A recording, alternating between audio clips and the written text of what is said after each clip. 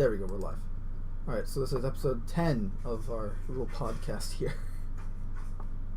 So we were just talking about Star Citizen. So let's just cover the news part first of Star Citizen. Okay, you just showed me the $65 million accomplishment for enhanced ship modularity. Mm-hmm. So what we got, enhanced ship modularity. So you have the ship of your dreams, but really wish it could be customized to suit your needs a bit more than the off-the-shelf models. This new goal, a massive undertaking, is going to be of interest. We are looking to overhaul any suitable ships, including the Cutlass, Avenger, Retaliator, and Redeemer, to allow any modular components to be available as swap-outs. For example, if you have purchased a Redeemer, then using the new system, you would have a variety of new modules available to refit the ship, internal and external, to have your play requirement to suit your play requirements. If you wanted to make it a bounty hunter ship, you can buy a stasis chamber module for the lower deck, and you would be able to capture and store fugitives to be delivered to their bounties at your leisure. You could configure the upper deck to be outfitted with a long-range communication suite, allowing you to keep in touch with your info agent even when in deep space. Fed up with bounty hunting, swap in a larger cargo module in the lower deck to make that profitable run you've been planning for a while.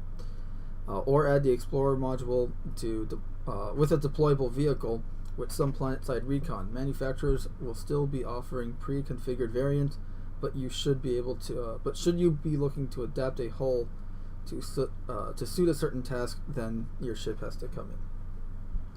So pretty much this is modularity, something that's been talked about to death, more so by the community than the devs. Well, I think this is, I can't say everyone's dream, but I think there's a large portion of the community that, everyone wants their Millennium Falcon in the sense of it's your live aboard, and you've tweaked it to what your specific needs are. And I think that's a huge gameplay draw. I'm all for it. It sounds great. The question is, how will it be implemented?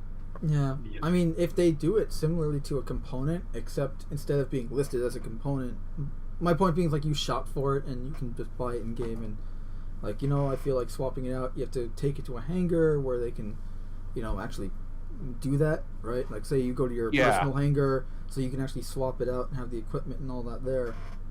I'd like to see it as like a business type thing. You take your you would take a repair RV shop. or you take it to a customized shop and you say, and maybe they have a selection of the modules. Right, you say, I want this module. Exactly, almost like a just to use Cyberpunk for a comparison, you go to your Ripper dock for I need new cyberware. Yeah, no, that'd be exactly how I'd envision it. You might be able to do it from say a Crucible or something like that, but by and large it should require the unlike components, where components you should be able to do it anywhere. If you have a spare, okay, I got a spare shield generator in the back, right? Let's go swap out the shield generator. Throw it in there. But that's here, kind of where this should be modularity. It should be an something AI shop. Yeah, this should be either at a shop or specific locations like your personal hangar, your home, or a shop, or pretty much you should have 3 specific types of locations to do this in, because this way it makes it okay, you have that customization, but you have to plan it. You have to go somewhere to do it. It's not just, I feel like changing it out, and I'm going to take this gun off and put a new gun on, or, take the power, replace the batteries type thing.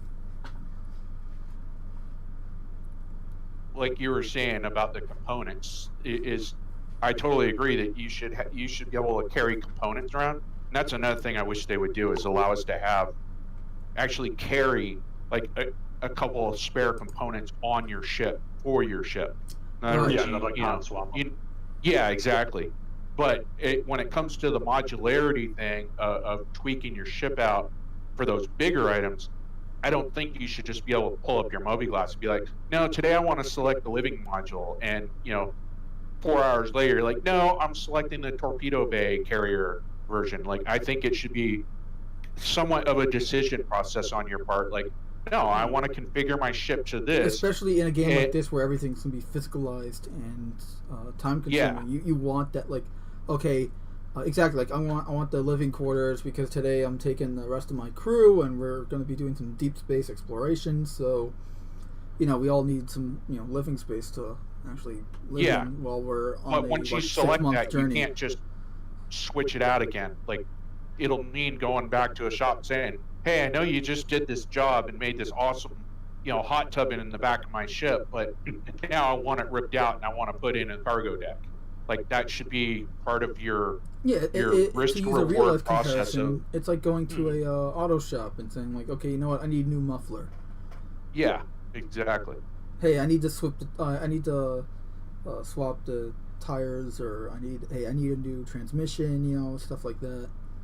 Yeah. Or alternatively too, you could choose to have then again, because it would be something of like, hey, this is intended that you use it for a while, not just one time, at 10 a.m. you're like, I want to do this, and then at 12 you're like, oh, I want to do this, and then at 2 p.m. oh, I want to do this now. Like, no, right, this is that like, would okay, also support having this is multiple my chassis. this is the configuration I want my ship in for like the next 2 months or something.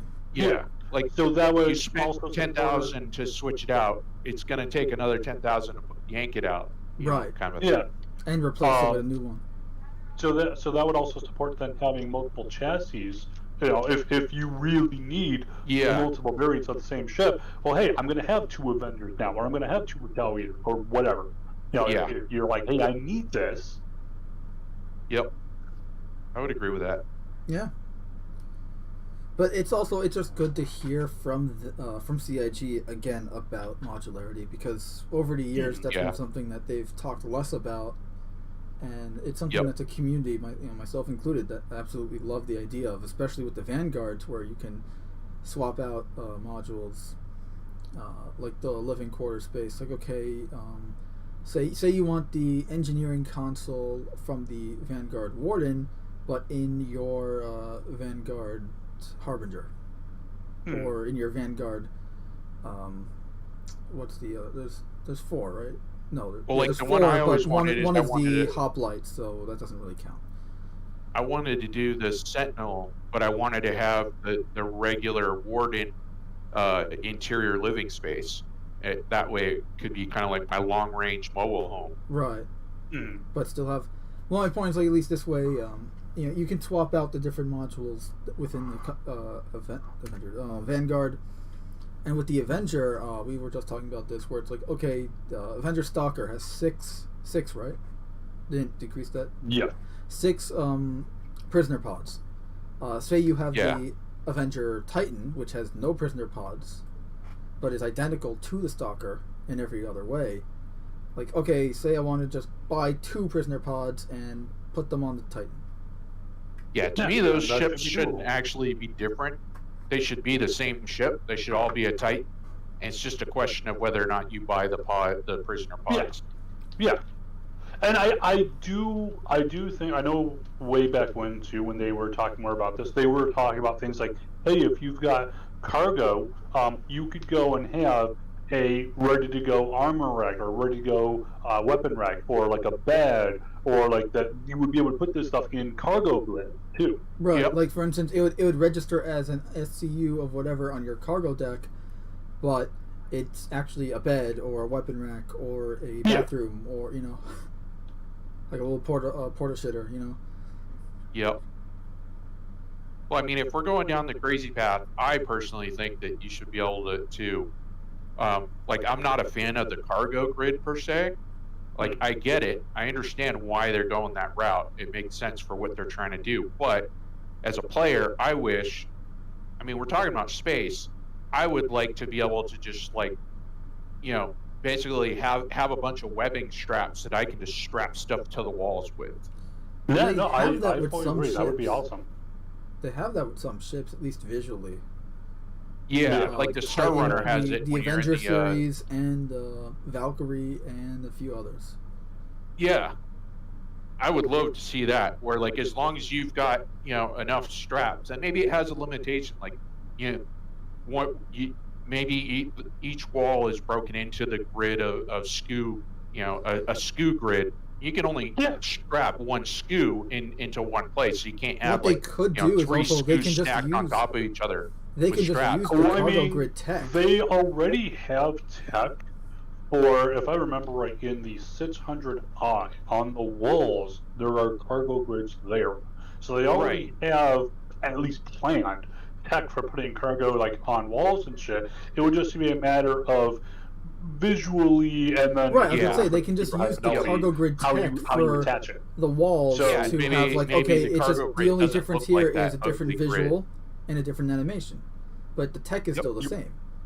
Instead, Yeah. it's like okay, instead of just having a crate magnetically attached to the floor, you're having a crate being strapped in with a bunch of cloth straps, and the animation for taking it out and putting it in is different. That's pretty much it. Yep. Sounds simple. Yeah, I would like to see that. That to me, that would be a big step towards And also- the realism of cruising around in your ship in outer space. You're like, yep, here's all my junk strapped to the They wall. also talk about modularity with the Cutlass, and I'm curious, does that mean I can have the Cutlass Black but with the Cutlass Blue's prisoner pods, or say the Cutlass Red with the prisoner pods? This way it's like, oh, I'm an ambulance, but turns out, nope, I'm like a slaver or something, and I'm here to capture you, and You So- made me think of something as you were saying that, which is I also think maybe some of the modularities should have legal ramifications. So exactly. Like, what if, sure, like, you can have a Cutlass Black, but if you've got the Cutlass Blue, containment cages in the back, maybe that's not quite legal. And if you Maybe, get pulled yeah. over, they're like, hey, why do you have these? You're not supposed to have these.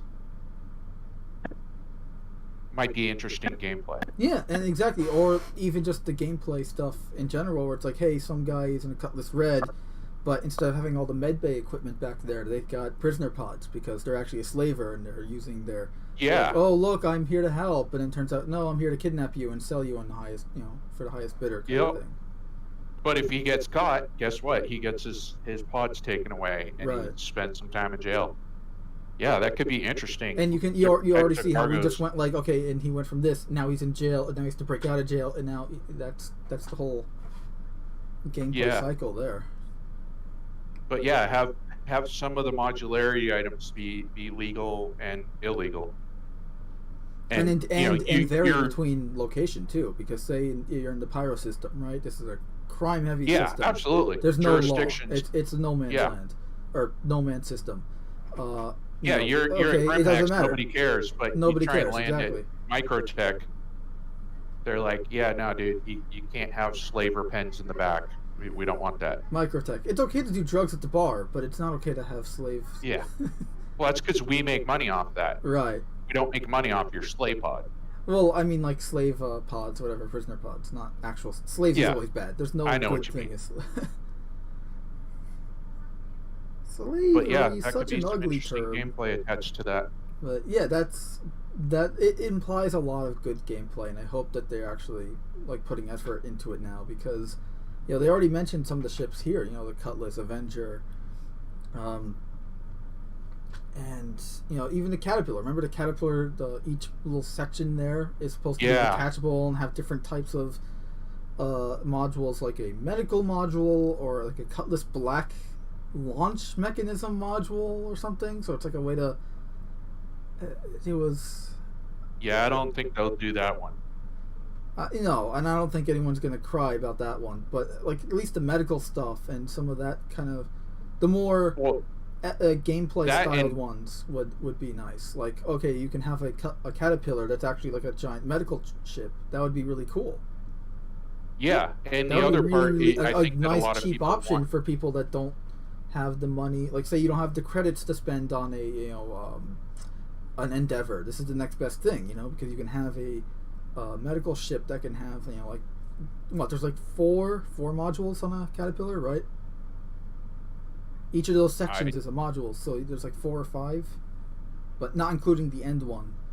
So you can say you have like 4 beds per each module. You can have 16 beds. Your little mobile hospital there.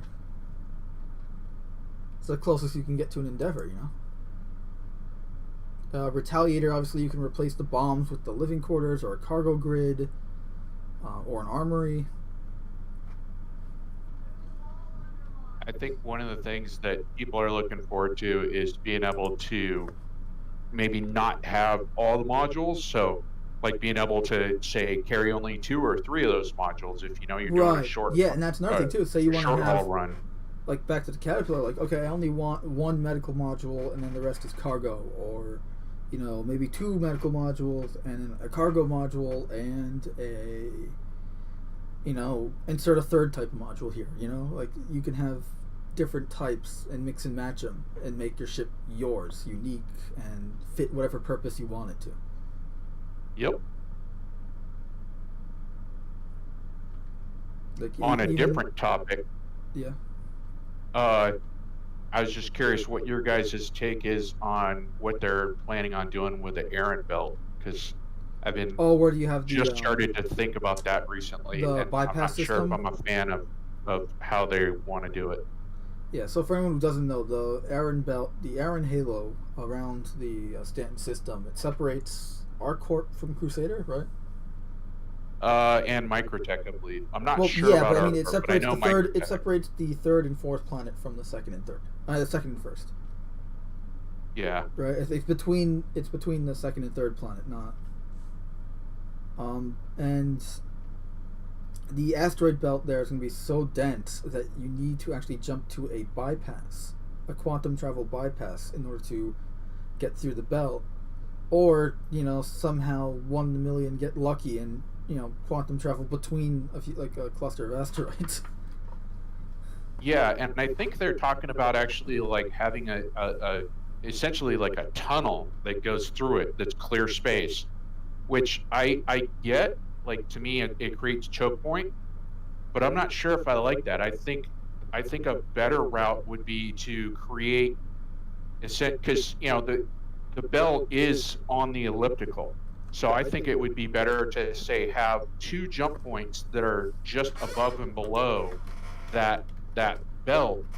That gives you an option. In other words, you could choose to jump to either one of those, and that also makes it so to me that creates better gameplay, because there's it's a risk reward type situation that are you choosing the right one to go to, and vice versa for the pirates, are they choosing the right one to camp on, the right jump point, transition point, let's say, as you're trying to get to Microtech from, let's say, Hurston.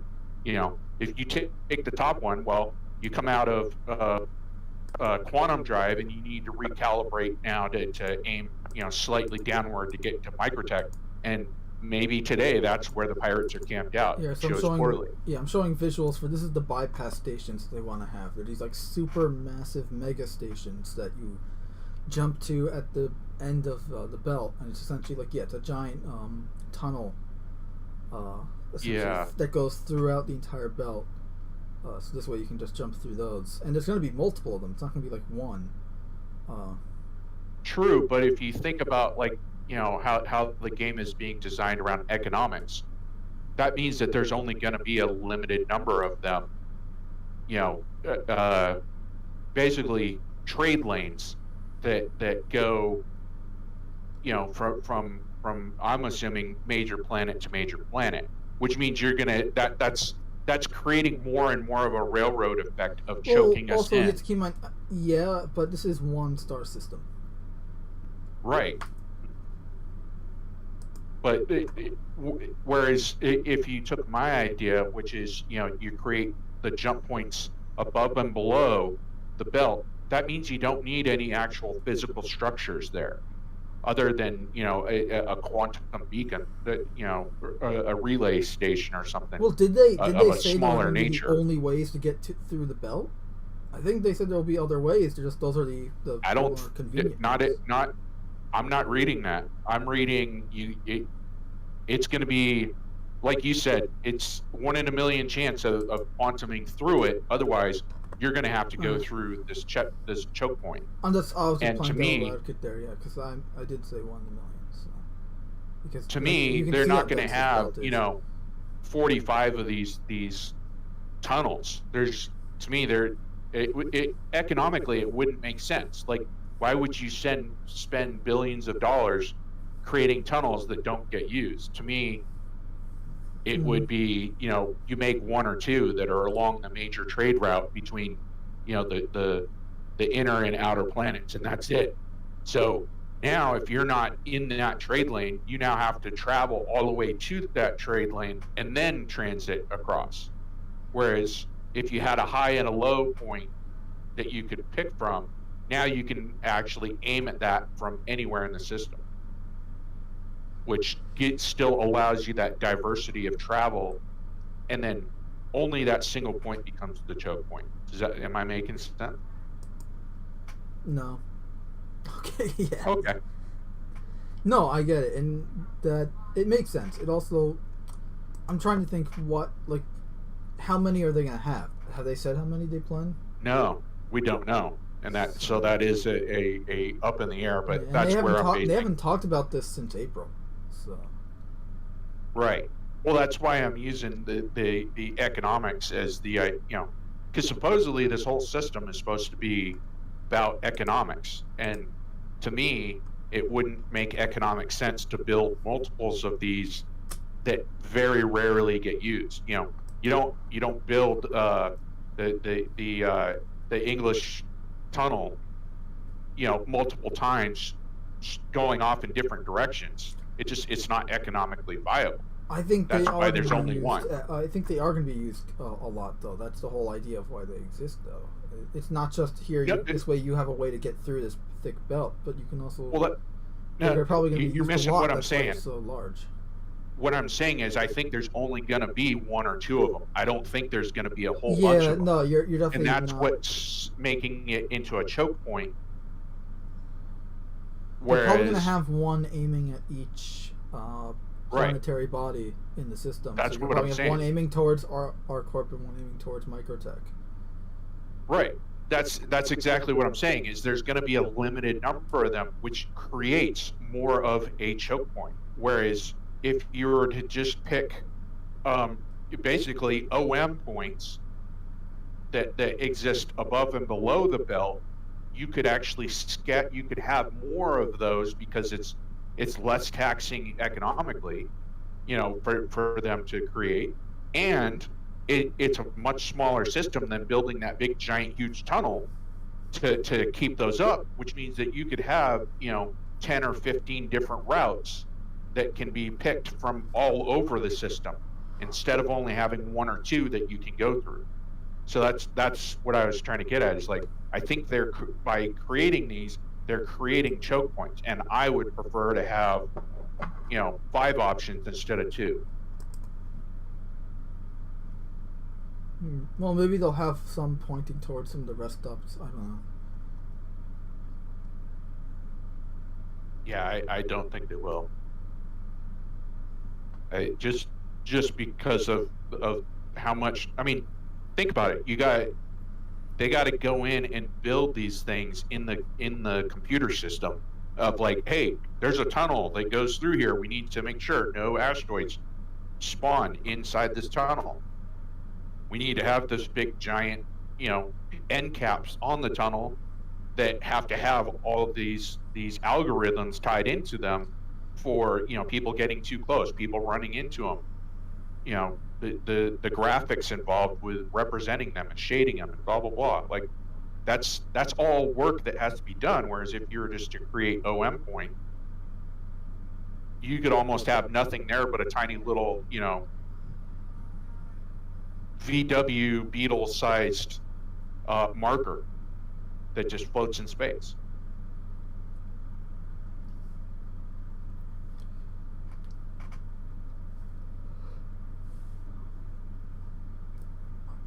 I guess for me, I see a lot of this railroading as also limiting our exploration capabilities.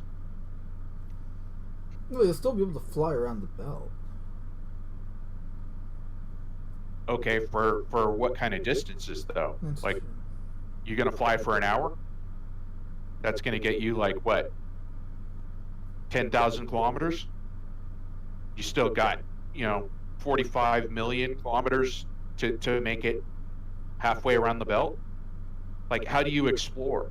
How do you jump to an unknown destination and actually explore if Well, that's in order another to problem quantum in of itself, is that we need to be able to make blind jumps.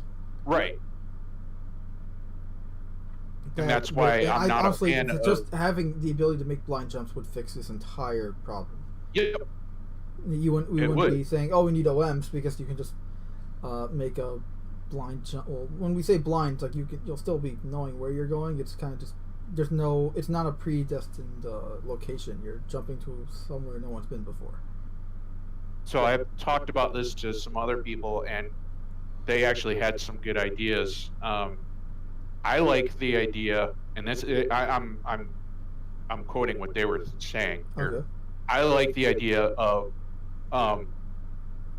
your ship size determines your computer capability, and your computer size determines how long it would take to properly calculate that you're not going to hit anything.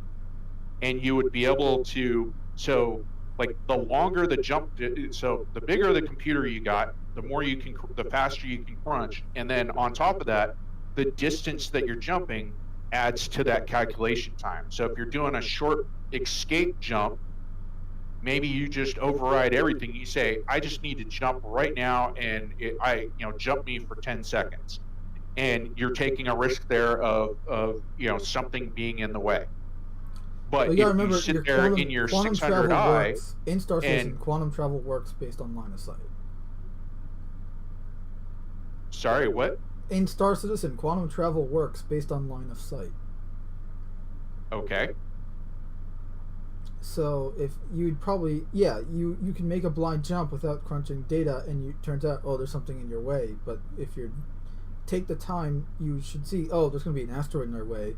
When right. Reach, like, your 3 million computer actually out. sits there and crunches the number and says, no, there's these objects in the way, but if I deviate this 1% over this way, then I can do this. But it takes 30 seconds, 60 seconds, 2 minutes. I don't know what the time variances would be, but you take that amount of time sitting there, in the quiet of deep space doing nothing, and 2-3 minutes later your computer goes ding, here's the answer, let's go.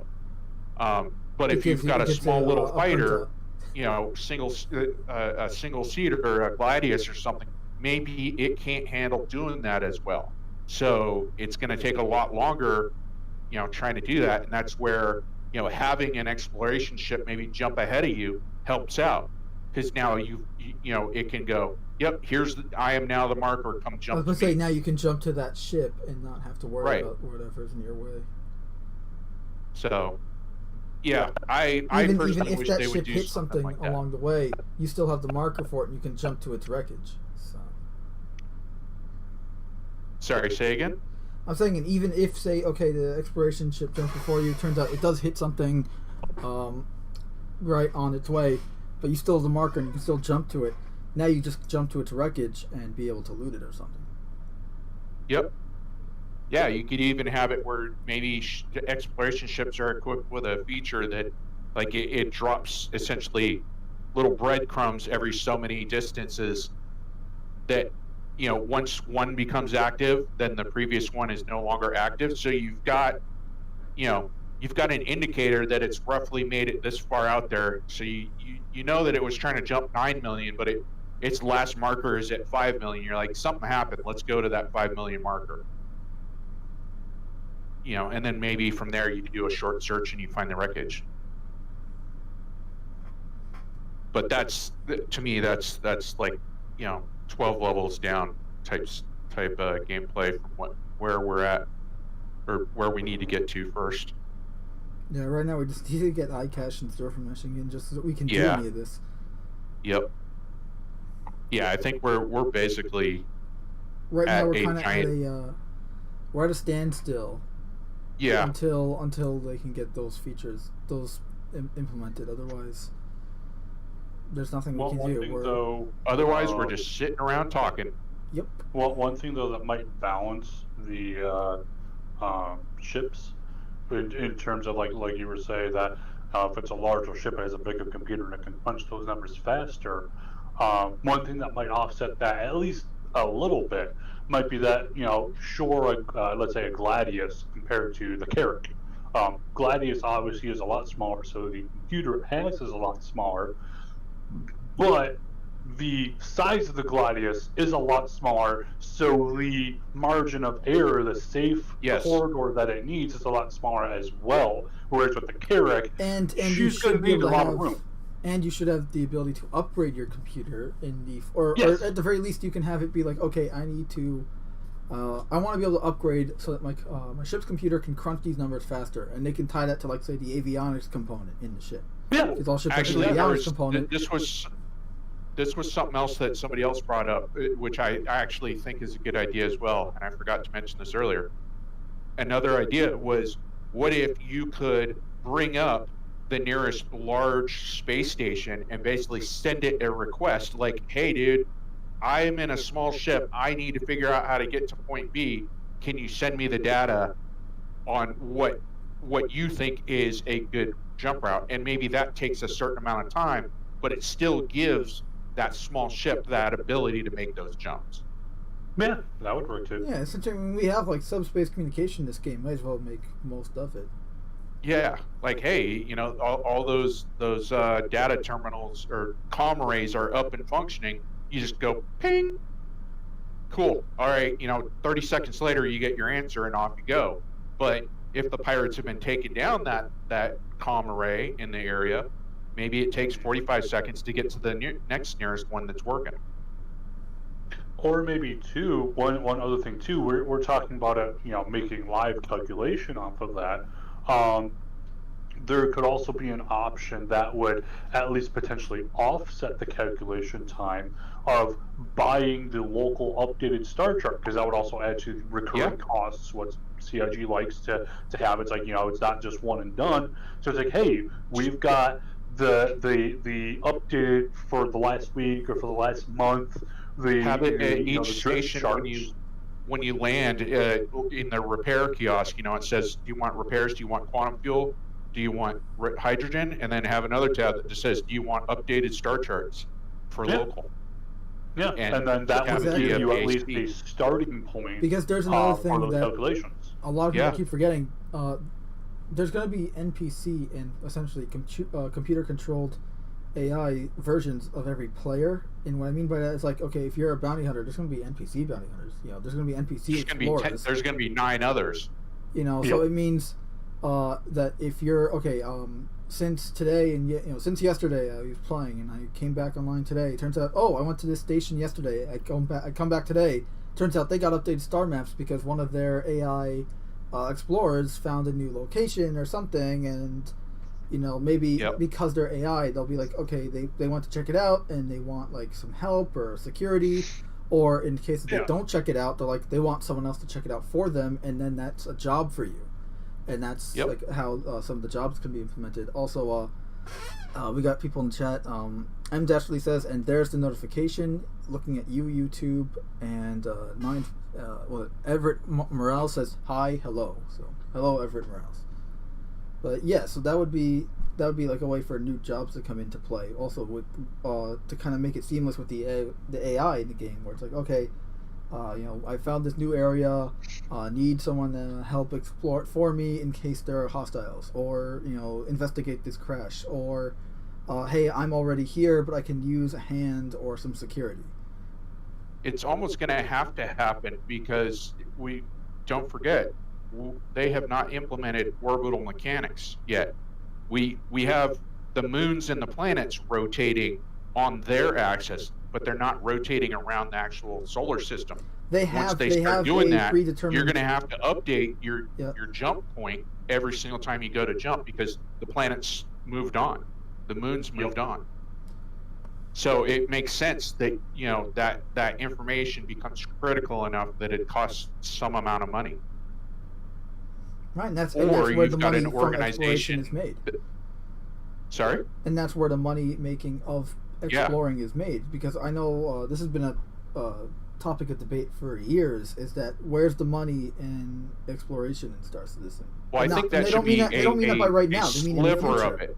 they mean the future. Like, where is that going to come? And it comes from exactly that, where it's like, okay, you have. It's not because a lot of people think it's just going to be, oh, I have a new location. Hey, you want to buy the coordinates for this location I found? It's not just going to be just basic like that. It's going to be, okay, here's a new star map that shows pretty much the entire area or something, but you need to pay for it, you know. Well, Yeah, but that needs to be a sliver of it, of the overall exploration spectrum. Yes. That shouldn't be No, that should not be 50% the of entirety the of it. operation. No.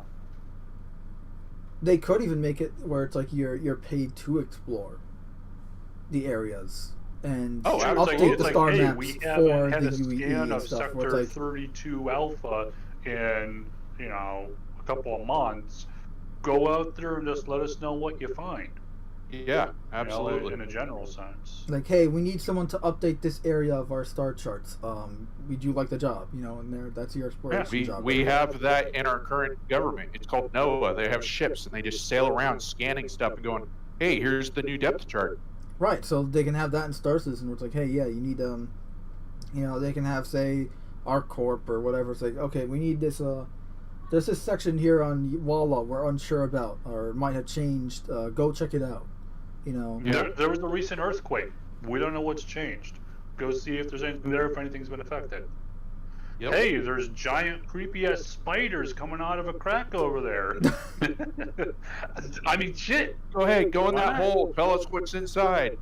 Exactly. That's what I'm All saying. right. Hey, we found Let me one grab my of our Titan suit and my flamethrower. one of our exploratory mining teams found a new cave entrance. Go check it out. Yeah. Hey, what are all How these do you eggs? recommend we clean that out? A size 9 torpedo? I'm just imagining you see like it's like one of the shots from Aliens where you just see all of these little egg pots. You just see this itty bitty little hole with the sunlight streaming in. You got the guy who's going. And you just see a fucking size 9 torpedo just go. Yep. Where's my money? I cleaned it out. Yeah, really. It's like you have the drone sitting there showing on the footage, and then the drone just captures the size 9 just slow mo. It's like, Yeah, I'm just all right, picturing like I the cleaned it Polaris out. or the Idris, like nose down, like 50 feet above the hole. Then you take a second drone down, and you just see the scorched remains. It's like, all right, there's the footage of me destroying it. Pay me. Yeah, and Yep. that ties into like the horror element of the game. I can't too. see anything. It's pitch black. That's because everything's blackened. No, it's just that That would be the the camera carbon from the camera scorch can't marks. make anything out through the smoke. Yeah. It's just smoke clogging up the lens. Yeah, New Kid from Orbit, I the only way just to be sure. heard they're talking about doing, who was it? Well, I don't know. Am I allowed to quote other YouTubers while we're on this? Sure, why not? Yeah. Oh, okay. SMG was just recently saying. Okay. It looks like they're going to exploration's going to be one of their things this year, and Thank God. that kind of Nice. perked my ears up. So. Yeah. But he was also saying, like, he doesn't think that means we're actually going to see the gameplay. It's more they're starting to work on the Right. the It's more behind-the-scenes stuff. behind the scenes. We're getting it done this year, Yeah. and it'll be implemented. No, we next year. might get some videos. Hey, here's a Eric doing this or that, or here's Yeah, I mean, hey, look, we got. Galaxies or a 315. I remember when they first showed off caves, and that was something that really like got me excited. And they said like, yeah, don't expect this for like another year or two. And I'm like, okay, but at least we got to see it. We got to see like behind the scenes, the white boxing, and the at the time work in progress finished models of caves, and it looked great. Yeah, Speaking of they must have caves, put with the the Frankfurt caves- team on it. Yeah, with the updated caves though, because now we have on the roadmap the Cave Tech version 2, which has the caves that you can drive or fly a ship in. I would love to then see again the thing I always love to harp on, rappelling. Yeah. I would love to be able to take an Ursa rover, drive over to the lip of that crater, and then just go and rope in. You need to put that on Spectrum. Hey, when I get the crossbow, give me the repelling. Yeah. I've made a couple posts there, He but has. I'll make another one on the crossbow and be like, hey, we need a repelling rope for this. Yep. Or an attachment feature. Yeah. and Well, and also hey, remember and the have arc like light. the little reel on your multi-tool that'll reel you up. The Yeah. Arclight energy pistol was supposed to have a grapple hook of some kind attachment. No, was it? Way back when. Way back back when. before Wow. before the Model 2 came. It was like a if you remember Star Wars: The Phantom Menace. Yeah, Like yeah. Something under like barrel, that. they had a little grapple. It was like that. It was like that, Okay. but it was supposed to be like some kind of energy grapple hook. Be Like interesting. think like the tractor beam on the multi-tool attachment, but on a gun. Maybe that's what they'll say.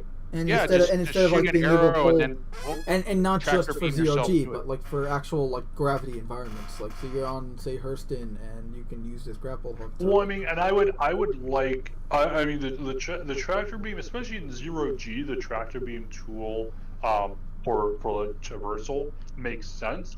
But in a gravity environment, I would not want them to see using the tractor beam tool how they used it in 0G for traversal. I would not want to see that in atmosphere, or I'm sorry, in gravity. I would want to see it very limited, as in like maybe you can't lift the SKU up in the air, but you can get it like an inch off the ground. and Well, move it around. lifting boxes and stuff, that no problem. That I have no problem with. But in terms of moving you, the player, I wouldn't Yeah. want to see like, oh, I aim at a wall when it pulls me toward. Like, no, I No, don't want to see yeah. that for player movement in Yeah. gravity. I want to see actual like, I want to see if they do have it. I want to see like an actual like rope of some kind, something physical like that. right, because Yeah. also it means you have to have specific gear. Like again, like the Yes. I was about to say the crossbow.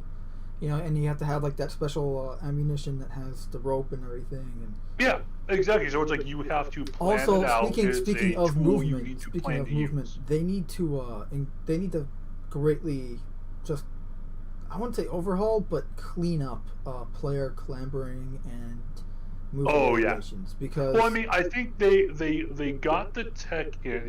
They got a tier 0 of the tech in that was usable, and then after that, like I guarantee you they'll do it. It's just a matter of when are they going to do it. Yeah. like I don't Yeah, want that to. I was also hate that implemented. you can only clamber on certain items. I want to be able to clamber on everything. I want to vault on everything because. Why make it on specific things? That's so annoying. And I'm pretty sure that they will do that. It's just like I said, it's a matter of when. And unfortunately, I mean, even just looking at the roadmap too, for those who haven't seen the new updated roadmap, there's obviously a lot of stuff there, but almost all items, like I think the most I saw in like an item was like the bug fixing, where it's like because that's a generic item, and it's like, oh, there's like 20 people here. For most systems, most features here that they're talking about, it shows they've only got like one engineer or two engineers on it, and then like one artist. I mean, it's very for limited. stair They've got the locomotion people tier spread 1, very they've got thin. one guy. Yeah. Yeah, so it's like, oh, and then it's like if that person gets stuck or if something happens or whatever else like that, it's like, then gotta stuff update his goes and gets computer. delayed. Yeah, I mean, shit happens. Shit happens. Yeah. And when you only have like one person working on a lot of this stuff, that can go and bottleneck some of the stuff. And it's like, there's nothing you can really do on that besides just hiring more people. But that again slows you down because those people are now doubling up on this and not working on that. So just one reason too why sometimes shit gets delayed. Yep. Okay, They got so we're 300 getting people, but sliding. they're working on 150 Yeah, items. we got 2 people working on sliding from animation. One thing I would like to see, and I know it's not going to be a popular idea, but it kind of Mando made me think of it. Is like he's saying he wants to be able to climb anything. I think everyone should have a certain amount of ability, but I think there should also be like maybe advanced modes where if you do enough of it over within a certain period of time, you continuously do it. You maybe build up a skill level that lets you do an advanced maneuver, like climb something that's maybe a meter taller or something like that, like some aspect of that. I mean, in terms of a skill, no. But I think it would be interesting if they were to have. So I would everyone say should it just should be be able to be gear-related. parkour masters. Well, no. No. So, for example, so let's say if, for example, let's say you're running across, let's say a rooftop.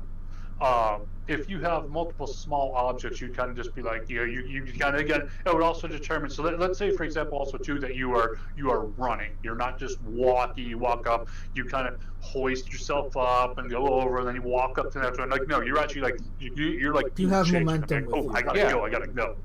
And No, so I'm saying everyone's got a basic skill level that is, let's just call it, your trained athlete level. So you can do that basic, because you're going to go into combat. So let's say you're at a combat physical capability level. But if you want to be that parkour master, maybe you do climbing repeatedly over and over again for a week. I'm just picking a time distance that, I don't know what it would be, but I'm just saying, like, they said they are not going to do anything approaching skills. Okay. But what I think would be a possible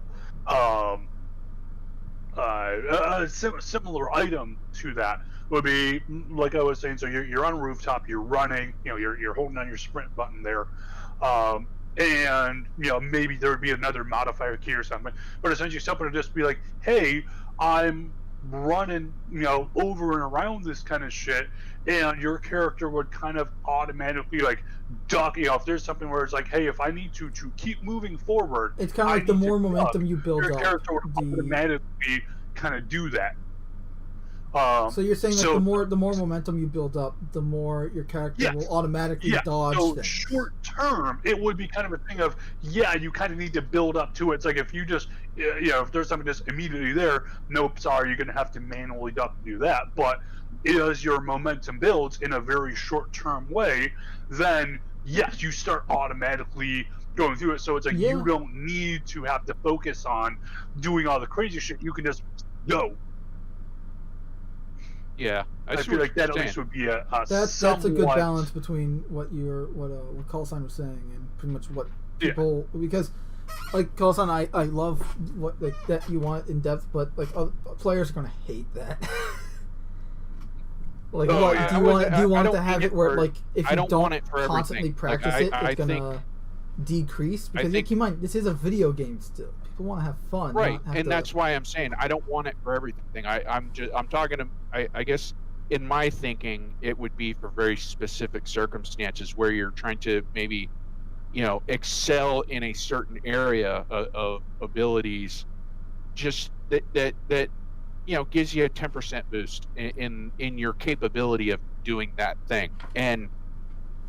But again, I guess the way I'm kind of approaching is kind of like D&D in the sense that you've got regular peasant folk that are all 1 and 5 hit point people, and they can't do nearly anything that a player at level 1 can do, because the players are considered to be like Olympic level athletes. And so to me, we're everyone in Star Citizen doing the stupid shit. Huh? We're the crazy stupid ones doing the stupid shit. Right. So we're already at like a level where I think everyone should be able to, go into combat, shoot a weapon, climb up a rope. Let's face it, in real life, probably 80% of society can't do that. Can't climb up a rope on their own.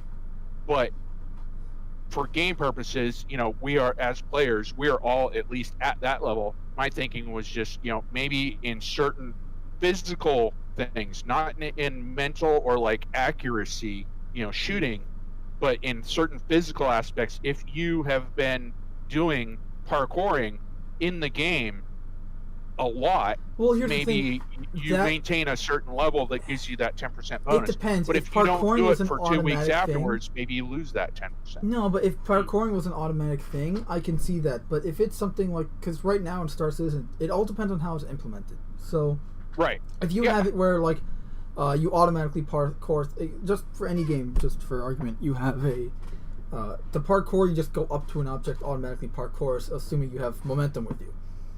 Right, you're running, you start running up to something and it automatically parkours over it. but that's fine. But in Star Citizen right now, if you want to parkour, you have to go up to something and then press jump.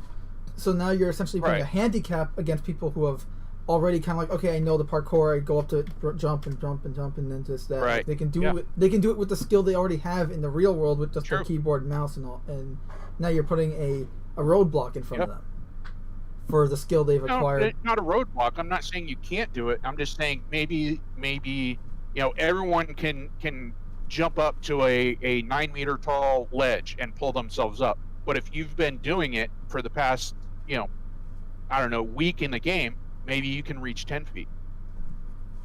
That's all I'm getting at. All right. Like, and if you haven't been doing it, even if you've been doing it for a week and then you took a month off, now you're back down to 9. Part of the problem with that is that it's you a would video then game. You would have to build certain areas in certain let's call it arenas, certain areas with these enhanced skill sets in mind, which means if a regular player goes to there, they are then locked out of that. Unless it's just so it's either you just can't get there until you get this enhanced skill level, until you have that, sorry, go away, or it's hey, you have to go around this longer route and waste an extra 2, 4, 5, 10 seconds, 30 seconds, whatever, in which case it's just being a handicap I see what you're saying. in front of you. Plus, again, it's a video game. You're adding a bit more, too much realism into something that's not supposed to be that way. I would just say it wouldn't mesh too well, I think, with the current system, unfortunately.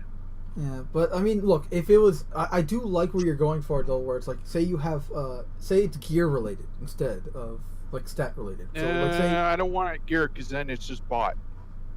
Okay, but now you got people buying the gear to do the thing. I don't want that. Okay, but say it's leg armor, right? It's a leg armor that helps you jump a little higher. But it's because it's leg gear, it's only light armor or something, or medium armor. So it means let's make it medium armor. So this way you can't wear it when you're in the pilot seat. Well, that's already in. Like, heavy armor is going to limit your mobility. Right, but my point is, it's medium armor that helps. It instead of having a lot of armor, it's medium armor classified because of the mass and weight, due to its jump assisted abilities, and but now we're and going the caveat the there route is that you you guys can't are wear talking it. about, You which can't is wear it in the your pilot coding. seat, so it means you have to carry it externally with you, because you can't wear it while you're in the pilot seat unless it's light armor. That's the only armor you can wear. And it means that, again, you have to go to this area to buy it. And let's say it's not sold everywhere. Say it's like a unique item to X location and maybe Y location, but not Z or W. So they can do something like that. Yeah, well, I think they already are. To some degree, that's what the exo armor is going to be. Right. Or a variation of it. Maybe you have, the construction exo armor in the battle exo armor, and maybe there's like an explorer version that lets you jump. Or you can even take the marine armors right now. You can take the heavy marine armor, the modern one, the one that Marines and the UEE use right now, compared to the legacy ones, the old ones that you can buy like at all the armor shops. Yeah. That don't For have, some reason, I'm just not a fan of the idea of. At the joints on the modern ones, they have what look like servos and mechanisms that almost look like they assist your movement. The old ones are just standard cloth and leather and like armor. So the old ones are probably gonna kind of encumber you a bit, whereas the new ones will make up for the weight of the armor. And obviously, there's going to be the expense difference. I think that's already in. Just the different standards of light, medium, and heavy are going to have those restrictions on your mobility in general. Right, but I'm talking about, so restrictions between two different types of heavy armor. Right. Because they do want to have each armor set be unique. So. Right. I just don't want them tied. I don't want to create it where people are buying 13 sets of armor because they want to be able to do the 13 different things. Well, I mean, I if it's skill based, it's going to be something that you can do immediate. Because, like I said, otherwise it'll just be Yeah. hey, you're either stuck or hi, you're here. That's nice. Come back later. And then you have to keep in right. mind also And I there's get a lot that. of I you already totally have that understand though. what you're saying, and I'm agreeing with that. I'm just saying, with the armor thing, I guess what I don't want is people stockpiling armors to do everything. Like, Well, I mean, we're But going to you do already that anyway. have that. We're going to do that. We're already going to You do already, that. that's already a Just thing. because of and that's already a environmental gameplay. I understand what you're saying. I'm agreeing with that. What I'm saying specifically is I don't want people buying 13 sets of heavy armor because there's 13 different variations of what that heavy armor can do. Okay. In other words, if you have heavy armor, you have heavy armor. It restricts you to this percentage, but you can do all these things in it. I just don't want us having those. I don't want a jump set of heavy armor. Is what I'm getting at. If that makes sense. No, I was going with okay. Say you have you have this climbering area, right? Anyone can do it. You don't need special gear. Anyone can do it. However, right. You have this armor that allows you to do it faster. And that's where I'm saying I don't want that. But again, you sacrifice the armor and your carrying capacity because there's right. You have inventory I in fully your understand what you're saying. I get that. What I'm saying is I just don't want that because now that's two different versions of heavy armor because one jumps and one doesn't. And then what's the next version? I would say this is light armor. So this is light armor, but it's classified as medium. I'm just picking heavy armor as an armor set to use for discussion. What I'm just saying is I don't want 14 sets of Mark V armor because one lets you fly 10% faster. I think we're getting into a rut here. Let's move on. Yeah, all right. Yeah. So moving on, we've got we do have some other news for this week in Star Citizen. We got subscriber January 2951 subscriber promotions. So we got some unique painted grenade launchers from Bearing. So according to we're starting 2951 off with a bang. This month's flare takes a fierce Bearing design and gives it a lethal new look. Although your enemies may be too preoccupied with the grenades to notice, whether you're looking for something subtle or something that really catches the eye, you'll be glad to have the GP33 mod at your side. Because good things come in threes, we decided to bring you 3 ships of the month in January, ring in the new year in style with the Origin 100 series, the 100i, 125a, and 135c are 3 stunning ships built with 3 different types of pilots, but no matter what you tend to do in the verse, you'll love each one. Don't forget, last month's Mighty Miner, the Rock, is available to pledge for all month long, so your mining operation doesn't have to say goodbye quite yet if you want to keep things rolling. Keep reading if you get all the January details. So yeah, and then you have the different grenade launcher skins. You got like a nice blue, a nice copper, and then you've got a silver, which honestly feels a bit underwhelming because the standard weapon look is silver already.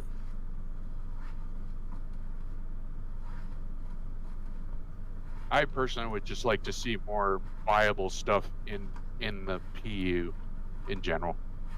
No, absolutely. Yeah.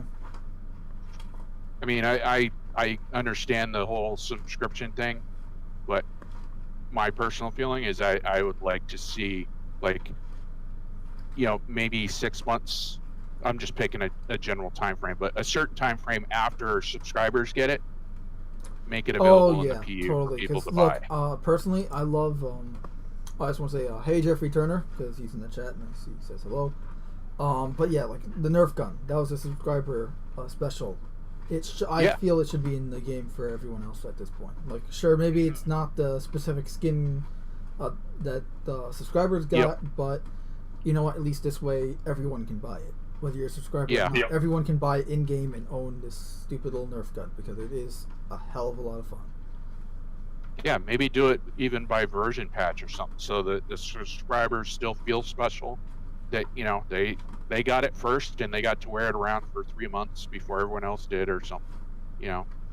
Just I have to say though, from the Nerf gun, I am heavily disappointed that the darts don't stick. Like, come on. Oh yeah, they don't have suction cup heads. especially on these big round faceplates we got, I right? know. Yeah, I mean, it'd be hilarious. You just cover someone's fucking faceplate with the visor, and then they just wipe it, and all the darts just See, scatter. that's the real reason why we need eye cache, is so that you can have that and they persist on your helmet.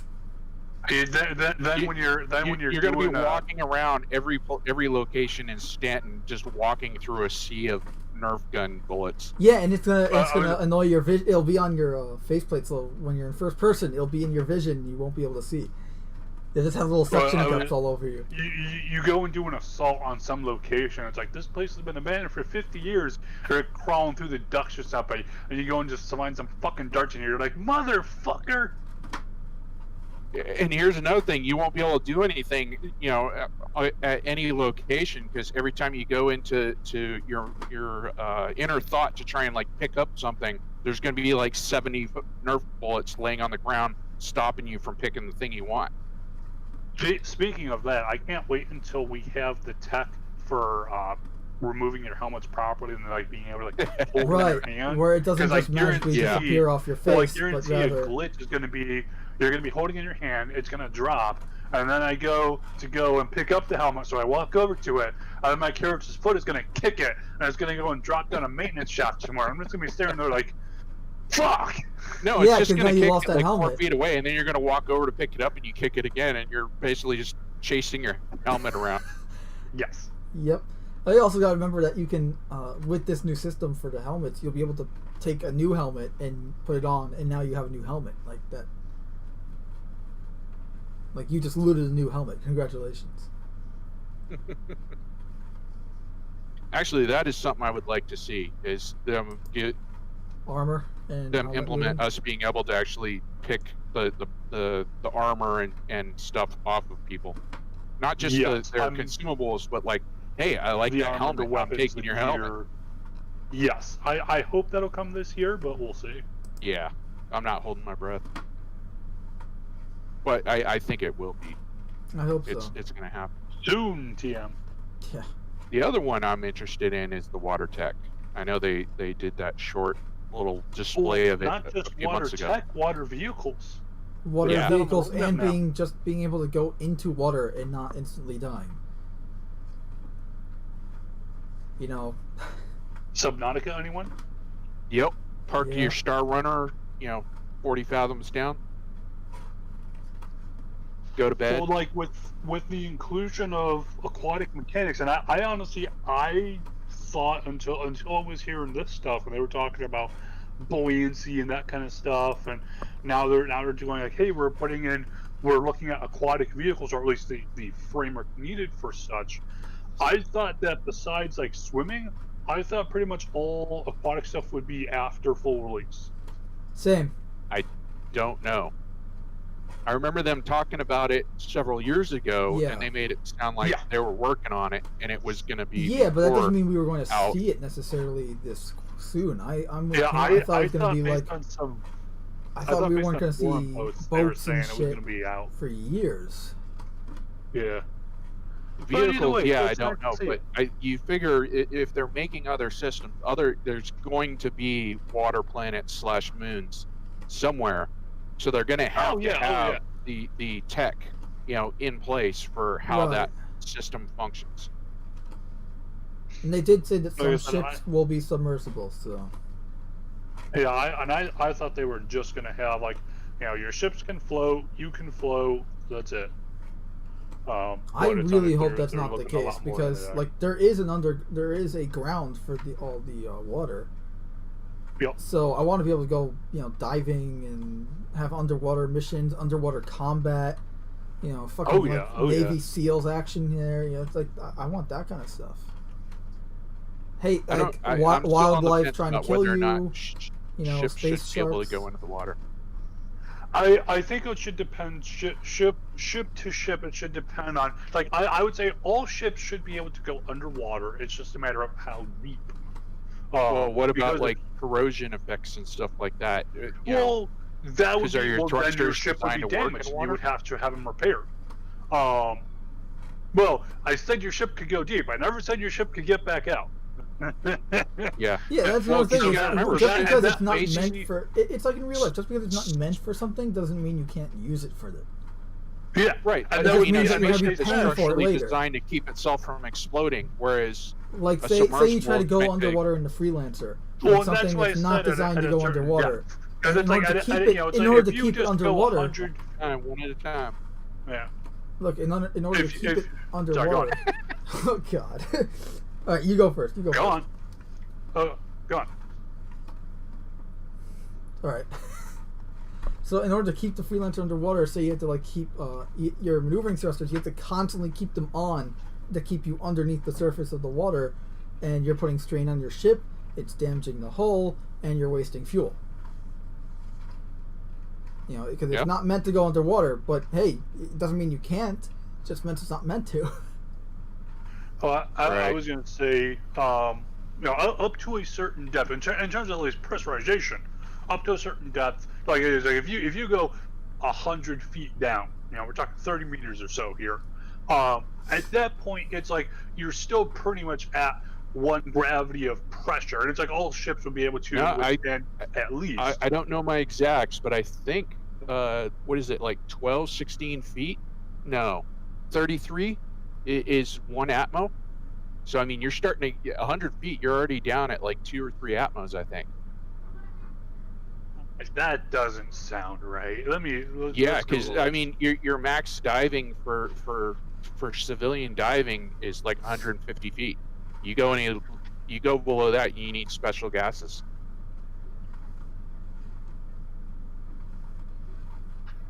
But I'm just talking about the atmospheric pressures. I'm not worried about the breathing part. Like if you're in your ship, you don't need special gases. But yeah. all Yeah, I'm your getting ship's at supposed to is simulate the Earth-like atmosphere in pressurization. space. So Yeah, but it's The like ship not is all ships are designed created to- equal. So obviously, I would say though, depending on the ship, like a smaller ship might be better than a bigger ship, depending on it would still be what ship, but like Yeah. for instance, a Pisces, just because it has a very small interior area, might be able to withstand higher pressure than say something like Starfare, which has a lot of internal area, a lot of empty space there. Depending, but beyond that, like we were talking about thrusters, maybe you could have a thruster or a component upgrade for your thrusters that, hey, your thrusters now have X amount of efficiency underwater, whereas regularly they have very minimal efficiency. Just because also too, you really don't want to be going off at, if you're in a little pond, you don't want to go and ramp your engines up and be splatting into the other side of that pond at 1,000 meters a second in 2 seconds. I just did an internet search, and it's saying 33 feet would be 2 atmospheres of pressure. Huh? Okay. Well, there you go. Yeah. I did not think it would be. But it would be still, that small of a okay, so you can take your ship, just under the water enough to hide it, Yeah, 40, 50 feet. But and some ships will be able to, and again, maybe that'll be an upgrade too. You could have for your ship Yeah. in that, hey, I've reinforced the hull so it Yep. can hold up to 5, 10, whatever, whatever CIG. You that want. I would totally go for, and you that would work into that modularization we were Yeah. talking about earlier, where you go get your ship customized. And then also too, I guarantee that just like what we were talking about, there's going to be submersibles you can get that are going to be, hey, exactly. this is an underwater craft built for 100 pressure or whatever whatever CH you need it to, for you to be like, hey, I want to go deep sea diving here. Okay, here you can do that. I want to go mine pearls of some fantastic quantity, or value. So I go buy I do hope that we submersible do ship see for some it. super large creatures though, akin to the Leviathans from Subnautica. Just Kraken. oh yeah, no, The I want fucking like some feeling. kind of You're Loch just Ness going along, monster, doing your thing, and you're Megalodon, just like, Godzillas. oh shit. Yeah, like give us Yep. like underwater Godzillas or something. Yeah. Also, Just- because again, talking about hull upgrading, There's a planet, there's a gas giant in the star. If you look on the star map, that is like acidic in its atmosphere and will melt your ship's hull right away in like 5 minutes flat. Yeah, there's quite a few of those planets actually. Yeah, well, that was one other thing I was going to hit on with the idea of thruster upgrades. Is that hey, as you're underwater, if you spend, it's like obviously if you just dip your ship in the water and out, that wouldn't really do it. But depending on like the salt content of that water, which I bet CID would probably fucking have that to calculate the buoyancy level of the salt there. You could have corrosion. Can we look at the and air if you're around in there Hurston? for hours, hey, you might need to go repair your thrusters now. Yeah. Yep. Like, look, they already have it with Hurston's air. Yeah. So. Yep. Where if you breathe it for too long without any apparatus around you, you're gonna have some health defects. No, you're fine. Now stop bitching and get back to work in the mine. So here's the next level of thought. Now, what about underwater habitations? Yes, I want it. I need it. Yes. Yeah. Totally. If we can do base building on the land, I want to do base building in the ocean. Yep. Agreed. Not only that, but I want cities.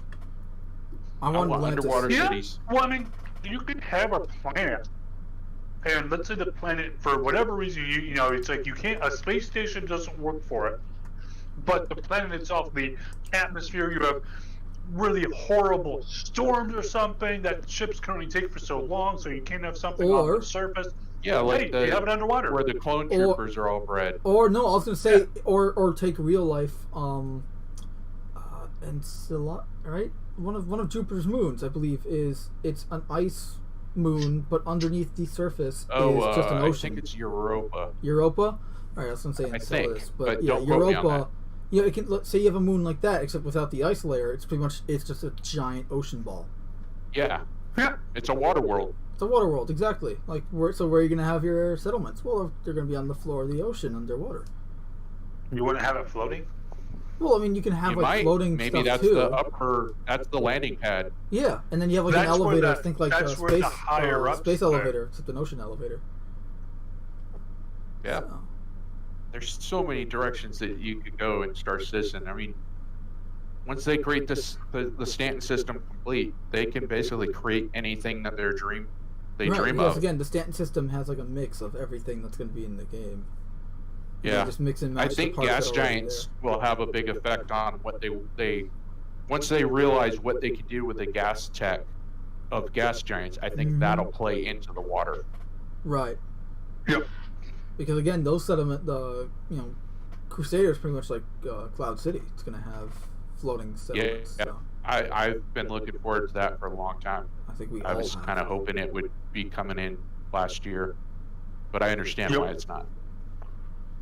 At least we finally got a first look at how the cloud tech is going to look now with the new truck stop locations. With the you get to the cloud district often. Skydiving. I've already done skydiving. 10-minute free fall.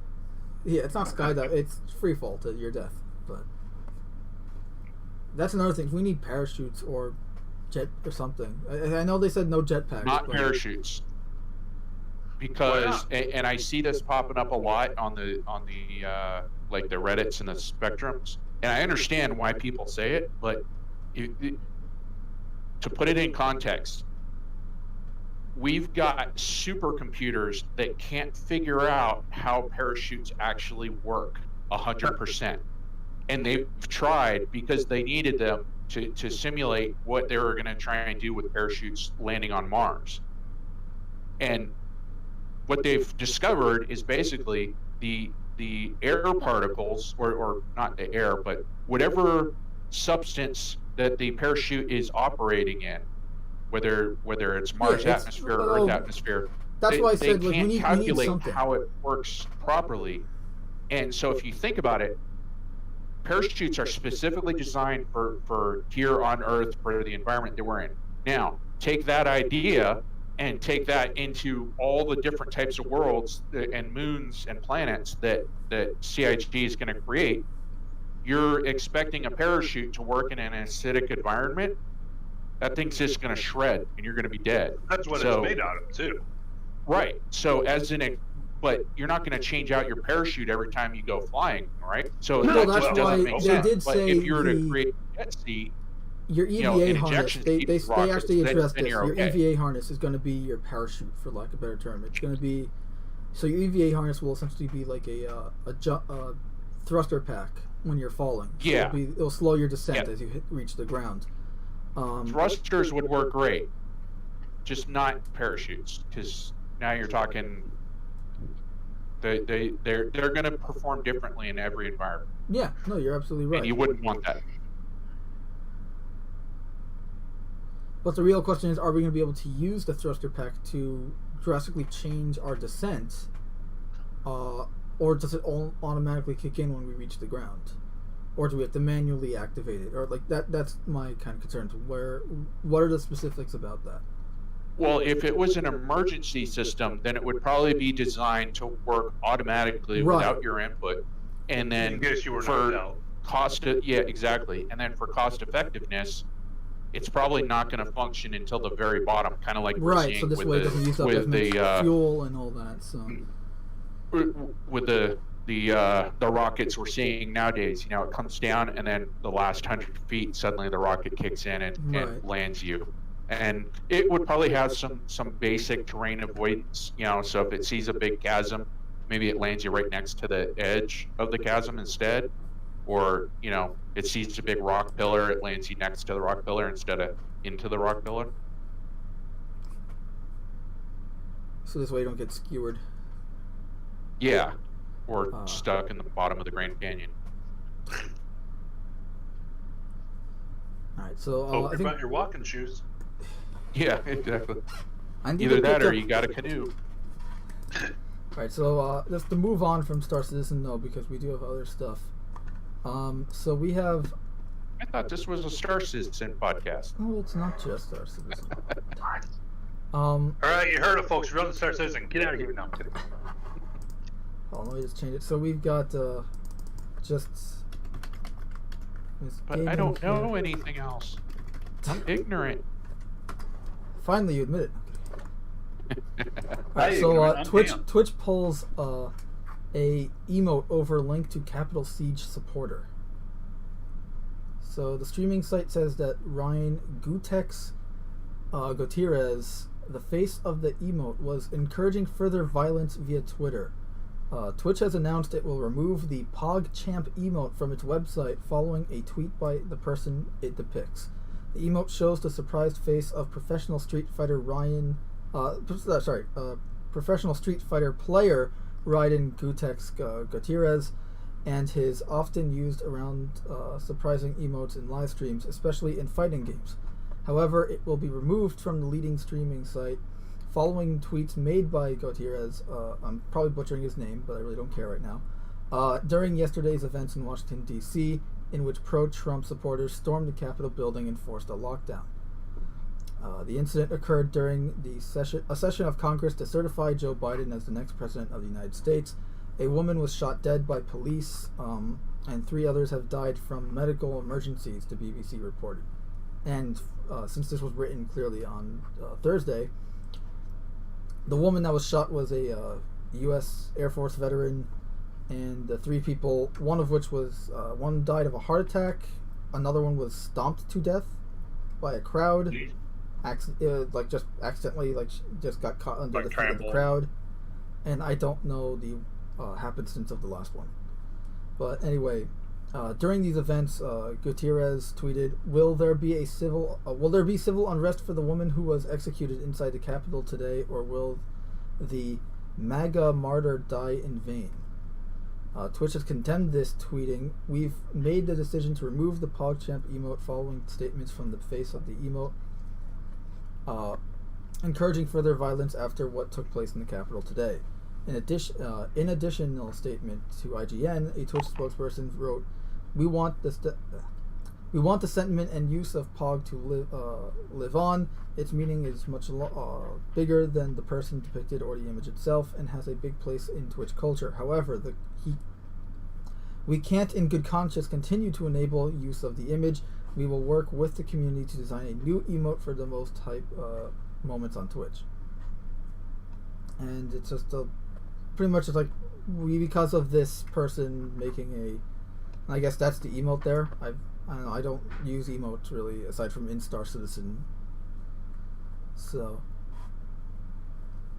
but I guess because this guy said something on Twitter, therefore they take away privileges. Well, I do find it very amusing that for months we had mostly peaceful protests. That's a whole millions of dollars of damage, of which it was asked the federal government pay for this, because of course it's the federal government's fault that the city and state officials could not handle this. And you had multiple comments of all kinds, very acerbic, to the point where even, you literally had people go throw the local officials out, including the police, for over a week to rule their own utopia here. And yet, that's all I just don't like hypocrisy. protests. I don't like hypocrisy. I don't like how here in New York we've had BLM and defund the police protests that were successful and extremely violent, breaking store windows and looting and rioting. Burning, it was like fucking dystopia here. Right. And those are literally fine. Those are fine. But religious gatherings, like Jewish synagogues and churches even, those are bad. Those are red zones for COVID and therefore have to be. And whenever they do a peaceful protest, like there was a Jewish Orthodox protest in Brooklyn near Borough Park, they were arrested for a peaceful protest where they were all wearing masks and everything. Yet, can't have that. Then you have the BLM protest and the defund the police protest where people are nuts to butts, not wearing masks and violent, and they don't get arrested. Well, the virus can sense their political ideology, you see, which is why any Trump rallies, those are COVID hotbeds too. Right. As Mando said. Because it also has a sense of time too, because apparently if you do anything past 8 or whatever, that's not okay, but if you do anything before 8, that's fine. It's like, what? It's like if you support, let's even just go with blanket statement here. If you support civil rights and people's right to protest, and you decide that the BLM protests fall under that, cool. Oh, okay. Hey, that's your opinion. Whether or not we disagree with that or not, that is your opinion, and that's perfectly fine. But if at the same point you then condemn what happened here at the Capitol, then you're a hypocrite. At least that's my opinion. It's either all or nothing here. You support people's right to mostly peaceful protests, or you don't. Right, and but again, that's my 2 cents. Peaceful protests, not when we say peaceful, we mean like people not like just, hey, we're standing here, maybe holding a sign, and we're chanting like, we're stop chanting doing slogans, this, stop doing this. We're talking to people, we're talking to officials, we're showing that, hey, all these they just people want think attention X versus thing matters. All they want is the attention and to be listened to, versus a protest where they're throwing bricks in store windows and looting and rioting and even shooting. Molotov cocktails. Exactly. People dying in the streets. And I'm not trying. We're not trying to defend what happened at the Capitol. What happened on Wednesday was wrong and inexcusable. We're just asking, why is it that was treated as wrong and inexcusable, but everything that has been leading up to this was not. Perfectly acceptable. It's all or nothing. Either because if you look at it, there's no difference. There is no difference. Just plainly looking at what each protest, like the one that happened on Wednesday with the Capitol versus, say, the BLM protest that happened in Times Square back in June, there's no difference. Really, the only difference is locale. Aside from that, they were both violent, rioting, and straight up uncivilized. Right, yeah, you're right. But unfortunately, as we've seen with the general news media, not all of it, of course, but with the general news media, they have, by and large, they have chosen to follow a political party and an ideology with that, and anything that does not follow with that is everything that is wrong in the world. And it's like, if that's how they want to run their content, hey, that's their choice, but they can't then say, hey, we are completely unbiased, we're just showing the facts. No, you aren't. Nope. It's like, if you want to go and put a directed spin on your content, again, hey, it's your platform. You know, you can run that. You know, the owners of CNN or NBC or whatever. You can run your shit how you want to. It's your shit. But if you are deliberately doing this, and it has been proven time and time again, you can't exactly go and say, hey, we're completely unbiased here, and act like you're completely innocent. But that's a little shit. Like, look, I'm never gonna say that I'm not. I will say for specific things that I'm not biased, but I will never say outright that overall, in like, you know, generally, like, not regarding anything specific, that I'm unbiased, because that is just untrue and unrealistic.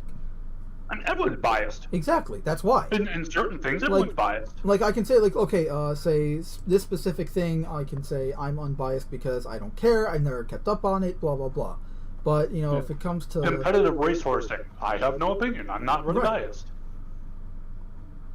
But anyway, to continue the article here, they say, Twitch has... IGN noted that the popular streamers banned the use of the emote on their private channels before Twitch acted. Twitch has an inconsistent history of removing remotes. I think they meant emotes, but with negative connotations. Last year, it removed the modifiers added for Hispanic Heritage Month that allowed users to apply sombreros and maracas to their emotes. After objections, the company admitted it had clearly missed the mark and pulled them. However, in a GameIndustry.biz investigation, we reported that the company refused to pull a global emote of a raccoon after some users utilized it to harass black people. Update on January 8th, 2021. Twitch has said it will keep the PogChamp emote after all, but will instead feature a new face with the emote every 24 hours. I mean, to be honest, that's somewhat fair. Yeah, it's still a silly reason for it to even begin with. And I'm not. Honestly, look, I don't care. Again, your platform. Do what you want to do, as long as it doesn't affect the people that are using your platform, like in a negative way, and it doesn't affect those that want to continue using the platform to watch and lose the, whatever it is, like the viewers and the creators. It doesn't affect them negatively. Fine, like, because at least, look, again, I don't really have any opinion or whatever on emotes. I don't use them. I don't care. You want to take away an emote? Take it away. I'm not going to use it anyway, so it doesn't matter to me. But I know for other people it matters. I don't know why, but it does. So there's that. Well, I think the funniest part of it is that they're like, oh, hey, this person has their face as an emote. They said things we don't agree with. We're taking that emote away now. The whole thing, all in all they really did was bring even more attention than would have ever. I mean, most people who use Twitch didn't even know who the fuck this guy was. I never heard of him until hey, tonight. We're removing this. You have now given them a platform based on your negative media of them. It's like you literally brought more attention to it than it would have ever gotten if you just left it be. I just find that hilarious. And I think it's corporations everywhere. It's like, oh, there's this one thing, and then something happens. A corporation goes and has this knee-jerk reaction. Oh, gotta do this about it, and then it's like they just make the situation even worse than it would have been if they had just done nothing. Right. And I just find that always hilarious. Now, that's corporate bureaucracy for you, I guess. And also corporate incompetency. Yes. Like, take YouTube, where it's like they, for the most part, doesn't seem to work for us, but it works for others. Where like they will, they'll ban someone, and for like the stupidest reason, like a copyright strike for just mentioning a name of a program or something, and Because of that, now people are like, oh, well, we have to help this guy because YouTube treated him unfairly. Like that's exactly the same things you're just saying, where it's like, you're giving him free or advertising because of your negative treatment towards it. Yep. But anyway, speaking of unfair treatment, China introduces new age rating system. The new guidelines, currently in pilot phase, will see games rated across 3 age categories: 8+, 12+, and 16+. So, regulation body China Audio, Video, and Digital Publishing Association, I'll try saying that 5 times fast, introduced a new age-based rating system for games in the country this week. Under these new standards, games will be divided into 3 age categories, each represented by a color. 8 and up is green, 12 and up is blue, and 16 and up is yellow. Games must display these labels on their website and other relevant materials, the South China Morning Post reported. The new guidelines were announced at the Chinese Games Industry Annual Conference held in Guangzhou on Wednesday. The new system has been crafted by giants Tencent and NetEase, as well as 52 other organizations, and is called the Online Game Age Appropriateness Warning. The new guidelines are currently in pilot phase, said the first deputy chairman of CADPA, Zhang Yijin, or Yizhan, I don't know. My Chinese is non-existent. Jian. Wait, no. Jian. Adding that the aim is to provide positive guidance for underage consumers. This is completely irrelevant, but I just detest the term consumers. Because we're not consumers, we're customers. Yeah, but it helps to dehumanize them. Right, that's my Oh, point. hey, this is going to screw the consumer over? We don't, you consume food, but a customer is the one that you're willingly paying, it's just, anyway. Nico Partners senior analyst Daniel Ahmed pointed out in a Twitter thread that the new age rating system has been revised 41 times before being agreed on. Yikes. The new policy expands upon measures taken last year to protect minors. These guidelines included an obligation for players to register in a game under their real name to be able to verify their ages, as well as spending the playtime limits depending on age. Oh, that's another thing that they don't go into in this article, but last year they talked about China's implemented a playtime restriction for gamers of underage. Yikes. And I think above age too. So like you only can play for an X amount of time, and they time you on it and everything. And now they're saying you have to sign in with your real name, and essentially like, papers please, so that you can play a game, and we know how old you are and how long you're playing for. I mean, I think it just shows yet another step that China is taking toward the we are the government, we are Big Brother, we know everything about you, we control everything about you, deal with it. Depending on age. For instance, minors were restricted to an hour and a half per day. Minors, that not just like 6 and up or like 12 or below or whatever. Anyone from 17 and under has only 1 hour and a half to play a day. What about weekends? Any extension on the weekends? No, nope. But there wasn't any official age rating system implemented across China until now. Back in 2019, Tencent pushed for the creation of a publisher-driven age rating system, which was recommending games to be split across 4 age categories: 6 and up, 12 and up, 16 and up, and 18 and up. So, yeah, it's essentially that's another, we mean to control you more because we feel we don't have enough control over your lives. Yes. So. Well, it's honestly pretty sad, but it's China. What do you expect?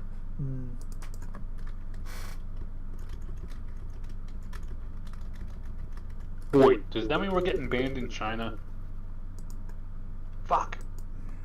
And that's another thing, is that this has implications for future games here in the States, because that means that now, because we already seen this, and we're seeing it increase, unfortunately, where games, obviously game publishers and the industry itself is kowtowing to China, specifically Tencent, And we're seeing games being either having a Chinese version where it's heavily censored, or they're now just straight up making the games to be compatible with Chinese censorships, similar to how movies are today.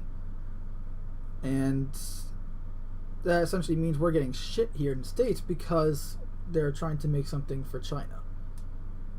Yep. Where it's like, take slightly, to imagine Cyberpunk being, imagine if the guys making Cyberpunk, CD Projekt Red, decided, we want this to sell in China too. We don't want to make two different games, so we're just going to make it abide by all of Chinese censorship laws. So that means that even the version in the US would abide by those. The game would be nothing compared like it is now. Story-wise, It'd be shit. It would be shit. It would. And speaking of Cyberpunk, CD Projekt Red facing class action suit over Cyberpunk 2077. Update: Polish developer says it will undertake vigorous action to defend itself. So, this is I believe the 4th class action lawsuit that CD Projekt Red is facing right now. Yikes.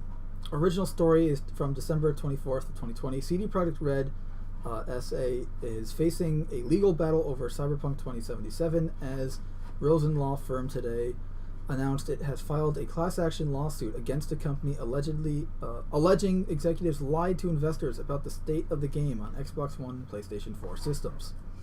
The suit claims that CD Projekt management failed to disclose that the game was virtually unplayable on consoles due to an enormous number of bugs, resulting in Sony pulling the digital version of the game from sale and Microsoft and other sellers offering refunds for Cyberpunk 2077 purchases. So the Sony pulled the game from their PlayStation Store, and Xbox is offering full refunds for the game.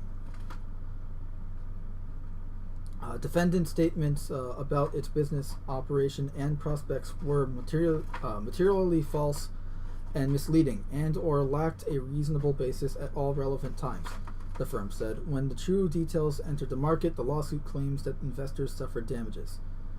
Rosen does not currently have a lead plaintiff for the suit and is asking CD Projekt shareholders interested in joining the suit to fill out a form online. The Rosen suit in the U.S. may not be the only such action CD Projekt faces, as a Polish attorney has also said he is considering a suit against the company in its home country. For anyone who doesn't know, CD Projekt Red is a Polish game company. So, update: in January 4th, 2021, CD Projekt Red released a regulatory statement on December 25th confirming it was now facing a lawsuit from Rosen Law. The developer said the complaint does not specify the quantity of damages sought and states it will undertake vigorous action to defend itself against such any claims. And obviously you can go to the article of Sony pulls 2077 from the PlayStation Store, because I don't know if you guys seen I haven't seen the gameplay on the PlayStation version, but from what I can tell, it is horrible. I mean, I just find it funny just because it's even The Witcher, when it came out and that was on the PlayStation 4 and the Xbox One as well, correct? The Witcher was on PlayStation 4 and Xbox One, yes. Came out 2013, I want to say. Because it's like, from what I remember, now bear in mind, I've mainly been a PC player here for the past, 10 years.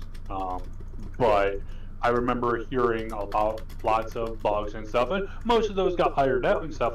But even just on performance on these consoles, The Witcher 3 was, it did not always run very well. I don't see any reason why it would be expected that Cyberpunk would run any better when they're trying to do even more stuff with it. And realistically, I honestly, I think it might have been a bit of a mistake for them to have tried to go and still release on Xbox One, PlayStation 4. I agree. They should have made it a full next-gen title. Yeah, but I mean, I can see they're like, hey, look, we've got this work that's already been done on it. We're right about in the ballpark there. Let's try it anyway, just so the people who don't have a next gen console can still play it. I can understand that side of it, but obviously, a lot of people didn't like it. Can't really blame them for that. Especially, I remember seeing blog posts somewhere someone was like, "Man, how come all the women in Cyberpunk are so ugly?" I'm like, sure, not all of them are looking like supermodels or anything like that, but I didn't think they looked that bad. And then at a later point, I saw a screenshot where someone was comparing the look of one of the characters on the PC version versus on like the PS4 version. And I was just like, oh, that makes a lot more sense now. Yeah. Like Poger, one of our guys here in Cast Shadows, he's playing it on the PS4, and he, this was by like week 2 or 3 of the game, right? Like so near Christmas or a little before. He said he experienced 36 crashes. 36 crashes. Damn. And that was then. That's like 2 weeks after the game came out. I think he told me he beat the game and even got the secret ending. I don't know what it is because I've really kept to myself about the game because again the story is really like look game is pretty abysmal in terms of like gameplay and everything like that, like bugs and all that across all, like I'm trying to generalize across all platforms. It's bad, right? Like taking into account the PlayStation 4 and Xbox One, the PlayStation 5 and Xbox Series X, and then the PC, combine it all together and like kind of make an average score for the game. I would say 6 or 7 out of 10 in terms of performance, but the story is definitely a 10 out of 10. The music, 11 out of 10. The characters, definitely a 9 out of 10 at least. Depending on the character, really. That one varies. Anyway, we also have... Okay, so also Cyberpunk has sold over 13 million copies. That count is as of December 20th and takes into account returns submitted thus far. Cyberpunk 2077 has sold approximately 13 million copies, including both physical and digital sales, according to CD Projekt Red. In a regulatory announcement today, the publisher said that this number is accurate as of December 20th, 2020, and factors in submitted returns from both brick and mortar as well as digital storefronts. Previously, the company announced it had sold a total of 8 million pre-orders, 74% of which were digital. However, CD Projekt does not state how many refunds were factored into the total, a number that may be potentially significant after Microsoft, Best Buy, and more recently GameStop issued statements or guidance on processing Cyberpunk refunds.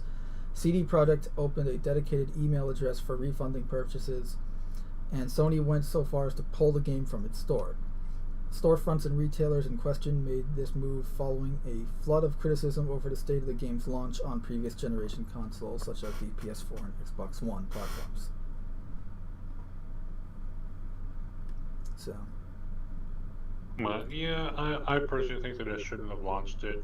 I think they should have waited. Like I would have been fine to say, okay, 3 years, games can be delayed for another 3 years.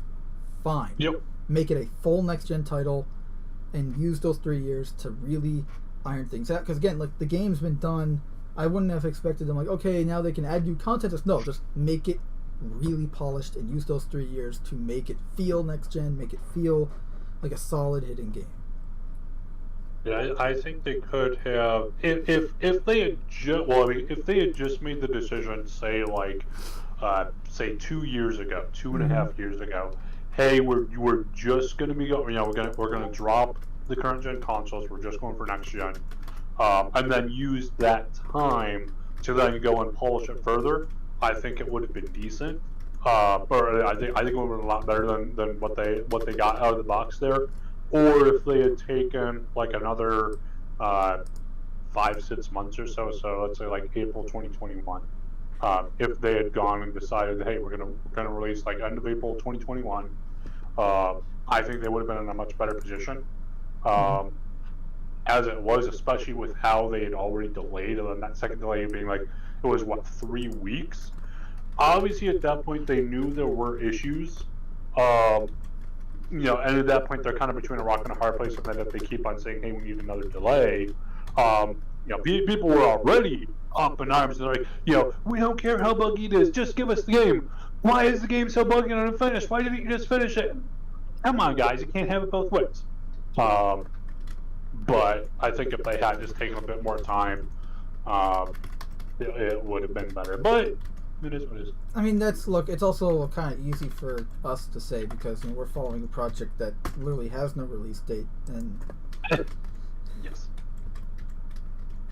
Soon, TM. Right.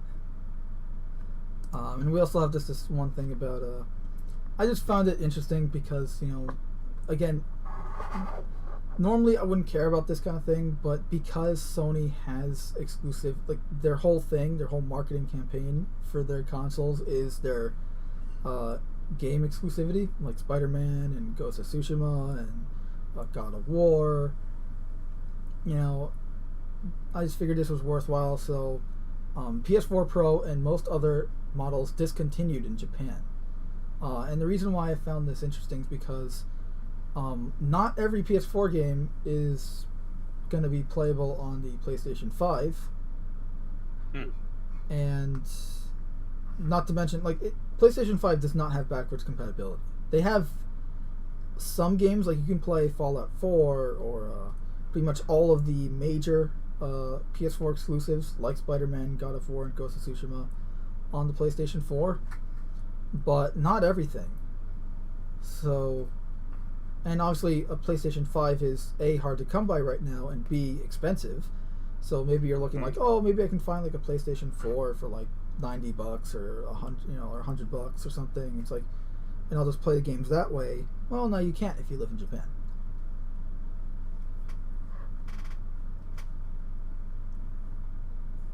So, but anyway, I think we can move on to.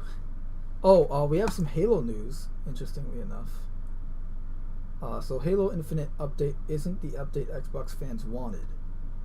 A new Halo Infinite update isn't exactly the update fans wanted. Halo Infinite is set to release later this year via the Xbox One and Series X and Series S and PC and Xbox Game Pass.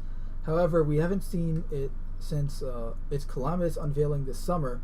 Further, there's hardly been any meaningful updates either, which means when a worrying update comes along, it makes things even worse. The latest worrying update comes the way of Colby Payne, a campaign level and gameplay designer that has been with 343 Industries since 2019. Taking to Twitter, Payne revealed he's leaving the studio behind. By itself, this update is hardly notable. Many developers bounce from studio to studio, especially if they are doing contract work, which Payne was doing. However, 343 Industries in particular has been bleeding talent, including quite a few individuals at the helm of the game's development. Things don't seem great over at 343 Industries, which is why every time someone departs the studio, fans of the industry take notice, especially those looking forward to Halo. Payne doesn't say why he's leaving 343 behind, but he does note he's heading to Gunfire Games, the developer behind Darksiders 3 and Remnant from the Ashes. So this would be what, like the 4th or 5th guy to leave 343? Something like that. Within the span of like 7 months.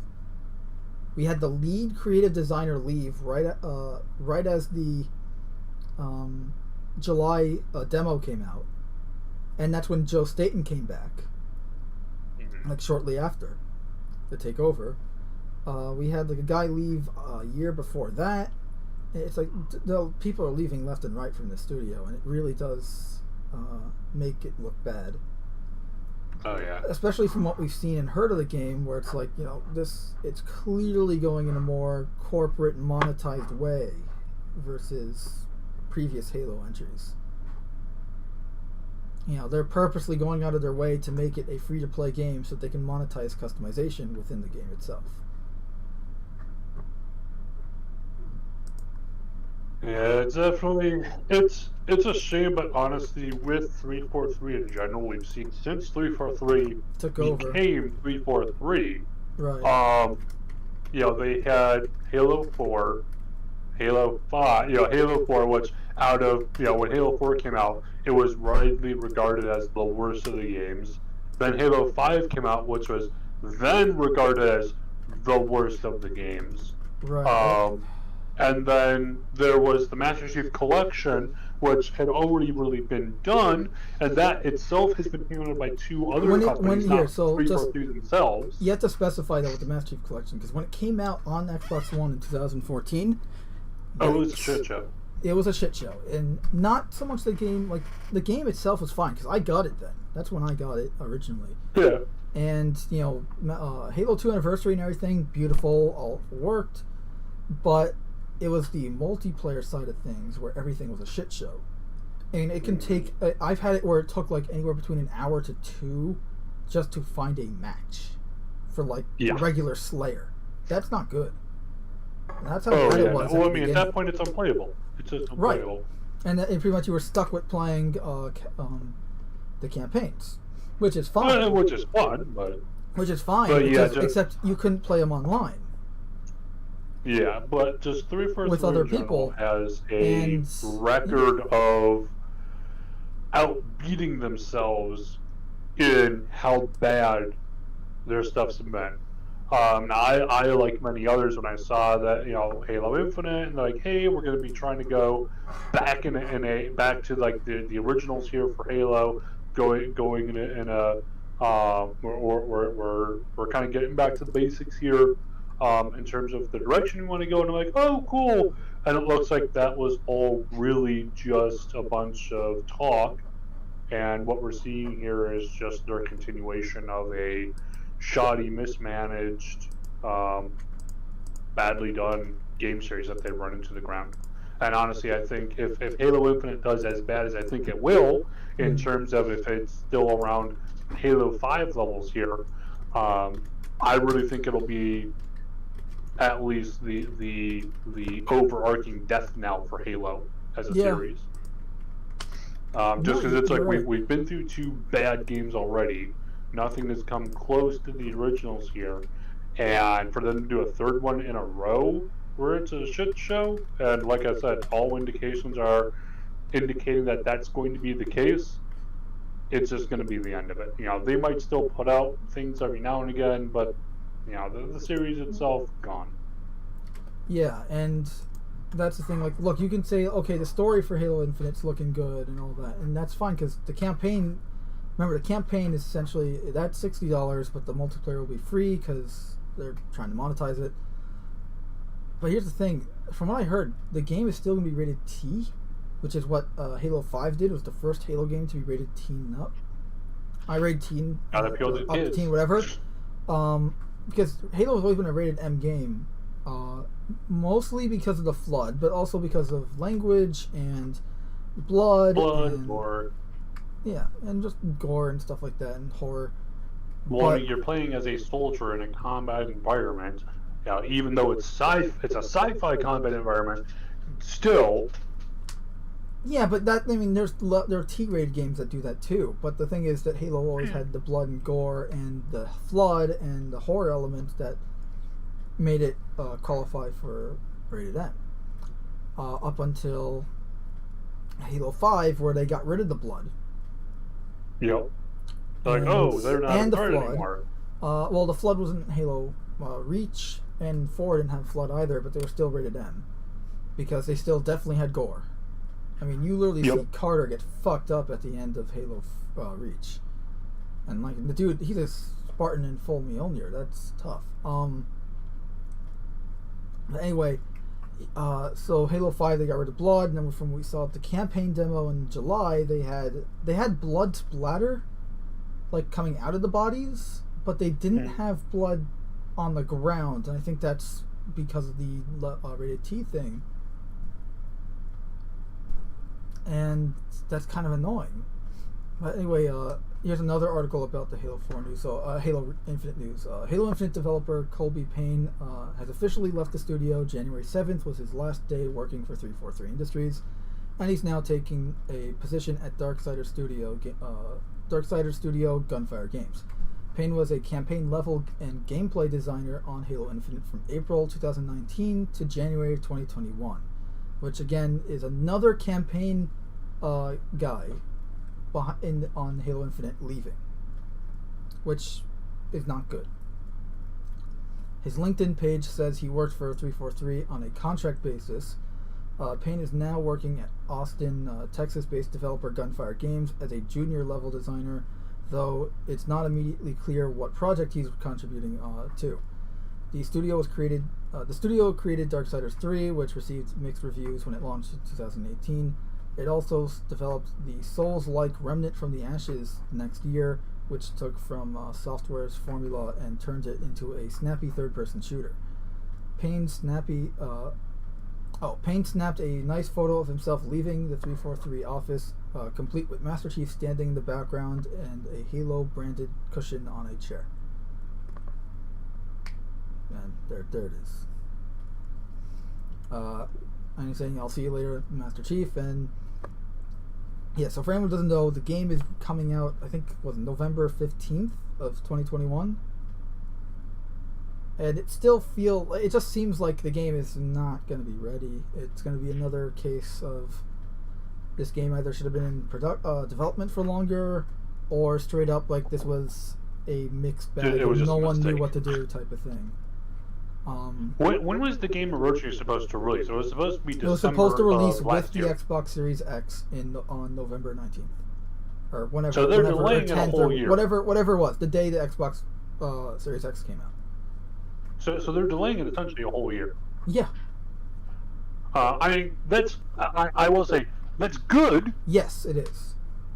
So they've got some amount of time here to go, and I was glad when I saw they're delaying it. That means they have the smarts to go, you know what, it's not ready. As much as we want to mimic Halo CE's release, this game definitely needs more time, and I'm glad that they see that.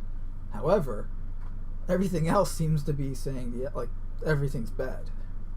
Yeah, so it's just like, I mean, there's only so much you can polish up a piece of shit. So it just depends how much they really have there.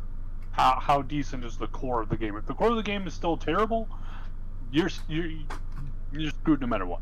But if the core of it is decent, well, they might be able to pull something out of it. And apparently, so Halo Infinite has gone through a fair amount of staff turnover in recent years, but Xbox boss Phil Spencer says that it is nothing out of the ordinary, which is probably why the recent Halo games have been shit. Halo Infinite was originally slated to release as a launch title for the Xbox Series X and S in November, but Microsoft elected to push the game back to 2021 due in part to complications related to COVID-19 and working from home. Recently, 343 boss Bonnie Ross said the wait will be worth it. The game is shaking things up for the franchise as it runs on a completely new engine, and the multiplayer element of Halo Infinite will be free to play with microtransactions. And yes, this is the first Halo game that's going to not be on the same engine since Halo CE. But, I mean, and it's great. Like, yeah, sure, the game looks nice. You know, it looks like Halo again compared to past 343 projects. I mean, really, the only good thing I can say, like, the only good solid game that came out of 343, like, they're owning Halo, is Halo Wars 2. Yeah. It looked like Halo. From what I can tell, and I've played it. Unfortunately, I've never played the first Halo Wars, so I can't say, oh, it's better than the first one. But from what I've heard, it's like a proper sequel. Like, it's everything the first one was, but better and with more stuff. The story is decent. Again, the visuals are Halo. Like, that, it's a proper Halo game in that regard. It's just not a mainstream Halo game. It's not a FPS like traditional Halo games are. When Halo Infinite is released, it will be free on Xbox Game Pass subscribers and available on Xbox One, PC, and the Series X and S. And yeah, definitely just a shame. Then we also have, is Arbiter in Halo Infinite? Here's what his voice actor said when asked. Wart. So 2021 is a big year for Halo and Xbox, as Microsoft will finally release Halo Infinite after years of development and a late delay last year. We still don't know much about the game's story, apart from the fact that it's a direct sequel to Halo 5 and takes place on Zeta Halo. Plenty of questions remain unanswered, one of which is whether the Arbiter will make an appearance. The Arbiter, an alien who befriends Master Chief and appears in Halo 2, 3, and 5, is voiced by actor Keith David. Many of you will recognize him from the Todd McFarlane Spawn series on HBO. He recently had some time on his hands and asked people to submit questions to him on Twitter. One person asked if David had a role in Halo Infinite, and the actor gave an intriguing response. I assume I'd have to kill you is the response. Fair enough. Yeah, okay, so he says, he asked if he could say if he's going to be in Halo Infinite. David said, I'd have to kill you. Now, this is far from confirmation that David will return to play the Arbiter once more in Halo Infinite. It wouldn't be a big stretch to imagine the Arbiter returning in Halo Infinite. However, given the events of Halo 5 and his appearance in that game, which was pretty much a, look, it's Arbiter. You guys like Arbiter, right? Yeah. That was pretty much his appearance in the game. He was there for like 5 seconds, spouted one line, and then left. Halo Infinite was originally if they're slated... gonna bring back anyone, bring back Johnson somehow. Oh my god, no, Johnson's dead. Don't...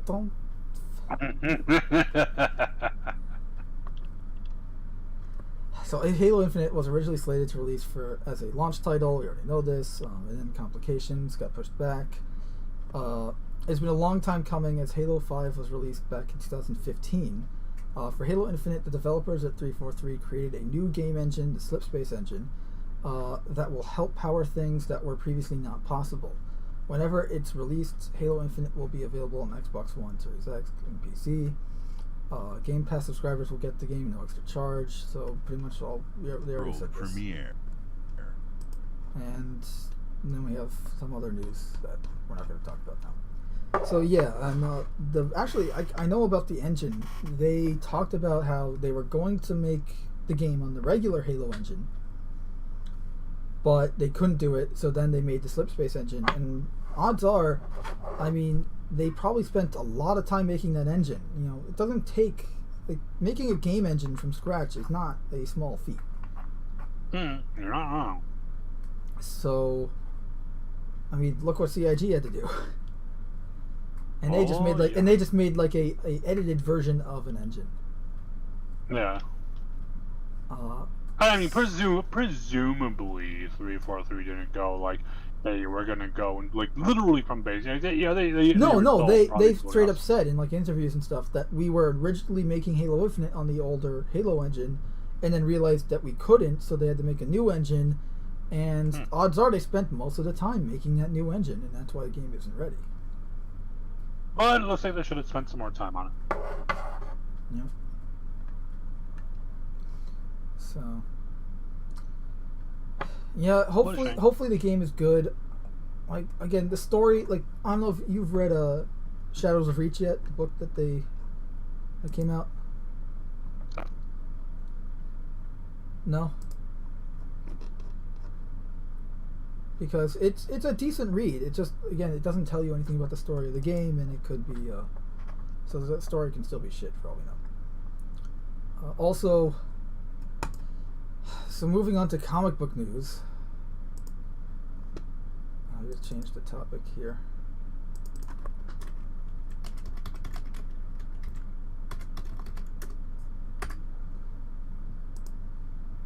So,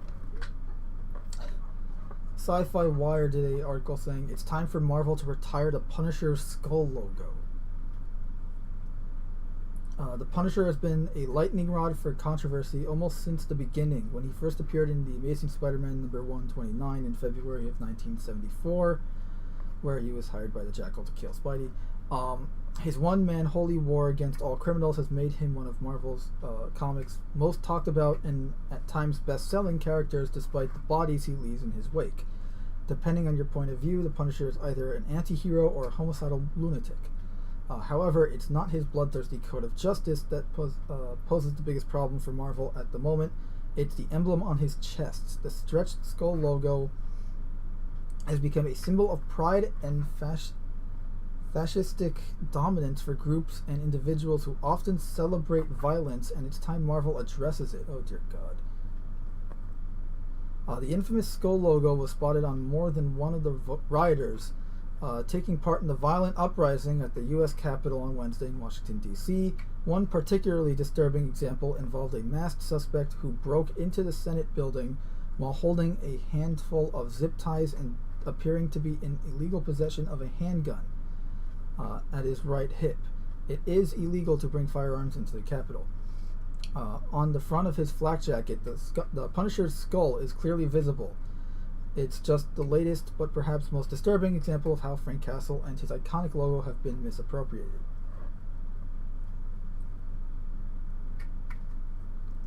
I mean, you can kind of see it, but not really. Oh, okay. Wow. You had to zoom in. I mean, okay.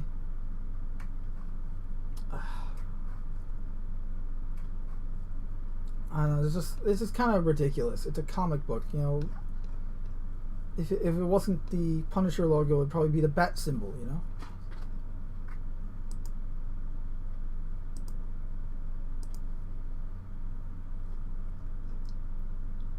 What is this world coming to? Hey, Cam, you still there? Cam? Hello?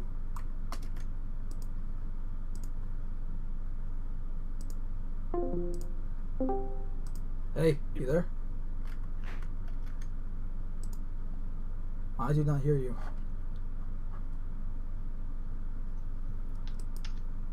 Hooray, technical difficulties.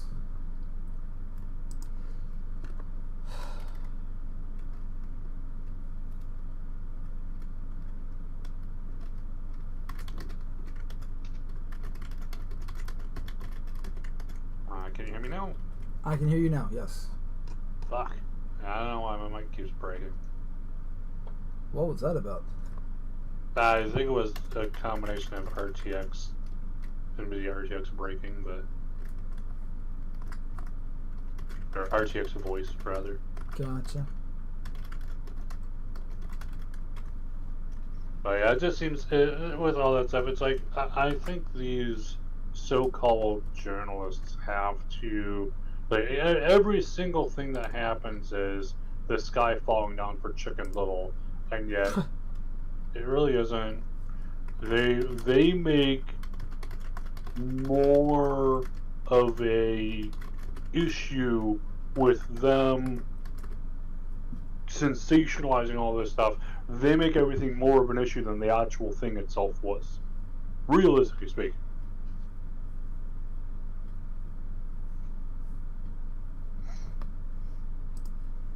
But I gotta agree. It's like oh no, he wore the Punisher symbol, therefore Punisher must be changed in the comics this way. It doesn't resemble this guy anymore. Versus like, no one, like honestly, like look, this might just be me, but I don't care. So he wore the Punisher symbol. So what? Almost all my T-shirts have like some kind of Spider-Man something on it. You know, like, so what if I was, you know, I was at one of the protests for like, oh, they're not letting religious gatherings, right? And I was wearing a Spider-Man T-shirt. Would they say, oh, Spider-Man's now evil because yes, you know, like. And that's what I love about it, is it's like you have this stuff, and the with everything seems to be about not actuality but appearance, and it's just like, you know, no one's saying, oh hey, the Punisher or Marvel Comics goes and supports anyone who wears this logo. It's like, no, that's fucking ridiculous. That's silly as shit. But that seems to be the way that, at least with a lot of, and I'll use air quotes here if you can't hear the sarcasm in my voice, journalists. It's called journalists because, I mean, do I need to describe that joke? But in general, it seems like that's the direction that journalists, so-called journalistic writing, politics, news corporations. It's moved to this idea that actuality does not matter. What the facts are, what has actually happened, does not matter. What does matter is appearance, and that seems to be in some cases the only thing that matters.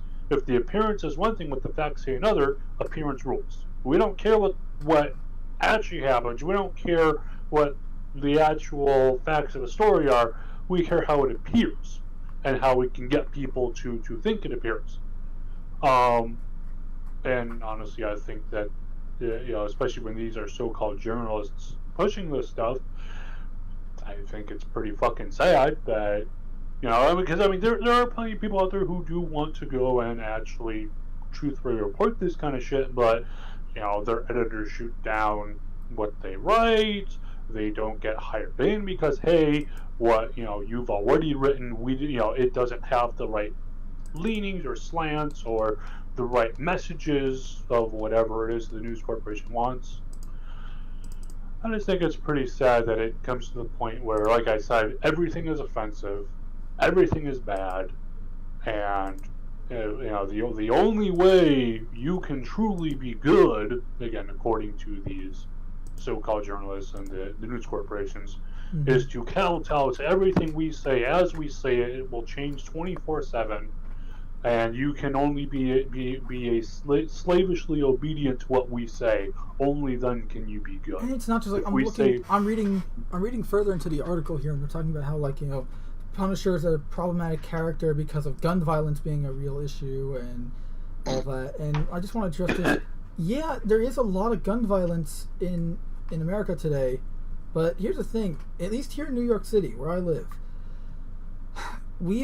gun violence has went up like 80% from last year alone from the periods of March 2020 to January 2021. Why? Because of COVID and all these stupid ass restrictions and regulations and it's like it just like it got worse because they're trying to make it better, quote unquote. Yeah. And also, the thing is that, if this is kind of by, I get what they're going for, like, oh, he's a character who uses guns, and that's negative, and, this is, like, almost like the same logic as first-person shooter games should be outlawed because it's violence, and it will cause kids to be violent, which is a load of bullshit, because it's actually the opposite. Playing first-person shooter games will actually give you an outlet to take that kind of emotional turmoil out of your system, and you won't be violent. But that's not getting psychological here. But remember, guns don't cause violence. Video games don't cause violence. Lag causes violence. I'm sorry, I meant to hit you in the face, but it hit your chest instead. But anyway, the guy goes, my suggestion, give Punisher a makeover, get an artist with a flair for costume design to do a complete visual redo that eliminates the skull, hire a writer to find a story hook to explain why the change in the visual aesthetic. He'll catch heat for doing a woke Frank Castle, no doubt, but who cares? And right there is the problem, is why this is like, okay, you can make that argument, like, okay, fine, change it. Except you can make the argument, well, they changed, and we'll get into this actually right after this article, but they changed the MJ in the movies to be black, and yeah, it's not Mary Jane, it's Michelle Jones or whatever, but do you really think they're going to be doing Mary Jane now that they have an MJ? There's going to be two MJs. The average moviegoer is, not to call them stupid, but it's going to be too confusing. Just it doesn't matter what it is. If you have two characters with the same name, it's going to be confusing. Two characters with MJ, it doesn't matter. If you had two characters named Archie, it's going to be confusing. Well, also too, Frank Castle, the Punisher, he is not meant to be a good guy. No. That's kind of his whole thing. You're in a world with he's a good guy. He has a moralistic sense of what is good and bad. But by his own definition, he's bad. But he's but he's just he used to be a good guy essentially. Now he's all that matters to him is this. He knows he'll never have a normal life and all that. That's what I liked about Punisher in the early '90s before they kind of started going all into the psycho murderer Punisher. where it's like he was still human. Yeah, well, I mean, he used to just be, hey, I'm getting revenge for my family, and then if I incidentally help some other people along the way, cool. After that, they were like, hey, we need to keep this character going, and at that point, he just became this super edgy guy who's like in a world where superheroes don't kill. That's like the one rule: is superheroes don't kill. He's out there killing bad guys. Except that's not the case in comic books anymore. That's just or really in everything related to superheroes. That's not the case anymore, unfortunately. But it's like this idea that we need to completely remake his image, completely remake his story, so that he's hugging people and turning them nice. It's like no, the entire that's point no of longer this the character, Punisher. Then it's like at that point he is no longer the Punisher. Right, like for the instance, entire they had point that whole thing is that, and then the symbol is included with that, just like Superman's S symbol. It's like, it'd be the same thing if you were like, hey, Superman no longer has a symbol at all. It's like, hey, the main line, because there have been times where they have changed the symbol, but it's always just for like one of the whenever they change the symbol, they're not changing the S. It's not like they're getting rid of the S. They're just changing the look of it. Like take the Batman Beyond suit compared to the normal Superman costume that he wears, right? Where it's like the S is like this new neo future stylized version of his Superman S compared to that. But it'd be like removing Batman's bat.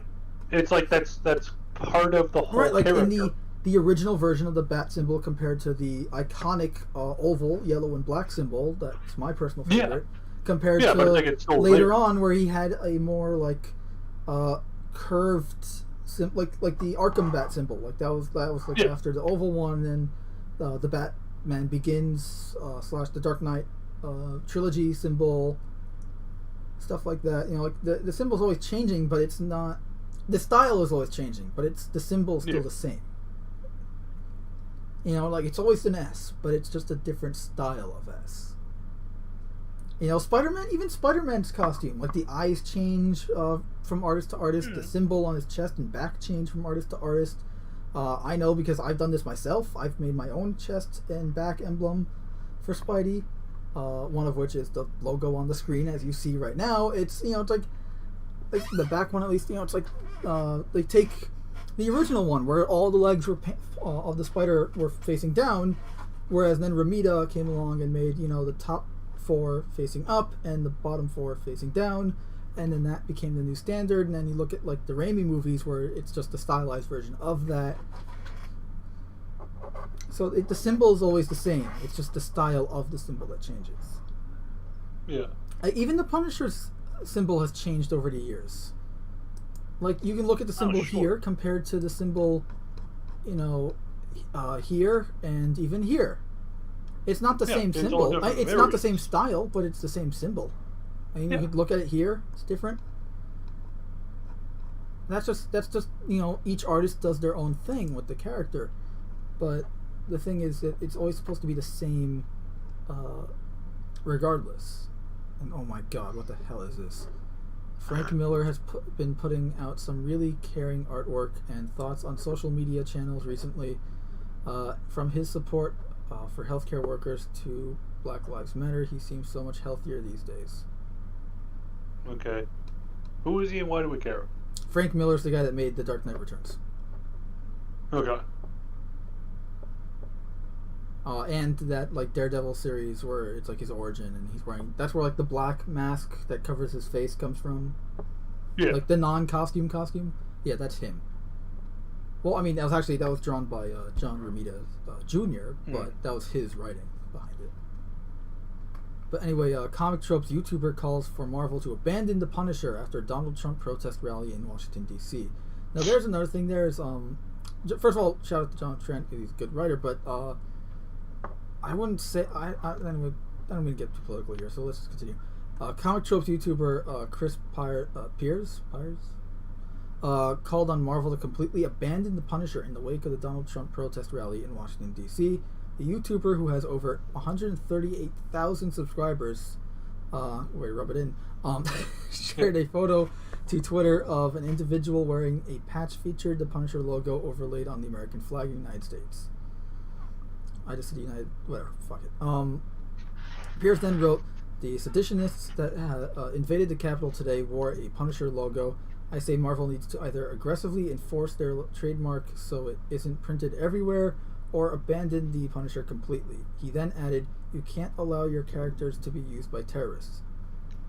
Okay, well, that's like saying, going back to the here's the thing: hypocrisy of it, it's Marvel like, nowadays is a lifestyle brand, and what that means is that it's not just about comic books and storytelling and artwork. It's now about like how their image is on everything. You get backpacks and mugs and that. Like that's what a lifestyle brand is. Like IKEA is a type of thing, or that kind of stuff. Like that's a lifestyle brand where it has like your logos on everything that exists that you can buy. Like you can buy a T-shirt with it, or you can buy a mug, or you can buy a bed, or you can buy a chair, whatever. If it's a physical object that's inanimate, you can buy it with the logo on it. And essentially, like, so what you're saying? Like they have to stop. You're telling a corporation, a mega corporation, to stop selling something with their icon on it? Okay.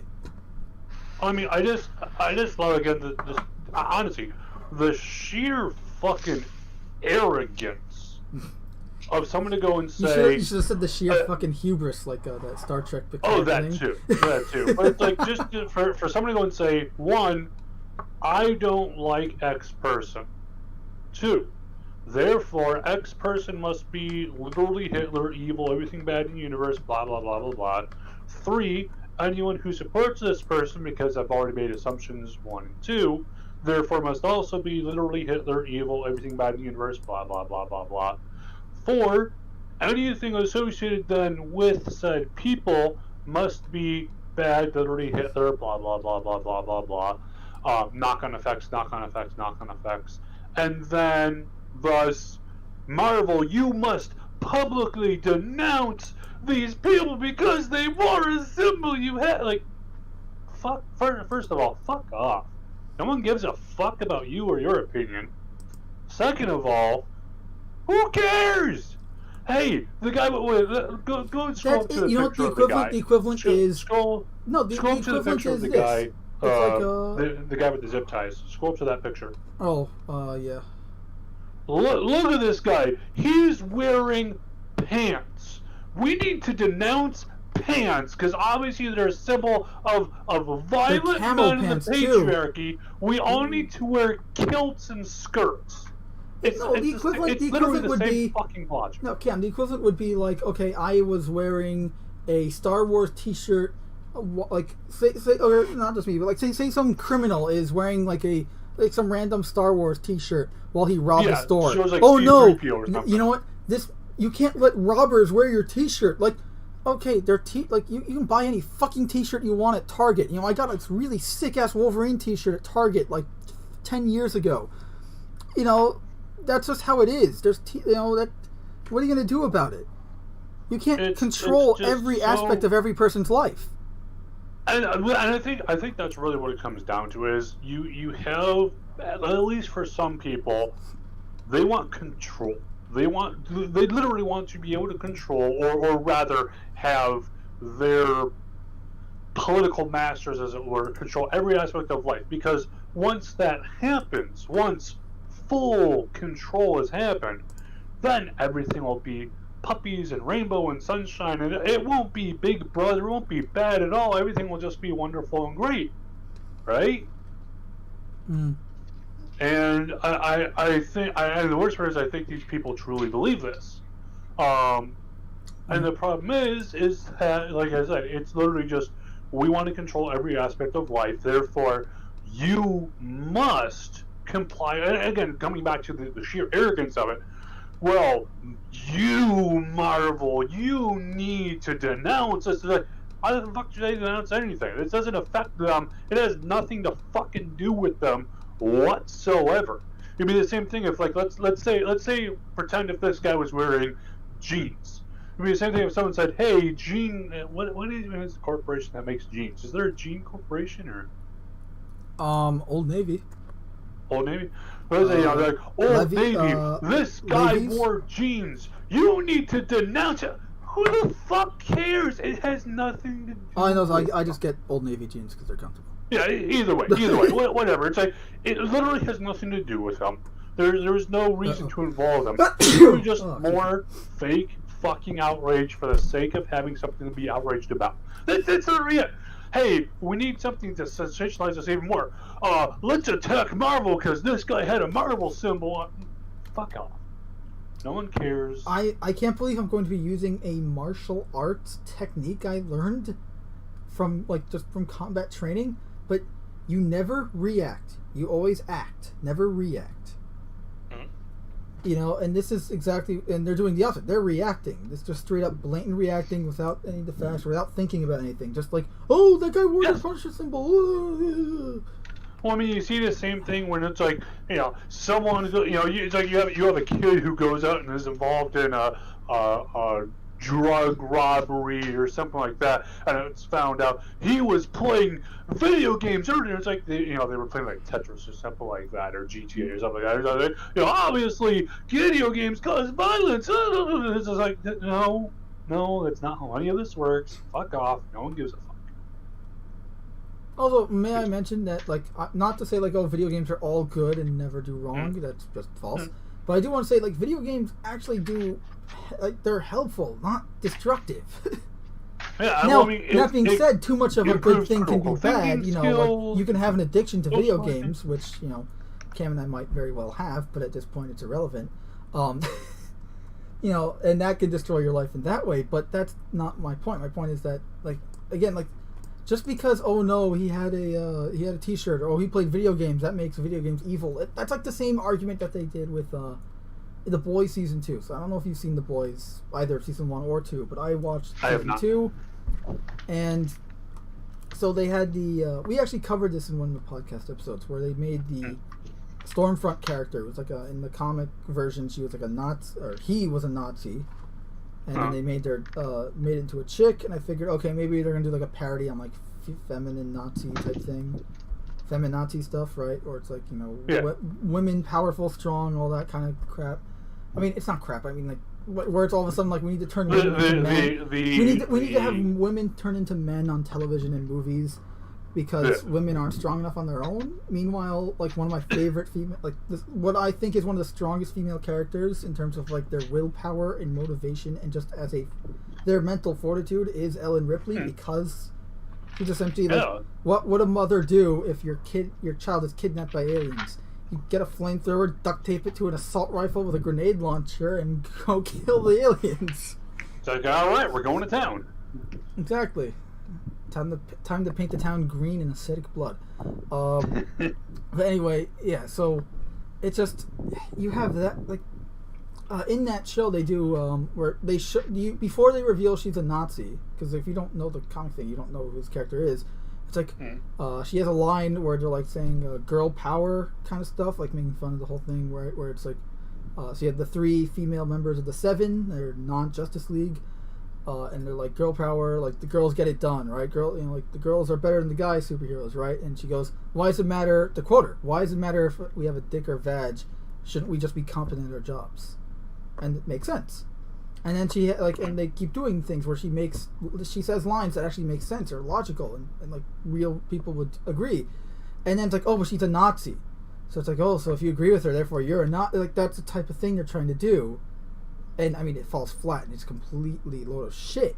But it's just that's the level of the one-dimensional level of transparency there. Anything associated with anything I don't like is there. Exactly. It's evil by association, where it's I think Mahler and his EFAP guys did this when they covered The Boys, and I agree with how they went about it, where it's the way it works, for anyone who doesn't know what evil by association is, or just by association means, is say a Nazi, this chick, you like this chick, right? And she likes kittens, and you like kittens, but it turns out the chick is a Nazi. That means liking kittens makes you a Nazi, and therefore you're a Nazi. It's that's what by association. That's what they're trying to do, and it's a load of shit. It's wrong and just plain out stupid. But that's what they're trying to do, regardless.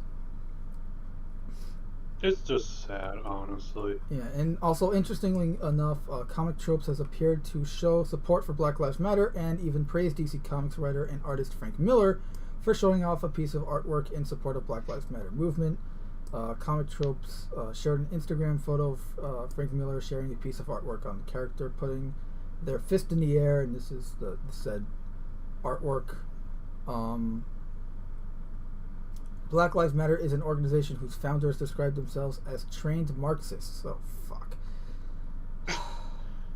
I have a mayor that's a Marxist. It goes to show you, too, how fast these groups will go and turn on you. Yeah, 1 month, oh, you're one of us, yeah. And then the next month, it's you're like, not one of us. Yeah, like evil. Real communism. Pretty much. I'm not trying to make a joke. It's like real communism where it's like you can do something wrong, all of a sudden you're a traitor and you must be executed. Yep. You know, even though you've been like the most loyal guy to your dying breath type thing. Well, that's the thing. They only care about you until they can no longer use you. I was going to say, until you're no longer useful. It's you've outlived your usefulness. Which is also why, too, it's like you have, you know, a lot of the people who go, like, you know, the Marxist revolution will come, or whatever revolution you're hoping for. If you're hoping for a revolution at all, at best, you're going to be a useful pawn. And then once, you know, assuming and then whatever power is starting this revolution gets the power they want. Yeah, you are expendable. Going to put up against the wall and shoot the enemies, the actual enemies they say they're against, and then the next one's up against the wall are you, because your usefulness has ended. Yep. Not only do the founders describe themselves as trained Marxists, but the organization advocates to dismantle cisgender privilege and uplift black trans folks, especially black trans women who continue to be disproportionately impacted by trans antagonistic violence. I think I need a translator because I don't understand any of that means. Later. Cam, get the universal translator out, all right?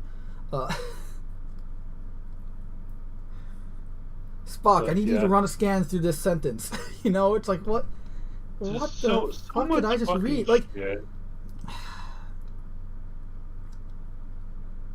Honestly, it's just, in my opinion, it's just sad, really. And like and the Black Lives Matter organization also wants to disrupt the Western prescribed nuclear family structure requirement by supporting each other as extended families and villages typo there, but that's all right. That collectively care for one another, especially our children, to the degree that mothers, parents, and children are comfortable. Like. Essentially, it's like you know that whole like American that family dream, right? The my blue heaven, right? Where you got like the the nice blue sky, family, white picket fence, loving wife, kids that you care for, all that. They don't want that. That's evil to them. That thing that's been psychologically proven to help make sure you have healthy, well-adjusted kids and they do successful in life. You know, that thing, no, I can't do that. Because let me tell you, I have, unfortunately, secondhand experience with, on several different occasions, secondhand experience with extremely troubled and broken families. And how that fucks up the kids. Oh, yeah. I'm not going to mention any names or who or whatever, mainly because I will say this, one of the cases is actually my cousin's.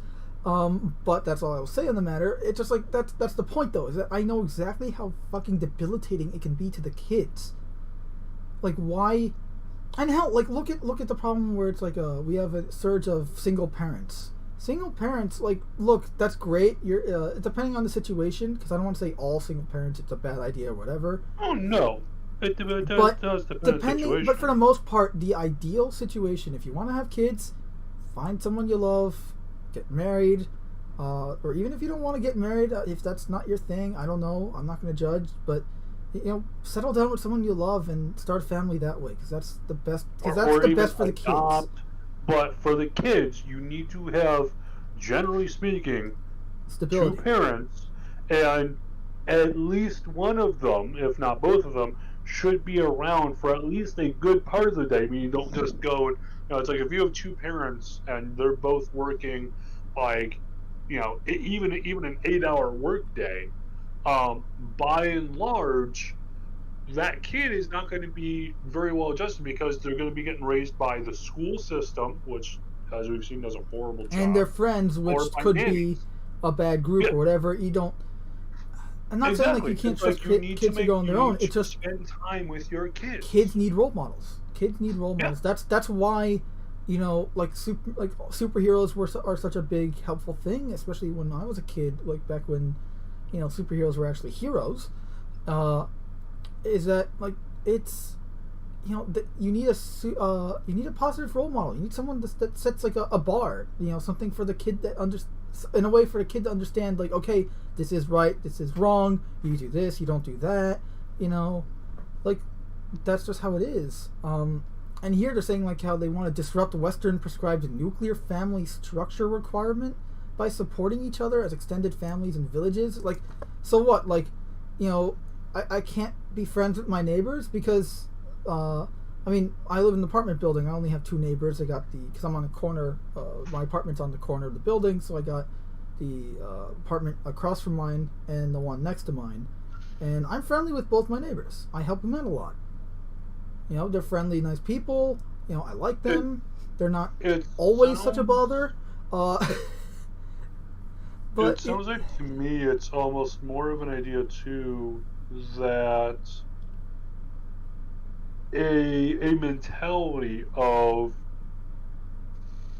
ignoring personal responsibility, which we've seen a lot of that, to where it's not my fault I'm a criminal unless I subscribe to the wrong political ideology. It's society's fault that I'm a criminal. It's this pushing off of any kind of personal responsibility for your own actions, and to me it seems like a excuse of, it's like, hey, and like you were saying earlier, if you are a single parent and you're trying to raise your kid, it's like, if that's the decision to find yourself in, hey, do the best you can for your kid.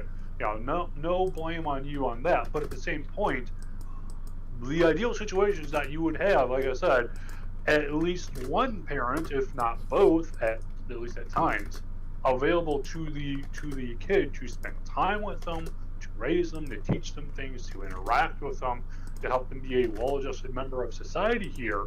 Because if you are a single parent, by and large, you are either going to be working a lot of the time, or not working, and maybe you get some money from the government or from like a settlement or something like that. Okay, but then it's like, okay, then you have time to help raise your kid there. Hopefully, not just spending it off partying and fucking off on your own and abandoning your kid to someone else. Please don't do that. But by and large, if you want a well-adjusted kid who's going to go far in life, who's not just going to go and sit at home all day and do drugs or try to rob a bank or whatever else, they need to grow. They need to learn. They need to see you as a parent. They need to interact with you. And if you aren't available there for them, they're not going to do as well. It's been proven. But like I said, this idea that, you don't need that, that's just a social construct. The idea that, we'll do it our own way. There is no science backing this. There might be some pseudoscience bullshit. Some asshole who somehow graduated with a degree who says, it's perfectly fine. They don't know what the fuck they're talking about. But this idea that, I don't need to take responsibility for my kid. It's society's responsibility. It's not my fault. It's society's fault. Beyond this giving up of personal responsibility. And so therefore it's society that will raise the kid. I don't need to raise the kid. To me, that seems like at least partially what the message is saying. Not to mention too, again, with the giving up of responsibility, it would mean that, hey, society can therefore, again, if you are, if society, air quotes here, if the society disagrees with you as an individual, we will take your kid from you because you are teaching your kid the wrong things, i.e., not the groupthink brainwashing that we say you need to do, like with, like I was showing you earlier, the media, that, oh, this artist was good before, now they're bad. This was good before, now it's bad. And if you don't agree with these rapid mood swings of whatever the group says is good or bad or whatever. Yeah, whatever like look. By the way, what you're getting at, like for anyone who doesn't know, like for instance, like how they always say like health, oh, eggs are bad for you, and then say, oh no, eggs are good for you, and you really have a lot of eggs, and it's like it's always changing. Yeah, it's just like fucking make up your mind. Honestly, you're better off just not believing any shit they say and just experiencing it for your own. Especially since here's the thing, they can say eggs are really good for you, but at least for me personally, I learned like almost 5 years ago now, that I have a negative reaction to sulfur, like a extreme severe adverse reaction to sulfur, and that means eggs. I can't really have eggs without being in pain for like 24 hours. Yeah, so someone's like, the pain will wear off. Eat these eggs. You have to. Well, no, it's like again, really the pain will wear off in 24 to 48 hours, and it's not an allergic reaction. But at the same time, if I have them, I know what I'm in for, and it's going to be extremely uncomfortable and extremely painful. I'm better off not having it, especially since I don't know what that's doing to my system. Like, yeah, it might be painful and then it goes away, but what type of damage is that doing to me internally? I don't know. And I haven't gotten checked out, probably should. But my point is, like, yeah, you're saying eggs are great for everyone, but again, we're each unique. We're not all, like, copy-paste cookie cutouts of people.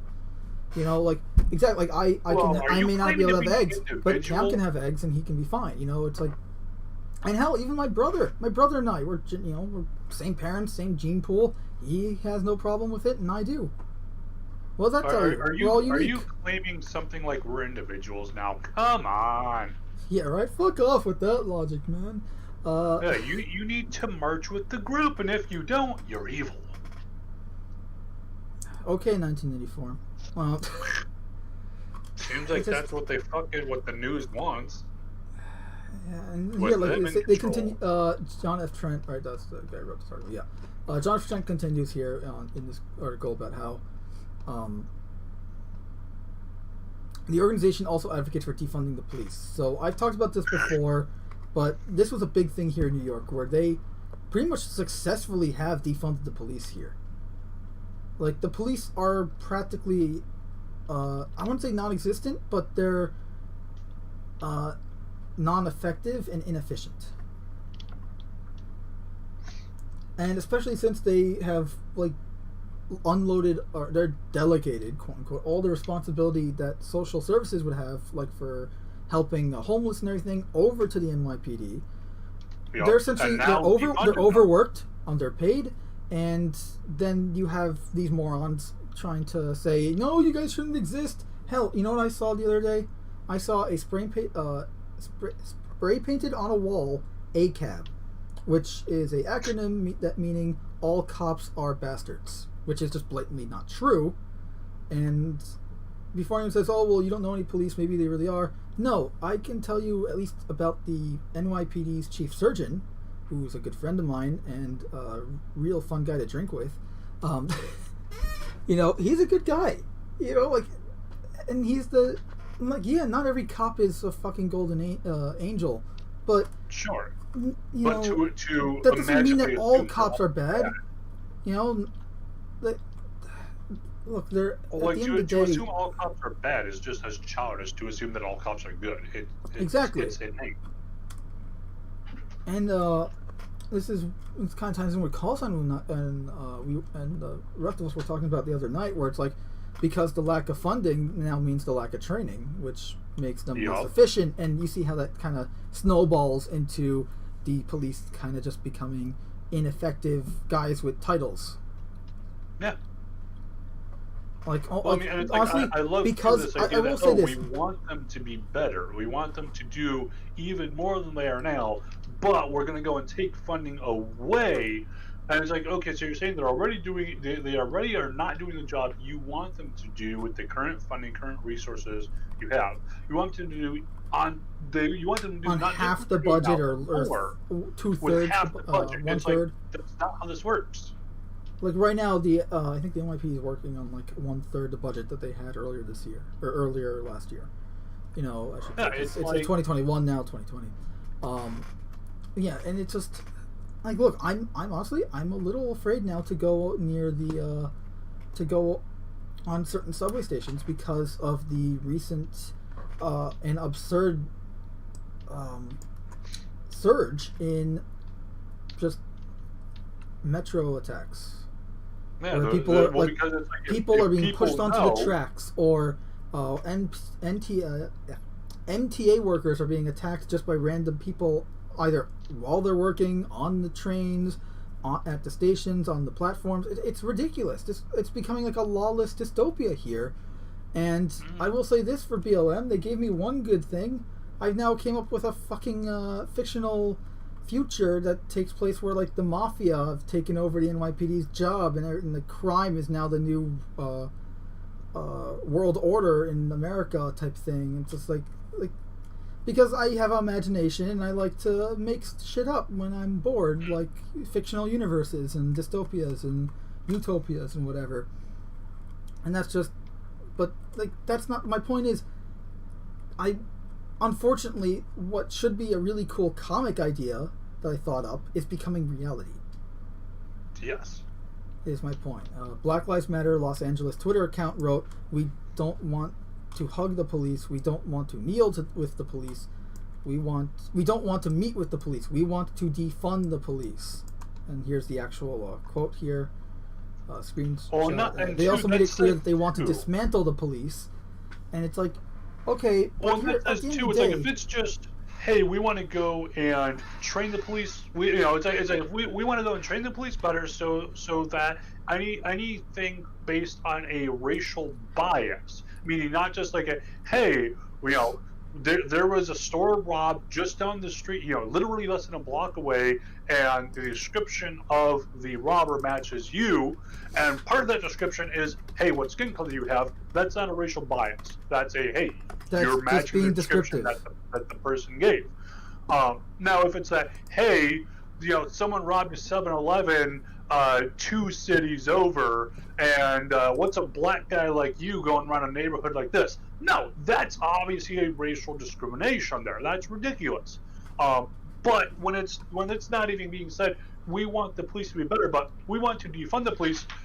So you're saying you want lawlessness and chaos, because by definition, the police are the ones enforcing the law. Unless you just want some kind of a they're called law enforcement for a reason, dumbass. Yeah. Unless you want to just have the military going around enforcing the law, which as for those who don't know, I used to serve in the Army here. Trust me, the Army and other military branches are not made to do civil protection. We have completely different jobs. It's completely really don't want us doing it. It's completely different training. It's completely different jobs. It's just incompatible with each other. If it weren't, then you would have the military do law enforcement. We are trained for outward threats and to kill. Police are by and large, for their training, are made to try to disable and keep their suspects alive as much as possible, given the situation. That being said, I think people do need to understand that if someone has a gun and it's drawn, whether on a bystander or the cop themselves, the cop is fully and legally in their right to shoot them dead. Yes. Or if you have, according to the FBI handbook, at least as I heard, if a person has a knife and they are within 20 feet, that is lethal range. Kill them now with your gun, because if you don't, you are dead. And that's another thing too. Is exactly like a cop doesn't know if this is like, especially in certain areas where you're arresting someone, they resist arrest and stuff like that. You may like, and the reason like the whole like not the George Floyd one, but the one after that, where like you had LeBron James like promoting this guy even though he was like a rapist or whatever, or sexual harassment. And he had like the person he was raping his kids in the car, and he was going for a gun, and turns out like I think it was a knife, and it's like and it's like the police are repeatedly. I mean, they were begging the guy, please stop. Yeah, because they don't want to kill him. It's fear for their lives and his. Like, they don't want to have to open fire, and I'm gonna stop the cats from fighting. And it's honestly, it's just sad, and I think it's pathetic when you really see these people who are like, we want to defund the police, we want to go and just tear it all down. It's like, it's really just, I think for a lot of people, they're looking for any excuse they can get to be violent, to act out, and on top of that, is that, because like you have some people, and it's like there's always going to be assholes out there. There always are. And that's just a fact of life. Right. For them to have an excuse to go and pretend, no matter how wrong they are or no they are, that they are in the right, they're going to fucking take it. Just like when you have the entitled Karens who want to go and be like, I don't need to wear a mask, I have asthma, or whatever they're saying there. It's like, just as wrong as they are there to go and be acting out and pretend they have an excuse for it, it's the same kind of shit. Also, I just want to point out that all this lawlessness and destruction and everything, guess who pays for the repairs of all that shit? Us! And I do. Yeah, we all do. Taxpayer money, you motherfucking idiots. So what do you, like, it's like defund the police so that we can cause mayhem and destruction that we have to pay for. Or that's you assuming can that just... any of these people are paying taxes. Assuming, yeah. That's another thing. That ties into the whole healthcare system. Not healthcare, but the... I forget what it's called. Like... It was a thing that President Obama put in, where it's or not put in, but inflated, I should say, where if you don't have a job, you essentially get checks that make more. Essentially, you make more money than people who have jobs. Welfare, that was it. Anyway, yeah, it's not just the justice. It's not just the police. Patrice Coolers, the founder of Black Lives Matter, called on dismantling the numerous federal law enforcement agencies such as ICE, Border Patrol, and the DEA. Yeah, so at that point, they were admitting that they just want lawlessness. And what does lawlessness go to? The strong rule and the weak suffer. It's someone who thinks that when the dust settles, they'll be at the top. Yeah, and Cam, would you just, for any possible ignorant people watching, would you like to explain what ICE and the DEA do? I think the Border Patrol is just plain ICE are the nice guys who are on our borders, who make sure that, for example, if a dirty bomb, or let's say bunches of drugs, or kidnapped kids who are going to be sold into sexual slavery, because that does happen in the U.S. too. If you think it doesn't, look it up. It happens in all countries. What do you think the whole thing with Epstein was? Yeah, and also what you heard probably also too with Trump, that you're removing kids from their parents. It's like, oh no, those weren't the kids' parents. They weren't even the kids' legal guardians. It's some asshole who's going and saying, oh yeah, they're my kids, and you get the kids and they're like, please help us. And they're like, yeah, that's why they separate them, because oftentimes it's proven that these people are not their legal guardians or parents. And then the DEA are drug, tobacco, drug enforcement agency or something like that. Yeah, so it's like, again, making sure that, because fun little thing, like if you go to the supermarket and you go and you buy some food there, you want to make sure that, unless if you have some kind of a weird allergy or something notwithstanding, that generally speaking, for your average human, that what you eat off the shelf doesn't go and fucking kill you. So I guess that's just a bad thing now.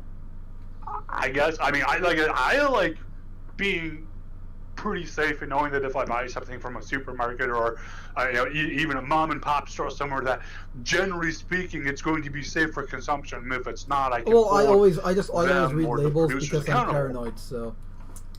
Well, yeah, paranoid plus my mother and her mother both had a tendency of never really reading labels, so they accidentally get the wrong thing. So I consciously try to prevent that, where it's like, oh, I didn't read the label, I just looked at the picture and I got the wrong thing. So yeah, it's that mixed with that. If you want to make sure that the sausage wheat doesn't have fingers in it, Right. It's kind of a good thing to have some amount of regulation on. Well, maybe look, maybe And- it's gonna collect all 5, you know. Or... And I mean, I'm sure you guys, if you've watched some of our other shows here, or even just earlier on this one, you've heard me go and rant on it. I'm not a huge fan of large government, but for some things, it's definitely better to at least have some amount of government oversight on something. I think I agree than with you have on it that just because be to me, nothing at all. no, and I agree 100% with that. Like, or I don't want either corporations or government having more control over the other. I want balance. They're supposed to be keeping each other in check in a perfect world, at least. Yes.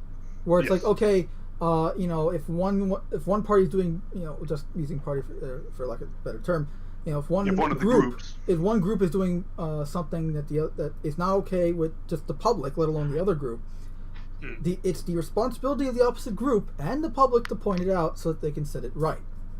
Yes. But getting back into the article here, you know, she stated, until and unless our leaders become signatory of the Breathe Act, to legislation that eliminates the federal government's ability to give multi-million-dollar grants to militarized police forces, dismantles punitive like ICE, Border Patrol, and the DEA, ends the use of surveillance systems being used to target protesters, and the bans use of police agencies to suppress political dissent, the Democratic Party today will be remembered as the party of complicity.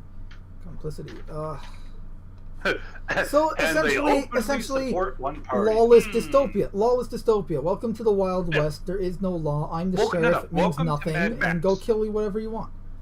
Welcome to Mad Max. Because remember, Yeah, for anyone listening to this, for anyone who might somehow have lasted this long, who might like support any of this kind of stuff here, you're going to be a small fry. If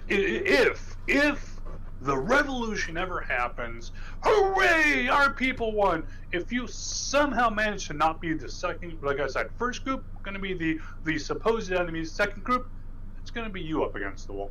But if you manage to survive past that, you're thinking, oh, it's going to be great, it's going to be wonderful, it's going to be utopia. No. You're Also, going to you be a gotta keep in fucking mind small that, fry. like, You're not going to be high up there. And even if you are, remember too, you're in a very precarious position because you got everyone who's below you who wants to move to your position in the party or organization, whatever the fuck, and they will have no qualms about stepping on your bloody corpse to get there.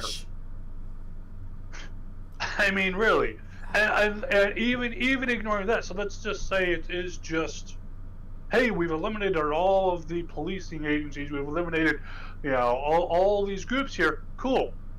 Unless you are the strongest, you are weak and you will suffer. It's Because almost like when you have I almost lawlessness, want it to goes say. down to that. I almost want to say, oh, it'll be like a Mad Max, not Mad Max, a Judge Dredd future. But no, you're right. It's gonna be more like Mad Max because at least with Judge Dredd there was some semblance of Yeah, order. there was some amount of law. It wasn't great, but it was. It wasn't something. great, but at least you still had people going about their normal lives. You just had crime like up the wazoo, and then the cops had to compensate by becoming judge, jury, and executioner all in one. Yeah, but it's like with this kind of shit, it literally. I mean, literally, it just gets down to if you are able to take from someone else, and you want it, you take, and then someone else stronger than you takes from you, and it never ends until finally people go and say enough is enough. Where because also too, bear in mind too, no matter how strong you as an individual are, no matter what equipment you might have, you need to sleep at some point. You need resources at some point, and especially with our modern life, everyone wants internet. Everyone wants to go and be able to buy your thing off Amazon or whatever else. You got to read this article. Oh, I go shut down the heater. Jeez. So it's like, you know, no matter how strong you are, especially with modern life and the conveniences we have, you're always going to need to rely on someone else. Logistics. It's how the world works. So, better get used to the idea of at least cooperating. And it's like, I'm not saying you got to go out and fucking hug everyone, or you know, but at the very least, especially, you know, it's like if you're like, man, those dirty terrorist Trump supporters, or man, those dirty Democrats ruining everything, whatever else. At the end of the day, you have to have the ability to say, we're going to agree to disagree here. and and to be okay with the fact that someone else somehow, shockingly, a person different from you, different experiences, different experiences growing up, somehow shockingly has a different opinion than you. Hey, shocker, that's fucking everyone. You got to be able to at the end of the day be like, hey, you know what? You're a different person than I am. I, as a person, only have control over my own actions and my own thoughts. And you over your own actions and your own thoughts, and the kitty with his own actions and his own thoughts. Yeah. At the end of the day, you got to be okay with just saying, hey, we're going to agree to disagree. We might not be able to find common ground on a certain topic or a discussion or something like that, and that's okay. But at the end of the day, if you're like, no, I have to scream at you and just keep on shouting my same points or my rhetoric over and over again, and that's going to somehow convince someone. No, it's not. Shit, I'm going to be lucky if even one person listens to this thing and thinks philosophically on it and goes, maybe I could apply this. If one person thinks that, hey, cool. So I don't know why you're getting philosophy from a Star Citizen video game podcast. But anyway, but at the end of the day, if you can't look, we're trying to cover all agree things to escapism, disagree, and that's the problem. You're going to have a fucking bad time in life. Yeah, look, the problem. Sorry, we went on this tangent. But like the whole point. No, the whole point is that. Look, this podcast we created initially is going to be Star Citizen, and then it kind of went to like, okay, it's cover gaming, and then it went to, let's just cover all things escapism, movies, comics, games, whatever. And the problem is, now that escapism is no longer escapism, it's being infected and plagued and destroyed with real world politics and honestly, morbid. No, I'd say morbid, but. Outdatedly, just incorrect ideals, such as I want to say outdated, but I mean communism still exists. It's just not in Russia anymore. Well, look, it's not a Russian, it's not a communist party in Russia anymore. We just need to try again. Like the point is that the problem we can't talk. That's the problem. Is we can't talk about something like the newest. Star Trek TV show without going into politics because it's there now. Yep, because they're like, hey, we aren't just going to go and write a story. This is the guys that make the Star Trek right now, or made the previous movies, right? The Abrams movies, the J.J. Abrams and all that. Bad Robot. So apparently, this is from June 24th. But J.J. Abrams' Bad Robot shares. Employee guide for dismantling white supremacy at work. J.J. Abrams' Bad Robot, the film production company behind Alias, Lost, Star Trek reboots, and Star Wars crap films, and a number of Mission Impossible films, recently shared an employee guide titled Bad Robot's Guide to Dismantling White Supremacy at Work. The company, who also recently signed a huge contract with Warner Media and is reportedly working on a Justice League Dark series for HBO Max, and J.J. Abrams himself is supposedly working on a Superman project, so expect Superman to be Abram-boozled, just like Star Wars and Star Trek were. I coined the term Abram-boozled. Shared a link to a guide on Twitter, writing, at Bad Robot, we are committed to dismantling white supremacy at work and at large. We are following leading academics, activists, and artists, and have compiled an evolving set of resources that we are sharing with friends and colleagues. Onward. And that's the thing here. And here's Guide to Dismantling White Supremacy at Work. The title page provides further details on the goals of the guide. It reads, at Bad Robot, we are committed to storytellers and executives dismantling white supremacy at work at large. And it continues with this ever-evolving guide. They already said this, but okay. And here's the inside cover. Okay. I just love how with this ever-evolving and far from complete guide, we hope to share some resources to explore and navigate this time for ourselves and with each other as we strive to do the delicate, raw, humbling, and enraging work of anti-racism in community, the Good Robot team.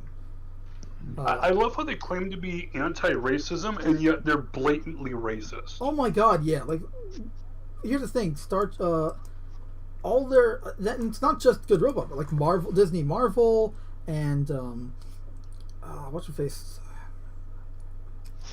Why am I blinking on the video game one that came out recently? not Battlefield 5, although that one too, but The Last of Us Part 2.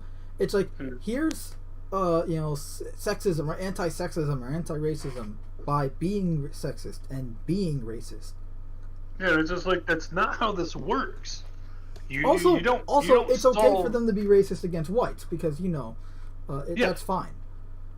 Oh, and I love too. It's like when you get down to it, if you actually look at racism itself is simply just a subset of bigotry. I am treating another person badly, and in this case, based on an immutable factor. Now, and that can take many forms. So you have sexism. So I'm being a bigot based on if they are female, but apparently if you're male, that's perfectly fine.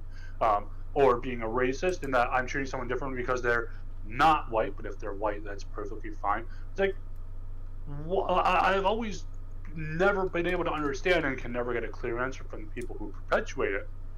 Why is one form of bigotry okay when another is not? Therefore, if you were to go and say, hey, for example, you're asking a guy who's been the target of anti-Semitism for his entire life, right?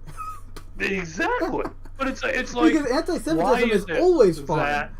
If someone goes and says, I mean, shit, we've got openly anti-Semitic senators, and people just go, and representatives, we got two of them. One of them straight up lying about the events of the Holocaust in World War II, saying like, "Oh, her people." And it's like, Jesus fucking Christ! There's literal evidence that disproves what you have just said. Not to mention that you are saying horrible things anyway about a group of people. How do you still have a position? Seriously, if you were to replace Jewish with Muslim, they would be out of office fast, and you could fucking blink. No, but it's okay because they are Muslim, so therefore it's fine. Well, that too. But it's the same thing. It's like, if with anything, with any kind of statement being said here, if someone goes and says, well, hey, it's okay if I say it like this, but then if you simply change the subject matter to an equivalent one, so... Right, it's like, look, it's okay to be racist against white people, but if you replace the white with black, it's fine. It's evil. It's bad. Yeah, and it's like anything like that. Why like, the double standard? You are a bigot. I mean, for example, here's one, and I'm sure some people disagree with this. Affirmative action. I'm sorry, it's bigoted, it is racist, and honestly, at this point, I'm a little fuzzy on that one, I think. Well, I mean, when it was first put in place, I agree with the sentiment, and honestly, I think it was a good decision for the time. However, now that we are generations past that, my question is, sorry. I'm saying when it was first implemented, hey, no, I absolutely agree with the idea behind it, and that, hey, we need to give people a bit of a step up after they've been held down for so long. No, fully understand that, good to go. But the question is, so you have a policy that is racist, but intended to fix a solution for a problem that was also racist. So the problem is okay. Here's the thing: the problem no longer exists. Like, yeah, there's still racism. There's always going to be racism. There's always going to be morons out there. When is enough enough? That's the question. And the thing of it is, there is none written in there. And any politician who would dare to suggest it, oh, you hate black people, and it's like, look, by and large, except for a very, very few outliers here, you have no one whose even family members knew of anyone who was a slave. Like, look, that brings me to the whole like reparations thing. It should be forgotten, but and that goes into the whole reparations thing that's been going on lately. Like, we have to pay people who whatever. And look, it's a nice thing, but at this point, who cares? And if you're gonna if we're doing reparations. Can Egypt pay? Who gets paid? Who pays? Yeah. Because it's like, hey, if I'm an immigrant who came here 20 years ago, how come my tax money is going to pay reparations for a crime? Not to mention, too, you are quite literally punishing people for a crime their ancestors committed against other people. It's like, wait a minute. So I'm not a fan of the sins of a father type thing. I'm not a fan of that mentality. Our legal system is specifically forbids any kind of a sins of the father passing to the son kind of thing. That's why, hey, if a person owes a shit ton of money, you could owe trillions of dollars, and then they die. Now that money can be taken out of the dead person's estate, meaning like their belongings and stuff like that, would be auctioned off to go toward those debts. But by and large, the family cannot be held accountable for those debts, no matter what. It's like that's not how this works. And for people to suggest I judge such everyone a thing as an individual, and if I think you're a moron, Exactly. that's because of you being a moron, and not because As an I individual. didn't like your father, therefore I don't like you either. No, I judge Or have you ever everyone seen based the on Key and their Peele episode? on them, not on Hey. what on their actions, on their character, and on their and yeah, that's pretty much it. I mean, like, I was about to say like beliefs, but honestly, beliefs doesn't really like it. I don't mean that in like a religious sense, like, because that's just wrong. Yeah. That's bigoted of me, and that's not true. I don't believe like if you're a different religion than I am, you're wrong. No, I don't care. You do you, I do me. We don't do each other, and that's fine. Well, one thing too to note: have you ever seen the Key and Peele episode? It was the Saturday Night Live skits, or not? I'm sorry, not Saturday Night Live. Comedy, the Key and Central? Peele show. Yeah. One of the skits they do, they have I forgot which one it was, but he was like, "Oh, I'm not being oppressed. I'm just an asshole." It's like for and it's like that's not saying that that's for all cases. No, there's always going to be assholes out there, and sometimes that is going to be directed at me or you or them or That's whoever. what I liked about. That's what I That's liked always about gonna old Star Trek was how you always had like the admirals being like villains at some point because Yeah. it's a utopia. It's like the perfect world we all want, but at the same time, it doesn't mean There's that still evil is assholes. gone. You still got that And crazy as admiral long that as wants to people kill are not all the completely aliens or something like brainwashed, that. There's always going to be assholes. It's like so no matter where you are, no matter who you are, you're always going to have to deal with some fucking asshole here, whether it's at work, whether it's at your social communities, whether I think it's you some and I have a fucking very, very racist 12-year-old on Call of Duty who kills you and teabags you for 15 minutes, whatever. You're going to have to 15 deal with it. minutes. Look, you sucked at the game, okay? But either way, so it's like there's always going to be assholes out there, but by and large, sometimes you're bringing it on yourself. Sometimes I brought it on myself. I fully admit it. It's like it's just one thing to remember I think people just have to because stop. Also, someone that this doesn't is like just you. this is part of human nature. Is sometimes you gotta realize, hey, I'm bullshitting myself. I mean, this is Oh, I irrelevant. mean, and but- then also too, sometimes you just don't. Sometimes you might have a situation where it's like, hey, they're not necessarily, this other person, they're not necessarily doing anything wrong, but man, does their personality just grate on me? I just can't stand them. And it's not necessarily because they're a bad person. Yes, Just Mr. hey, Name is Cam. you What? just don't click with them. That's perfectly fine. That's acceptable, and hopefully you aren't forced to spend any time with this person. But it's like that doesn't mean that them or you are a bad person at all. Just hey, we don't get along. Right. That's Like, for okay. instance, this guy Cam, I know he's just grates on my nerves all the time. That guy, I think he owes me $20. Anyway, from there, the next 10 pages provide a comprehensive list of anti-racist resources that includes people to follow, films to watch, books to read, and other sources of information. Oh, so this is pretty much To successfully this is a brainwash you into brainwashing getting book. shit. Sorry. This is a how-to-do-it-yourself brainwashing book. Hey, look, This is look, fucking this amazing. brainwashing people just takes so much time. There's the dungeons, the screams, Versus we just couldn't giving be better someone a to book just and have them offload brainwash that themselves onto the into doing person. your bidding. Yeah, why didn't I think of that? You didn't hear me say that. It is broken up into how much by and time you large- have. Oh my god, I'm literally right. It literally is a how-to-do-it-yourself brainwashing book. But It is by and broken large, up. guys, if you're still listening to this, first off, I'm sorry. Second off, Yeah, seriously.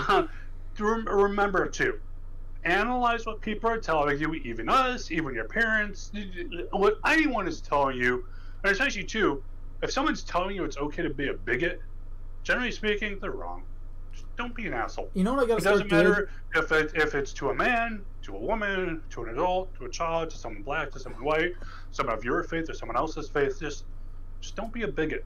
You know what It's I like, gotta start and I'm doing? not saying don't. It's like, we're all assholes at times. Oh yeah. Shit, I'm an asshole sometimes. Man's an asshole sometimes. Shit, whatever. Look, I'm a New Yorker. get I'm a moved, but- born and bred asshole, just by default. But it's like so it's like not to say you got to be a saint all the time. No one is. But by and large, trying to be a bigot, and especially like I said, if especially any group is telling you, oh, it's okay to be a bigot to this other group, remember, that's how all the atrocities in the world started. That's how the Holocaust started. Yep. Someone was like, "Hey, you know what? It's the Jews' fault we lost the last war." Yeah, What? The Jews? What are you talking about, man? Yeah, man, I'm telling you. And here's the thing: Jews. it's like on other people's channel. I try to respect. Like I get it. Like they don't want to say certain words on YouTube, and I won't say them on their channel either. Like whenever I'm invited to, like, say, Captain Like Trek's bazooka. morning. Shit.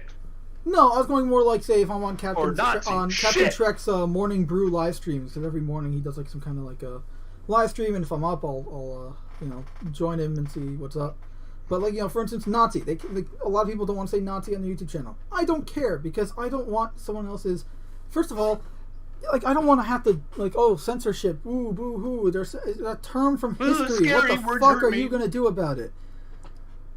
Like, and also like people like can't say sex on YouTube because. Whoa! Think of the kids. By the way, if there are any kids here, go to bed. No. Well, hey, look, if there's any kids watching, then that means that they've probably tuned into my Cyberpunk playthroughs, in which case I have nudity on, and the stream is rated 18 and up, so... So you shouldn't be watching anyway, so shame on you. I just hope you're entertained, but yeah, you shouldn't be watching. But I hope you're entertained, but you shouldn't be watching.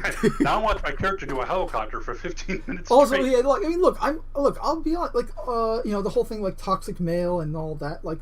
Oh yeah, I'm definitely a toxic male. I went specifically with a female character model for V because I didn't want to look at a guy's crotch when I was doing the customization. Okay, whoa. Female V, but dick or no dick? No dick. Okay. Yeah, come on. I want to stare at a chick the entire time. That's fair. I gave her big knockers and, and I wear scantily clad armor. And I say armor because I have, like, short shorts and a bra that have, like, 200 plus armor. Yeah, I was gonna say, it probably still protects you more than my It still protects you here. more than, like, full leather jacket and everything. It's great. Like, you seeing the screen share I'm doing right now? Hold on, let me get back to my computer here. Oh yeah, wireless headset. Way to rub it in, man. Best investment ever. I have an open desk mic, I can so see there's it. that. But I still got to need a computer to hear. And obviously, when I'm, like, running a stream, I'm doing all this shit in the background. Yeah, I can see your screen now. Okay, so here's my here's my V. Okay, question though: can you, like, hide a grenade? Like, does your boob, like, open up and there's, like, a grenade in there? No, I don't have any cybernetic arms. I just feel like invested in net running. Potential. Or like a missile or something. Like, I don't know. I'm just saying we could do better. Also, the Johnny tattoo is great. At least in the future, everyone can rest assured you'll be able to wear your short shorts. Or I'm sorry, your people on the jorts. stream aren't seeing this, but honestly, I'm not so sure they want to.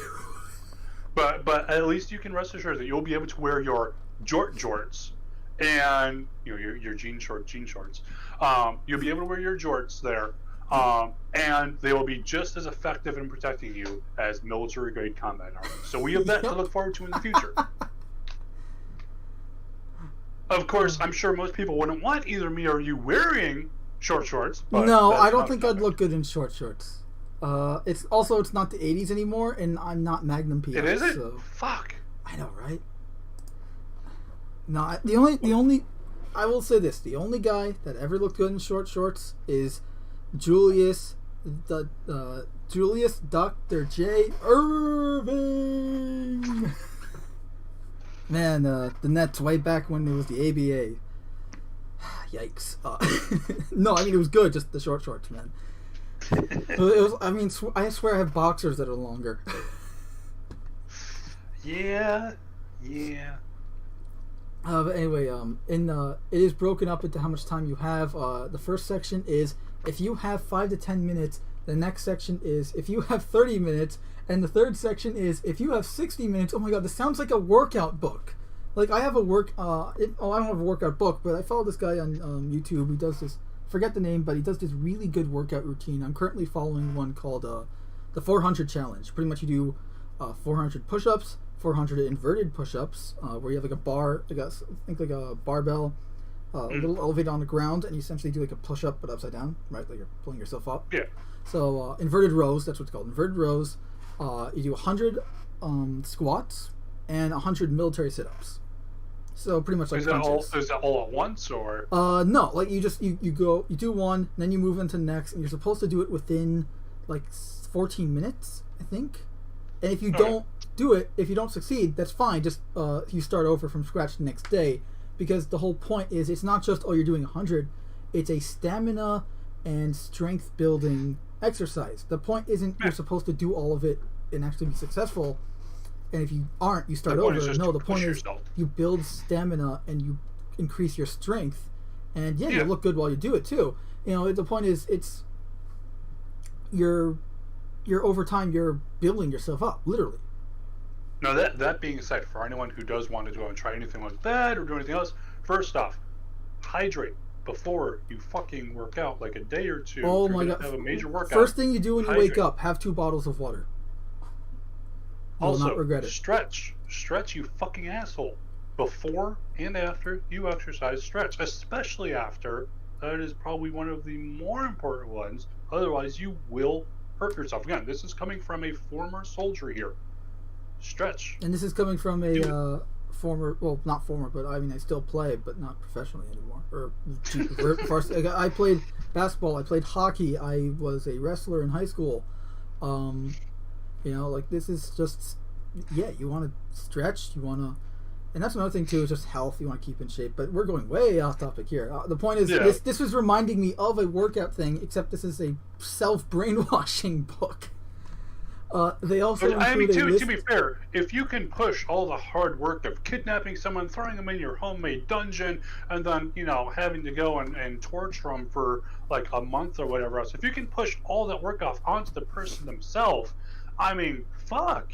By the way, this stuff is just confirming my paranoid conspiracy theory about how, video game industry and loot boxes, and how they're literally like researching how to make it more addictive. Well, no shit. Is this just an employee manual? Gambling in a game. This is an employee hand manual at Bad Robot, a fucking movie making company. What do you think it's going to be like for fucking video games and other companies? Oh yeah. They also include a list of individuals they recommend their employees follow on social media. They include New Gods director Ava DuVernay, who recently threatened to discriminate against white men when hiring for films she was part of. Remember, don't be a fucking bigot, people. Doesn't matter who it is. You know what I gotta start doing? I gotta start having like clips from the Orville whenever they start yelling at the Mockland for being bigots, and just putting that in whenever we read something stupid like this. Yes. Just have like a little button that just puts the little... Yeah, I don't have that yet, but like, you know how like Joseph has his soundboard? I gotta get like a video clipboard. Yeah. Well, here, tell you what. Once we've earned more than $12, we can go and start working toward that.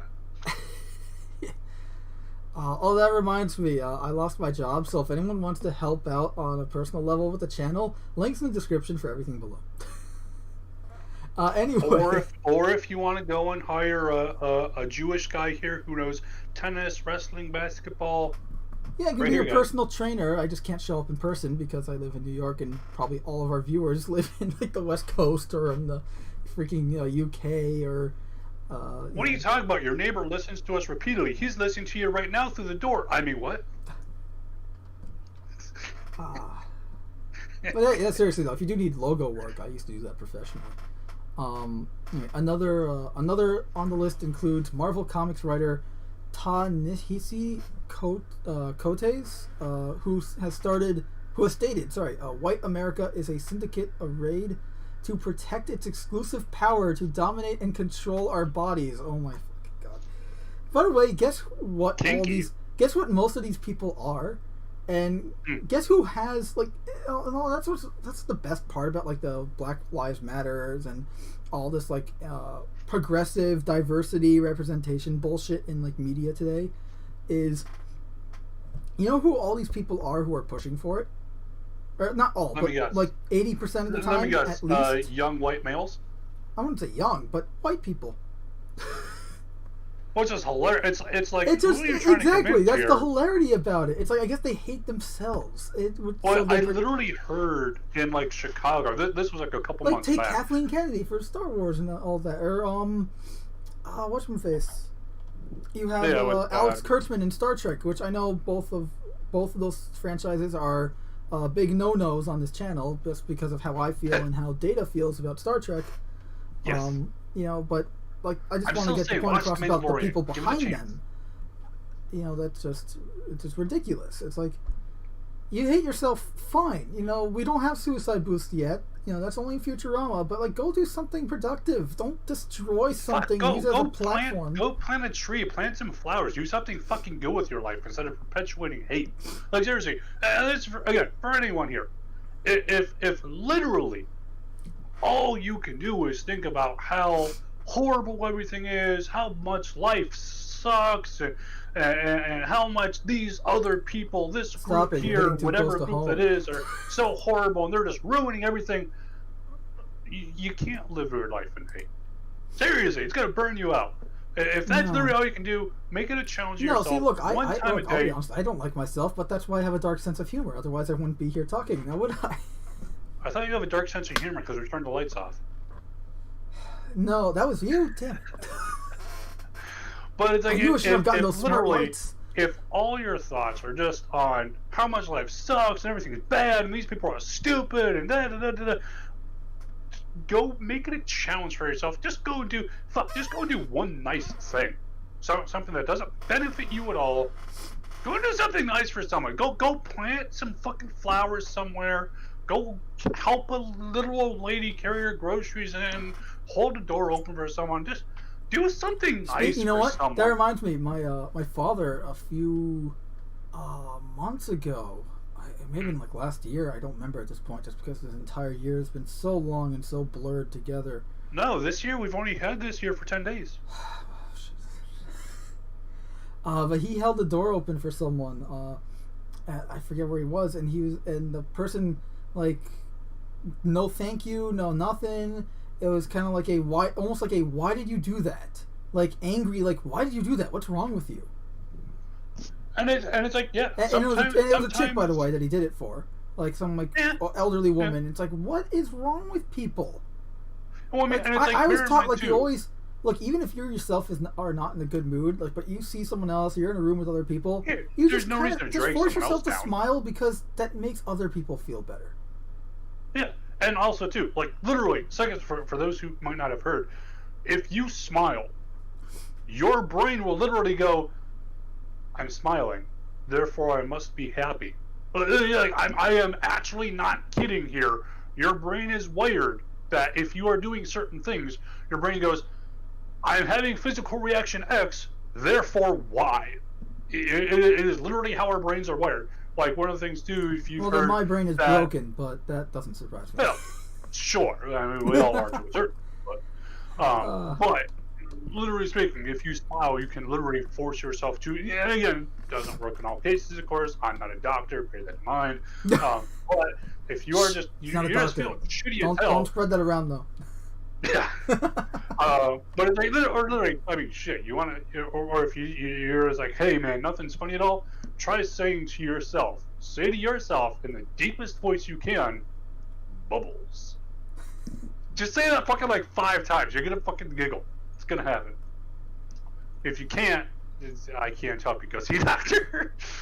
Come on. But that being said, it's like just picture seriously. Kevin Conroy as Batman saying bubbles. I mean, that's pretty much what you got to do. Saying, "I like chocolate milk." All For right. those who haven't seen it, there's a Batman image where that's the caption. Anyway, but also too, if you are, or watch face. A friend of mine showed me this. Was that the Harley Quinn show? That new one, the cartoon. yeah. So Batman. Fun fact: Batman. The voice actor in that show is the same for Batman from the Brave and the Bold series, a decade ago. But anyway, there's like he showed me a clip where it's like Batman comes out of a coma, and Alfred's like, "I've made you some pigs and blankets, sir." It's like, "I don't want pigs and blankets. I want to fight crime." Exactly. It's just like, it's ridiculous and like childish, but it's funny. But that being said too, on the note of like doing nice things too, remember, let's say you go and hold the door open for someone and they just go, "I don't need you to hold the door open for me." Shit, okay, whatever. But remember, the point of doing it is not to have someone go and say, thank you for doing that. It's not to have someone else gush over you. It's that you can say to yourself, truly and honestly, hey, I made an effort, whether it worked or not. I made an effort to do a nice, non-selfish thing for someone else with no expectation of any kind of reward or good word or praise or anything else to me. I made a genuine effort to do something nice for someone. If you can say that to yourself, you're doing pretty good. At least in my book, or whatever that counts for. But whether it works out or not, it's like, for anyone who's ever done it, you go and you try to make like breakfast in bed for our parents, and you end up making a huge mess. Yeah, I've done that before. And your parents just like, thanks. And then the parent goes and has to spend 30 minutes cleaning up, and it's like, okay, sure, didn't work out, but hey, you tried, and at least in my book, that counts for something.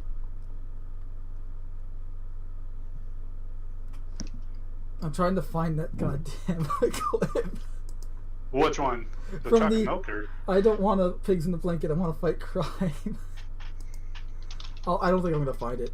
But anyway, speaking of bigotry, we've talked about this to death and beyond its grave, and it's still a problem.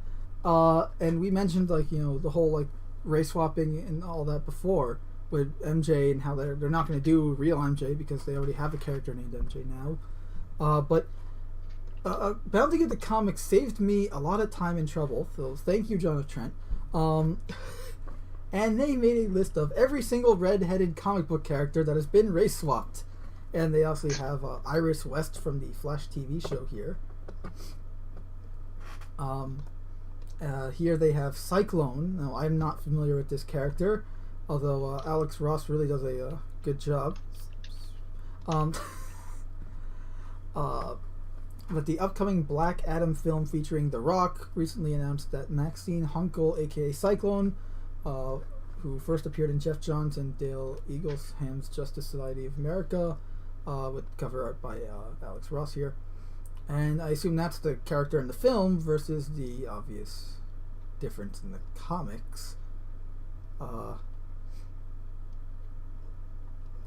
And then you have obviously Hawkgirl. This is her in the TV show. You got Iris West in the comics. She's always been a redhead, just like Wally West, who they've also race swapped. April O'Neil was race swapped. When did this happen?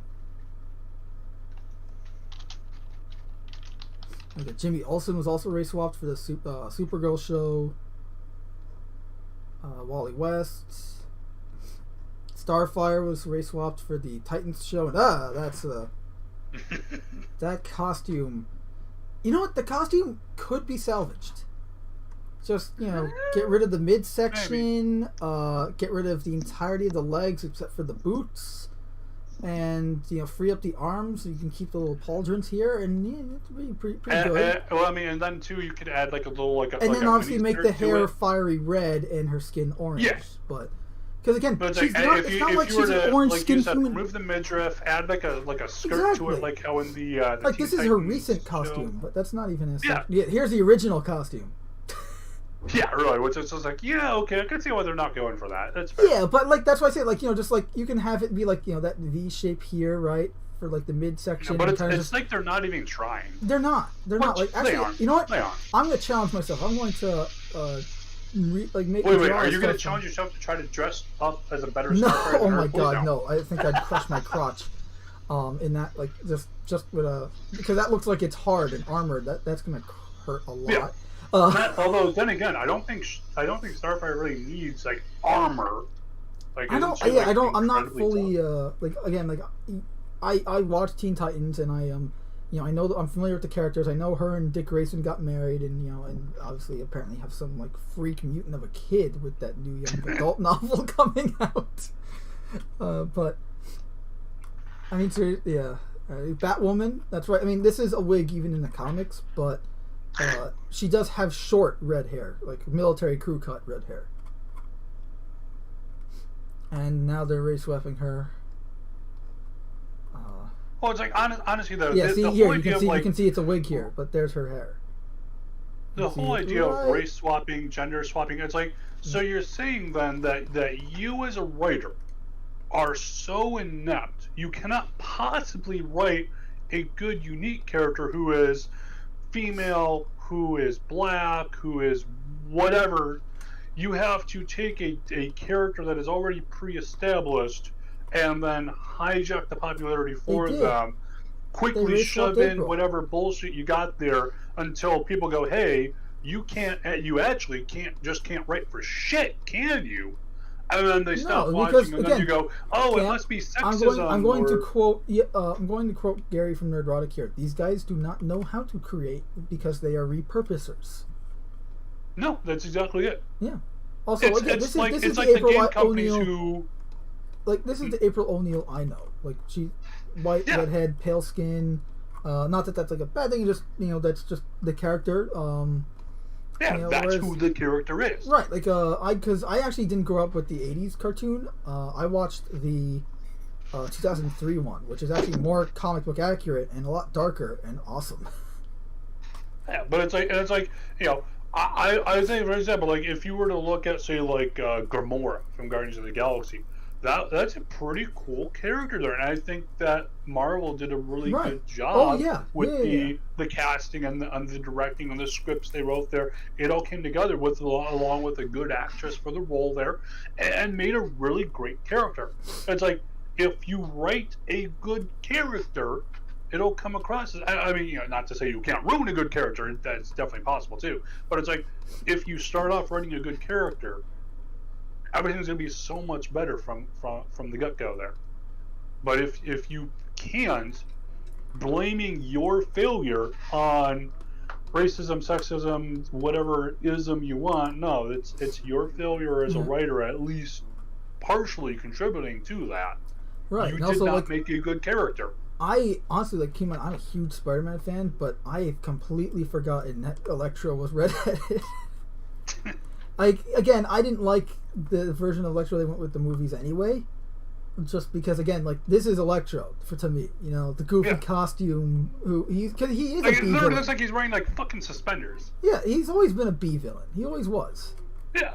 Like I think they tried to upgrade him more in the Ultimate comics, and I'm again different. Like that, the whole point of the whole reason the Ultimate comics, I liked that, where it's like we wanted to reboot Spider-Man for the new the 21st century, but they didn't want to like screw up. Like they didn't want to rewrite and get rid of everything they had from the '60s, so they made a new continuity, and that's the way to go about it. Yep. Anyway, Commissioner Gordon, because to me, Commissioner Gordon should always have gray hair, but.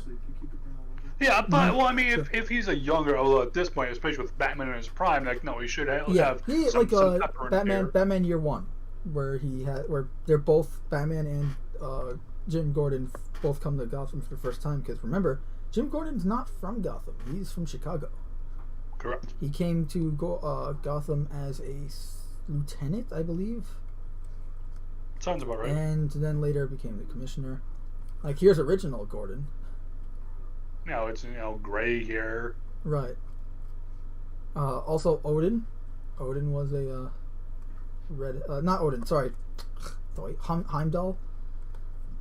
In the comics. Honestly, though, I will say the way they wrote Heimdall in the Thor movies, they did a good job of it. They made a good character. Yeah.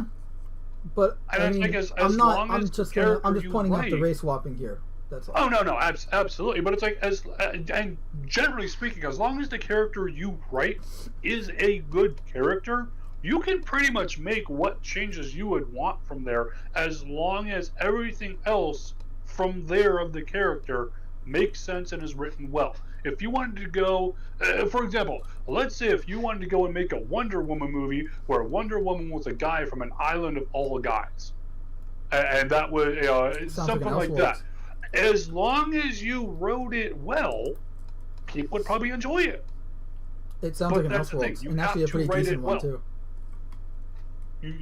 You can't come at it from a point of view of being a story bankrupt and then expect to just do well just because you have a name people know. That's not how this works.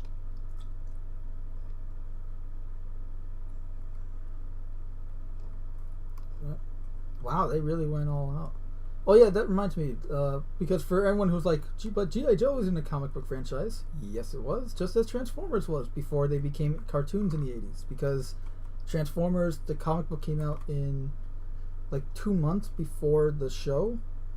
And also the fact that Bob Budiansky, who pretty much created the lore of the Transformers, wrote it for Marvel Comics, and they adapted a version of that for the cartoon. So there are differences. Impossible. Same thing with the G.I. Joe stuff. Because G.I. Joe actually came before Transformers.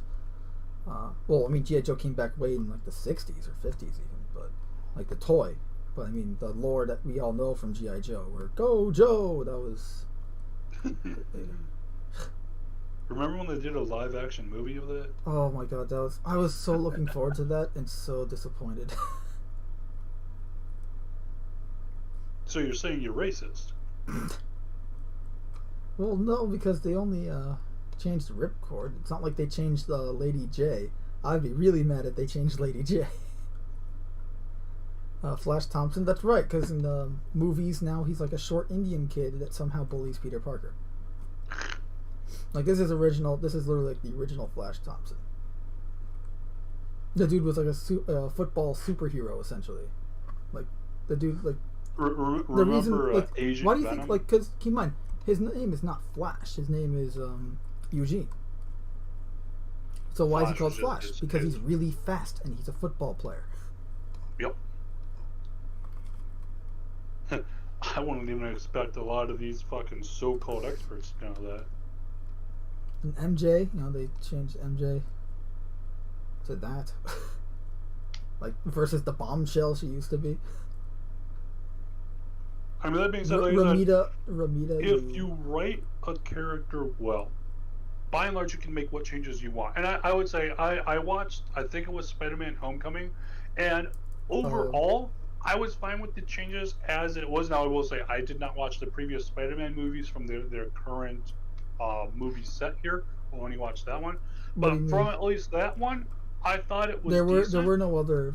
The Spider-Man: Homecoming was the first MCU Spider-Man film. Was it? Or yeah. I'm sorry. What was the one for Spider-Man after Iron Man died? Oh, Home Alone, Far From Home, whatever it was.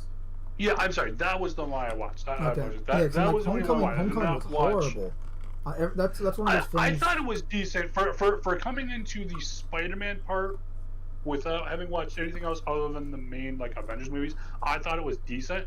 That's Marvel. It was that's only decent. MCU. That's MCU Spider-Man in a nutshell. If you don't know the character, even if you didn't watch like the Raimi films, it's like, or if you did, like, if you don't know the character, like you know me, I grew up with the character in the comics, and I watched all the cartoons, and I loved the Raimi films, and to me, the Spider-Man in the MCU is in name only. Whereas for people who don't really know the character like I do, or just don't know the character, whatever, like they just know it's Spider-Man, he's Peter Parker, he has the webbing and spider powers, yeah, the film's gonna be good. But if you know more than that, then you're not gonna like the film. Also, Alicia Masters. This one stuff's getting watered down. I actually didn't mind this one, but that's mainly because I felt they didn't use her well enough in the films. So, like the original Fantastic Four films, that's Alicia Masters versus in the comics. Yeah. That's a good character, by the way, Alicia Masters. And her, oh yeah, remember they did the Black 2014 Annie movie where they had Jamie Foxx as Daddy Warbucks?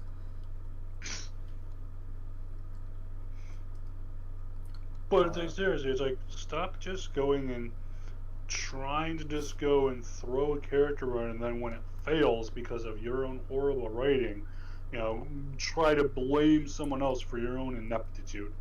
I mean, if you do that as any kind of content creator, it's like, hey, your shit that's sucks. a costume I'd like to see on screen. So the Princess Leia bikini armor. Yeah, pretty much, except with more boob. but it's like, it's really though, it's like, if you as a writer, if people don't like your shit and your immediate go-to response response I miss is, colorful comic "Oh, it books. can't be that I suck. It must be because of racism, sexism, whatever the fuck." That just means you're a fucking horrible writer, and on top of that, you cannot admit your own ineptitude and failings. Yeah, Because by the way, this is it's the like everyone character. fails, but Do it's like you to blame your failure on someone else. Like, come on, fuck off. do you remember Deadpool 2? That character, like Fire Fist, right? Does it go up to your elbows or stop at your Vaguely? fit? Like, So this is him in really the vague. comics. And I just gotta say, I'm looking at the panels here, and I miss colorful comic books where they just because Oh yeah. like that's the thing. Like you compare, like even this, like in the '90s, like the '90s were, I think, kind of early '90s. I think were kind of a comic book peak in terms of art, where like they were. I mean, the edginess was there. Yeah, I wouldn't say that's peak, but I mean, in terms of the styles and shading and the color that was used, like look at the brightness here with Wonder Woman versus this character. Like it's, I love Yeah, that it's- difference. it- Like, it you can tell draws Wonder Woman right to versus it. the bad guy type thing. And hell, even like Hellboy here, like just the brighter colors because it's a comic book. It's not supposed like nowadays. Like Marvel Comics are trying to copy the movies, which are trying to copy the comics, and you see where it's like, it's like trying to read something in English that was translated from Japanese, that was translated from English. It's like you end up with Super Karate Monkey Death Car and Donkey Donkey Donkey Donkey. For anyone who gets that reference, good on you. News Radio, great show. But yeah, it's just if only Stan Lee lived to see this comic. Because he created these characters, so yeah. Oh yeah, and Look, it's pretty when they fucking undid bad. Peter Parker and Mary Jane's marriage in 2006, he was not happy Oh no. because he and Ditko, because Mary Jane is mentioned as early as like some of the literally the original issues of Spider-Man, even though she doesn't make her debut until was like 64, and Spider-Man was a thing since 61. Yep. Like she's constantly being teased and everything, and like you can tell, like going back, like if you read Spider-Man, then you go back and read it again, you can tell. Oh, Ditko and Stan Lee, they had plans for Mary Jane since the beginning. Oh yeah. Like that was clear.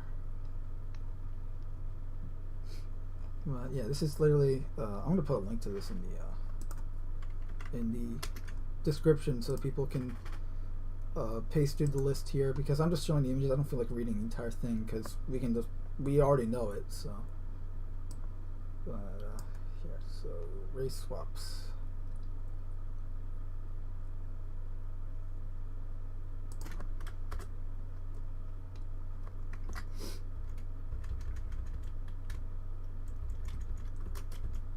But just I don't like having to race swap just because you can't create a character or the character is well known and this way you're gonna boom off that success that's already pre-existent and blah blah blah.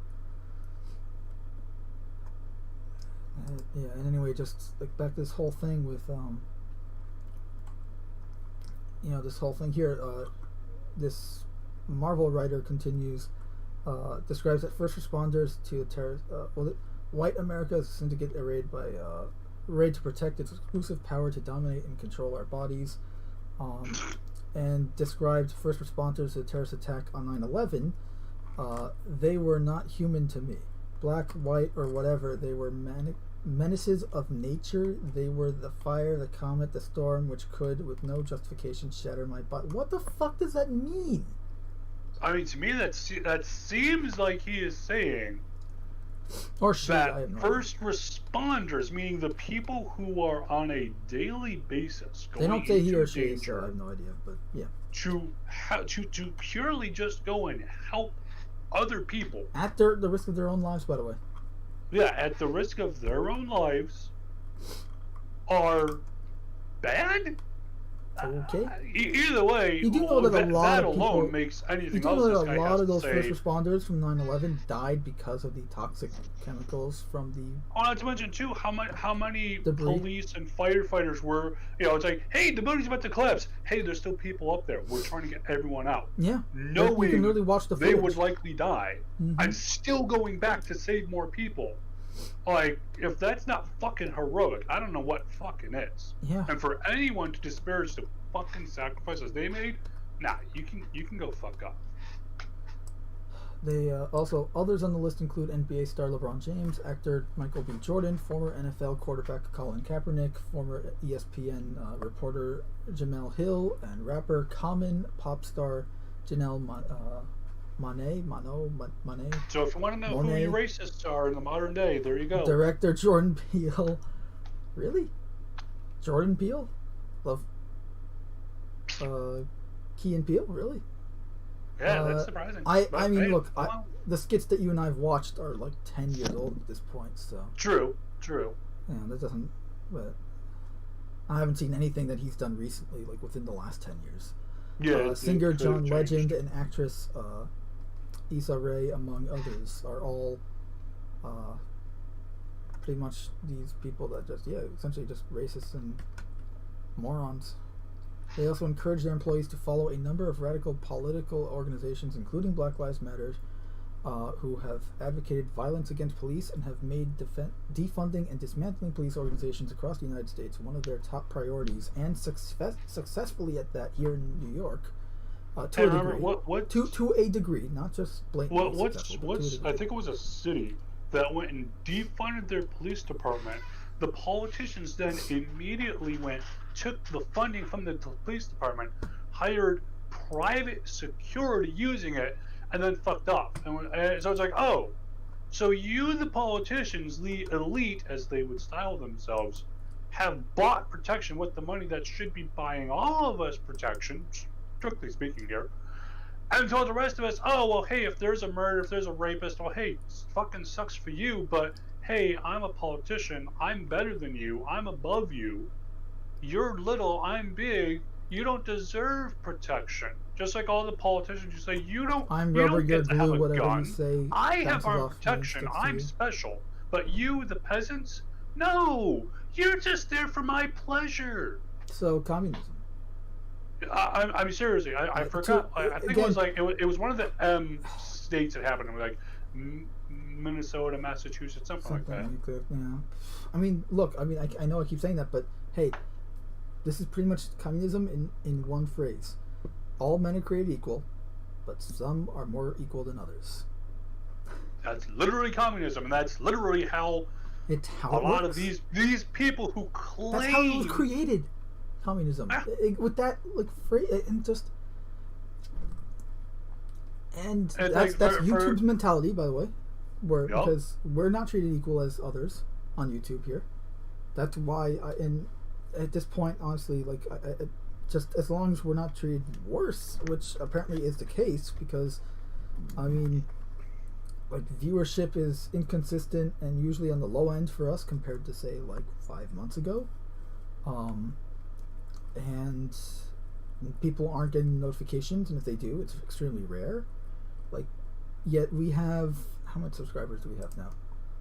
We have 126, which is, holy shit, that's awesome. Thanks, guys. But also, like, not, and I get it, like, other people, like, we're right now kind of live streaming at the same time as some of our fellow YouTubers within the Fandom Menace community that we've kind of been adopted into. Well, bear in mind, too, we're streaming at 1:12 a.m. on a Saturday night. Most people are, either binge drinking or sleeping off their binge drinking at this point. Yeah, but keep in mind, on the West Coast, it's only, it's barely even 10 o'clock yet, so. Or it's just 10 o'clock, like 10:12. Yeah. So. Anyway, yeah, so they also advocate disrupt, I feel like we read this already, didn't we? Yeah, we did. Okay, so... Oh, yeah, here, and they... Yeah, so we read this... okay, so here it is. Other groups... No, sorry, they also encourage people to follow the movement of Black Lives... movement for Black Lives, which also advocates for defunding the police, and then they had here nationwide campaign to defund the police. We are building tools and resources that you can take into your local community to create solutions that mitigate harm and risk for our families and loved ones. We need your help. Defund the police. Because when they're gone, who's going to protect you? Aside from well, obviously at that point, the revolution will happen, and the new Gestapo will be marching the streets, taking out the bad people. But of course, me and my they're not going to be asking me to take take down my pants again, are they? I mean, seriously, it's like you really have people who just do not. It's like, okay, here's step one. Yeah, step one. Hey guys, what happens after step one?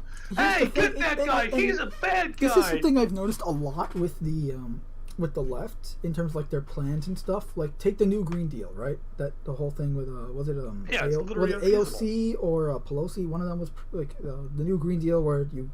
Yeah, this new initiative where you go to green power and get rid of fossil fuels. I think California's already on it. And guess what's going on in California? Dismantle all buildings in the U.S. and rebuild them to be green and efficient. All buildings. Right. Okay. Guess what happened when they implemented it? Just the first implementation in California. They now have scheduled blackouts because the green power is insufficient to meet modern day power demands and needs. Yeah, and that's who was the thing saying that the whole time before you thought this is something that I think constantly about whenever I do anything. Is that okay? I have a plan. Here's the goal.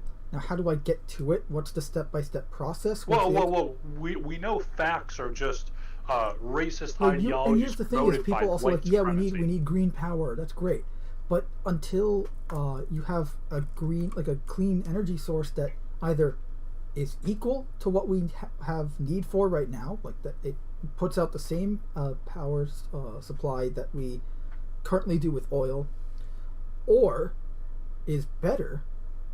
If it doesn't meet those two things, it is useless and therefore should be discarded. Well, I mean, realistically, if the end goal for power supply is to have green energy, whatever form that takes. Whether it's Solar, a hydrogen fuel wind, cell or wave plasma generation, reactors, something else, whatever. Sure. However, at this point, right here, right now, today, which would be January 10th of 2021. So for those listening in the future here, 1,000 years in the future, that's the date format we use here. Anyway, military calendar is 1:16 a.m. on January 10th of 2021. You mean zero 100 hours? Right, 116 hours at January. But I meant like the date, not the time. Anyway, realistically speaking, power generation. Station Cairo. If clean energy is the goal, okay, that's the goal here. Right now, can't do it. We do not have the energy storage technology for it. We do not have cleanup, because also too, bear in mind, when you go and make, for instance, hey, solar panels, hey, all that lithium need for the panels, for the batteries, and that goes for wind and all these other ones too here. The lithium, the zinc, that kind of shit here, horrible when you are mining it out. As in the effects on the environment are you're doing more harm in your attempt to do good than if you weren't attempting at all.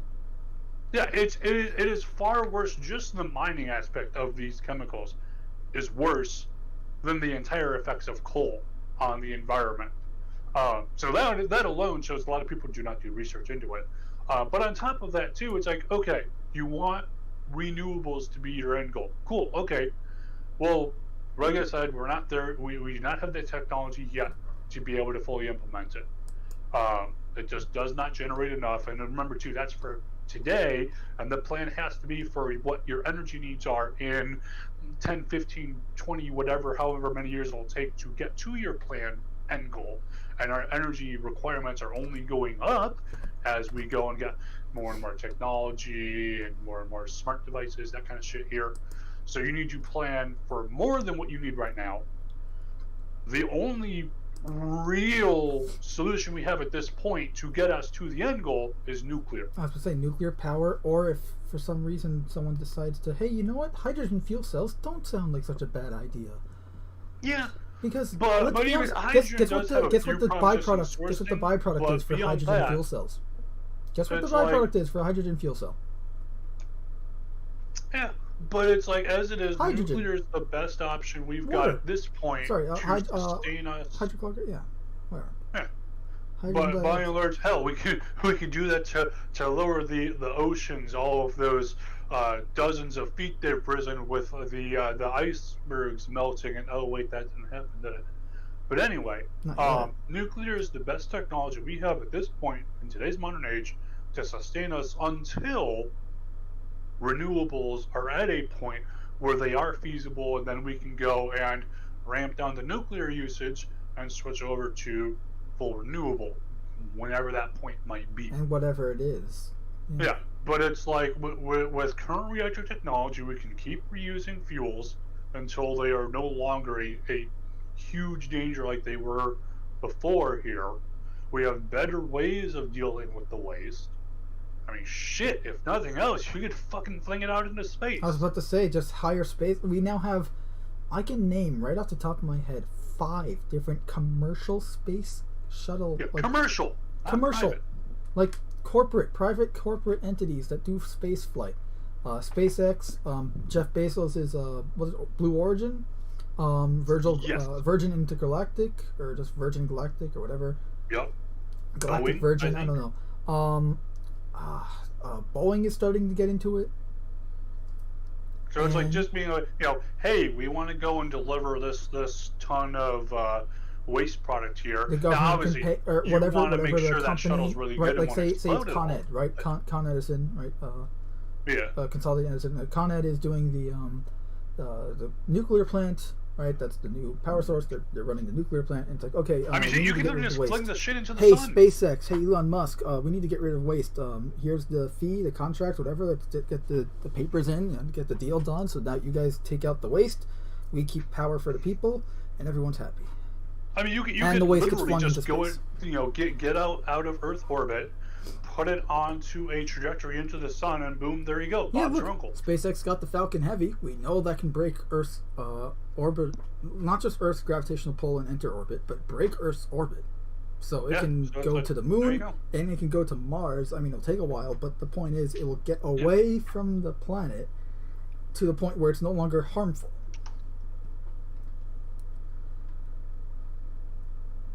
So anyway, other groups include Southern Poverty Law Center, RACES, RAICES, NAACP, NAACP Equal Defense Fund, and Equal Justice Initiative, among others. There is also a list of books they recommend their employees read. Some of them include White Fragility, Why It's So Hard for White People to Talk About Racism by Dr. Robin DiAngelo. We've been talking about it for like 4 hours now, and I haven't had a problem. And we're both white. White Rage, The Unspoken Truth of Our Racial Divide by Carol Anderson, and The Next American Revolution, Sustainable Activism for the 21st Century, among others. Oh, it's so weird when you go up to some random person and you just go, "You're racist," and they go, "What?" And you go, "What are you talking about? What am I doing that's racist?" Oh, well, if you can't see that you're racist, that just makes you more racist. Okay, but how am I supposed to learn from the mistake if you don't tell me what the mistake is? Because I don't know what it is. How am I supposed Well, to learn obviously, from it? like I said, you're supposed to just kowtow to everything the media and your betters tell you to do. And if you go and if you defenestrate yourself enough here, maybe eventually you too will become woke enough for today. And also, I love how they have a related article here about how J.J. Abrams continues to self-destruct the Star Wars franchise, or as, if you want to just use a term I've coined, trademarked by Mando Merc here on Cast and Shadows, it's Abram-boozled. Star Wars got Abram-boozled. Star Trek got Abram-boozled. Superman will become Abram-boozled. Coming to theaters shortly, or not. Some of the books are even targeted towards their employees as kids. Oh, shit. In fact, Wow, there is that- an entire section titled, If You Have Little Ones in Your Life. In the section aimed towards their managers, they instruct them to acknowledge the result of hundreds of years of systemic racism and state-sanctioned violence against black people. Wait. So they're saying that racism only happens to blacks? That's pretty racist. Yeah. They also proclaim the uprisings that have been happening and will continue to occur in response to these systemic injustices are part of a long lineages of resistance. And here's the. I wonder if these people ever actually hear the words that they say and type out. I wonder if they ever. I don't actually, know, like, because it process sounds through their really brain. stupid when you just read it aloud. Acknowledge history. Well, they're not doing that, so there's. Yeah, they're completely ignoring history. They're rewriting Not it. trying to. They're Not trying rewriting to it. too. It's like, I mean, like I said, that racism happens to blacks, and it's like, well, first off, there's more than just black and white, among other things there. Well, no, that's Not to okay. mention, On too- the boys, they had racism against blacks and Asians. Whoa, You know what their racism? Asians are only non-white when it suits their purposes.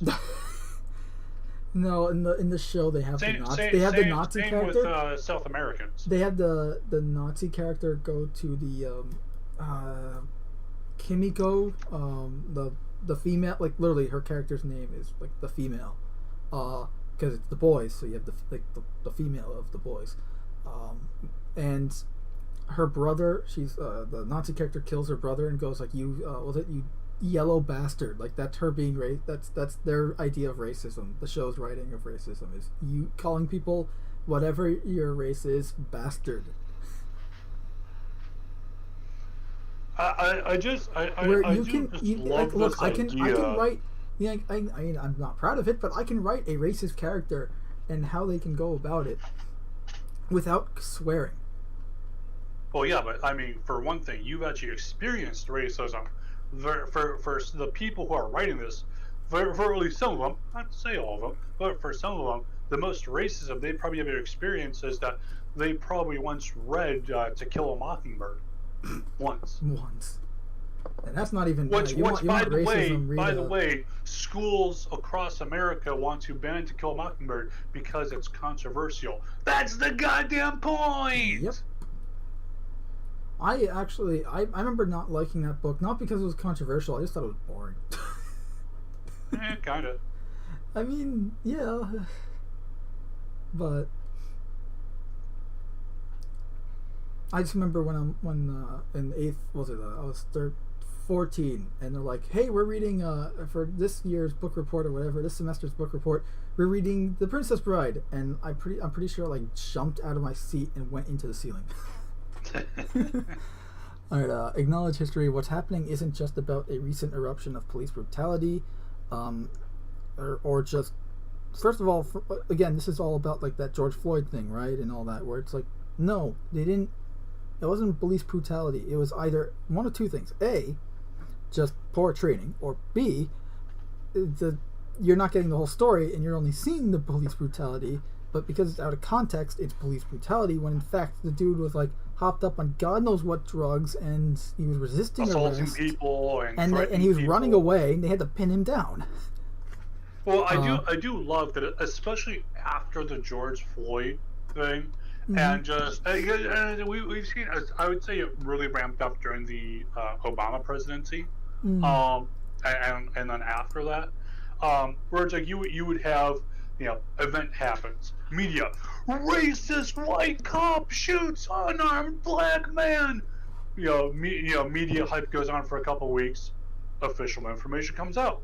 Oh, hey, it turns out that the guy was not unarmed. The guy had kidnapped his kids or something. Had from, 3 prior from his arrests girlfriend and who he was had just smuggling raped. drugs, and it's like, Yeah, and it's like, oh, so none of the facts that were purported by the media are actually true. and that's exactly It what I'm turns talking out the about narrative with, is completely wrong, but by then they've moved on to the next, the that's next racist and that's shooting. why here on this channel I always try to, I never like, the only time I think I did a news video, like the second the news broke out, was when CD Projekt Red announced that the game Cyberpunk was going to be delayed to December 10th, because there was no story about it. They made it all in one single post. It was like I had the picture on screen and everything, just had, and all I did was like, here, it's delayed, I'm sharing my thoughts, okay, end of video. It's like 5 minutes long, it's like Also, too, because in terms of that, we're getting news from a first-hand account.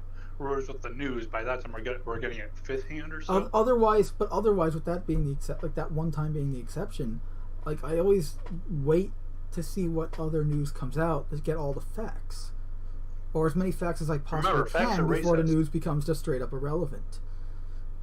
I mean, isn't it already? Realistically, with the amount of bullshit, misleading bullshit. Sorry, I'm repeating myself here. It's almost 2 a.m. I'm not as verbose as usual. But with the amount of shit that the news media spews out, that is proven to be, at best, misleading, at worst, complete fabrications here, are they really even relevant anymore? I mean, but so besides the fact that they get their faces up on TV, besides that fact, are they even really relevant? I don't know. I can tell you this though, that everyone, at least here in New York, everyone I know, and like even people I'm not, like I just literally like I met off the street and asked once and stuff, we all think that the New York Times is just like a political joke because it is, and not a good one, either. Like really the only good papers in this area are like some of the really local, like indie stuff. Well, because they're the only ones who at this point have no, but like of the big names, you got the New York Post and you've got the Wall Street Journal. And the New York Post is a tabloid. Like that's not a newspaper, that's a tabloid. I'll tell you right now. Like yeah, they do some good news reporting and stuff, but at the end of the day, oh, and here's another thing that they do, is, they differentiate opinion versus news. Like they have a section called Post Opinion versus like the first 11 pages or whatever of the paper are usually whatever news thing that happened that week or that day or whatever it was. Also, guess what issue of the Post had the huge giant story about the Capitol riot? Fridays, not Thursdays, not Wednesdays. It was Fridays, because they found that's when like they got the story. Yeah. Also, the New York Post was sometimes people think the New York Post was the guys were the guys that had the Biden Hunter thing, Hunter Biden story that they put on Twitter, and then Twitter banned them and like prevented anyone from sharing the link. Yeah, that was them. Good times. Yeah, and then after that, they went on like 2 weeks tirade in their Post opinion about how like they should how we should get rid of Section 250. Was it 230 or 250 for big tech that like protects them from not really being held responsible and being able to censor whatever they want on their platforms. Well, because they don't have enough power to brainwash us. Yeah, right. By the way, speaking of brainwashing, for anyone who wants a really good, like a little bit on the conspiracy side of things, but I like that. I highly recommend a channel called The Fourth Age for anyone watching. It's a good guy. What happened to the Fifth Age? Well, the Fourth Age was it's a reference to like the Greeks and like the Fourth Age of heroes, and how heroes were standing for virtue and the betterment of mankind. People nowadays couldn't even spell virtue. Versus nowadays you have heroes, quote unquote, like Captain Marvel, who's pretty much a villain posing as a hero. Yep. She's also a woman posing as a man, but that's But it's okay because she's female and therefore no, she's a strong female. Apparently, strong females are essentially masculine women. Like, this is what I liked about the Venture Brothers when they did this. They had, like, a Wonder Woman type character who was, like, this super buff-looking woman. But it was hilarious. Because this is essentially, like, a group, like, it's just two guys. Like, the writing and animation stuff, it's just the two guys. Obviously, they have, like, a cast, like, the guy that does the voice for Joe on Family Guy does the voice of Brock fucking Sampson. If you haven't watched The Venture Brothers, I think it's on Hulu. I highly recommend. You can just watch clips on YouTube even. It's just hilarious. It's like you can tell that these guys are nerds just like us. Or it's like they have a not Fantastic Four called the Impossibles. So you have Mr. Impossible, who's pretty much like an evil, like a not an evil. Well, he becomes evil later, but he's not evil. He's just a really sinister Mr. Fantastic. It's just funny. All right. How long have we been at this here now? Like today? 4 hours and 13 minutes. Jeebus. The uprisings that have happened. You want to just continue this for like next week or something? Yeah, or do like a video in the we middle. can rant about politics for fucking hours. You here. can continue these articles about this stuff like middle of the week or something. If something comes. I mean, it's all going to be the same shit anyway. Right. That's why I'm saying like something's bound to come up in the middle of the week, so we can just do like a live, like whenever we're doing like, you know, next time we play Star Citizen during the week, we can just like have all this shit up and just start talking about it if we want. It's our show. We can do whatever we want. You see the guy who decided to tag along with us in Star Citizen. Oh, the poor son. We not realizing that our mics are set to open broadcast. And what the fuck's wrong with these people? Mm-hmm. What the fuck? But yeah, this is just man, this is what we went way off topic from just this.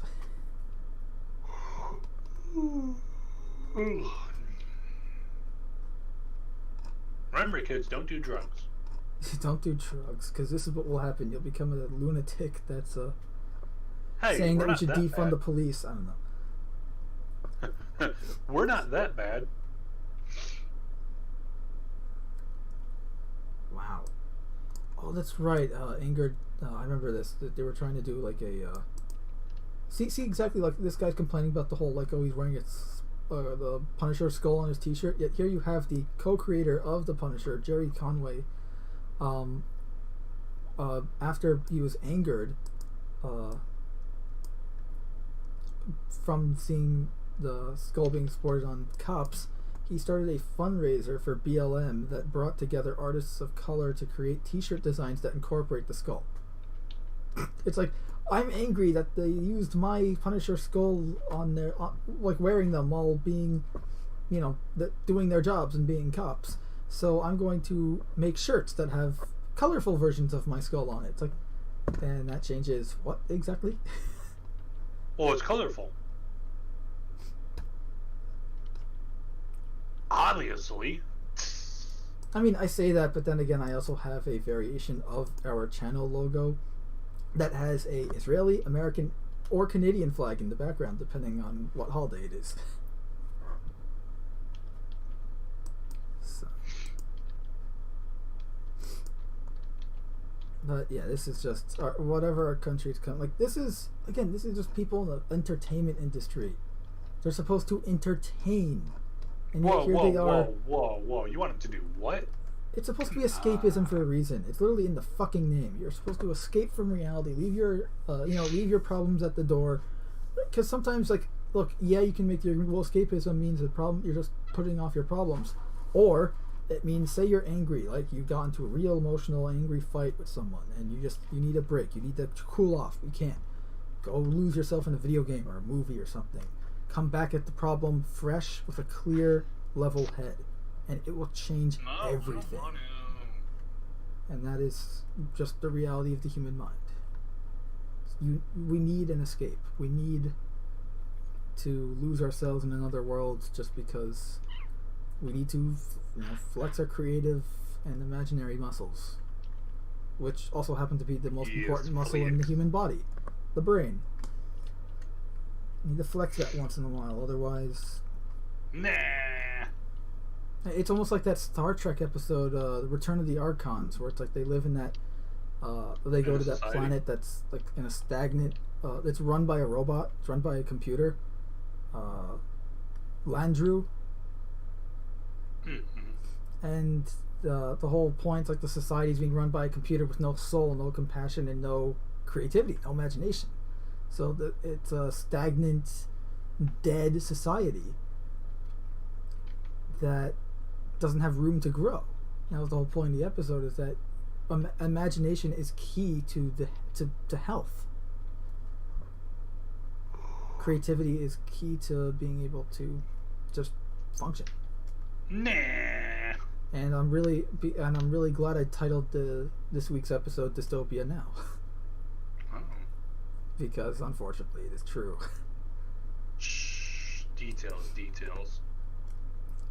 Ay. But anyways, I think we should wrap it up because it's 1:38 in the morning. Yeah. What could possibly go wrong? I know. You gonna be available tomorrow for anything, or like just playing Star Citizen or something? At some point. At some point, probably yes. When that will be, well, that's the question. Yeah, because again, I'm not gonna be available until tomorrow night. So.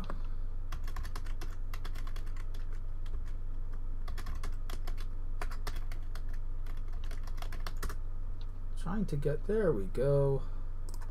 All right. So this week is sponsored by Error. Wait, that's not right. It's not? Are you sure? All right. Where's the goddamn image I had from last week? Gosh, dang it, Bobby. All right. I'll do it later for next week. But here, this week, I'm just gonna have an image of their sauces. Here, this week is sponsored by. I'm kidding. Yeah, no, sponsored by Iron Chef products, because everyone needs some good ass sauce for barbecuing or cooking or just using as a dip, whatever. And it's food, and we all need food. So. We do? I mean, not all of us, but Okay. the robots don't need food. So yeah, they got gluten-free stuff and non-gluten-free stuff. They got some really good, so if you want your gluten, glutton for gluten, whatever. Hey, look, they make some good ass stuff. I use it. So. Wait, they make ass stuff? No, thank God.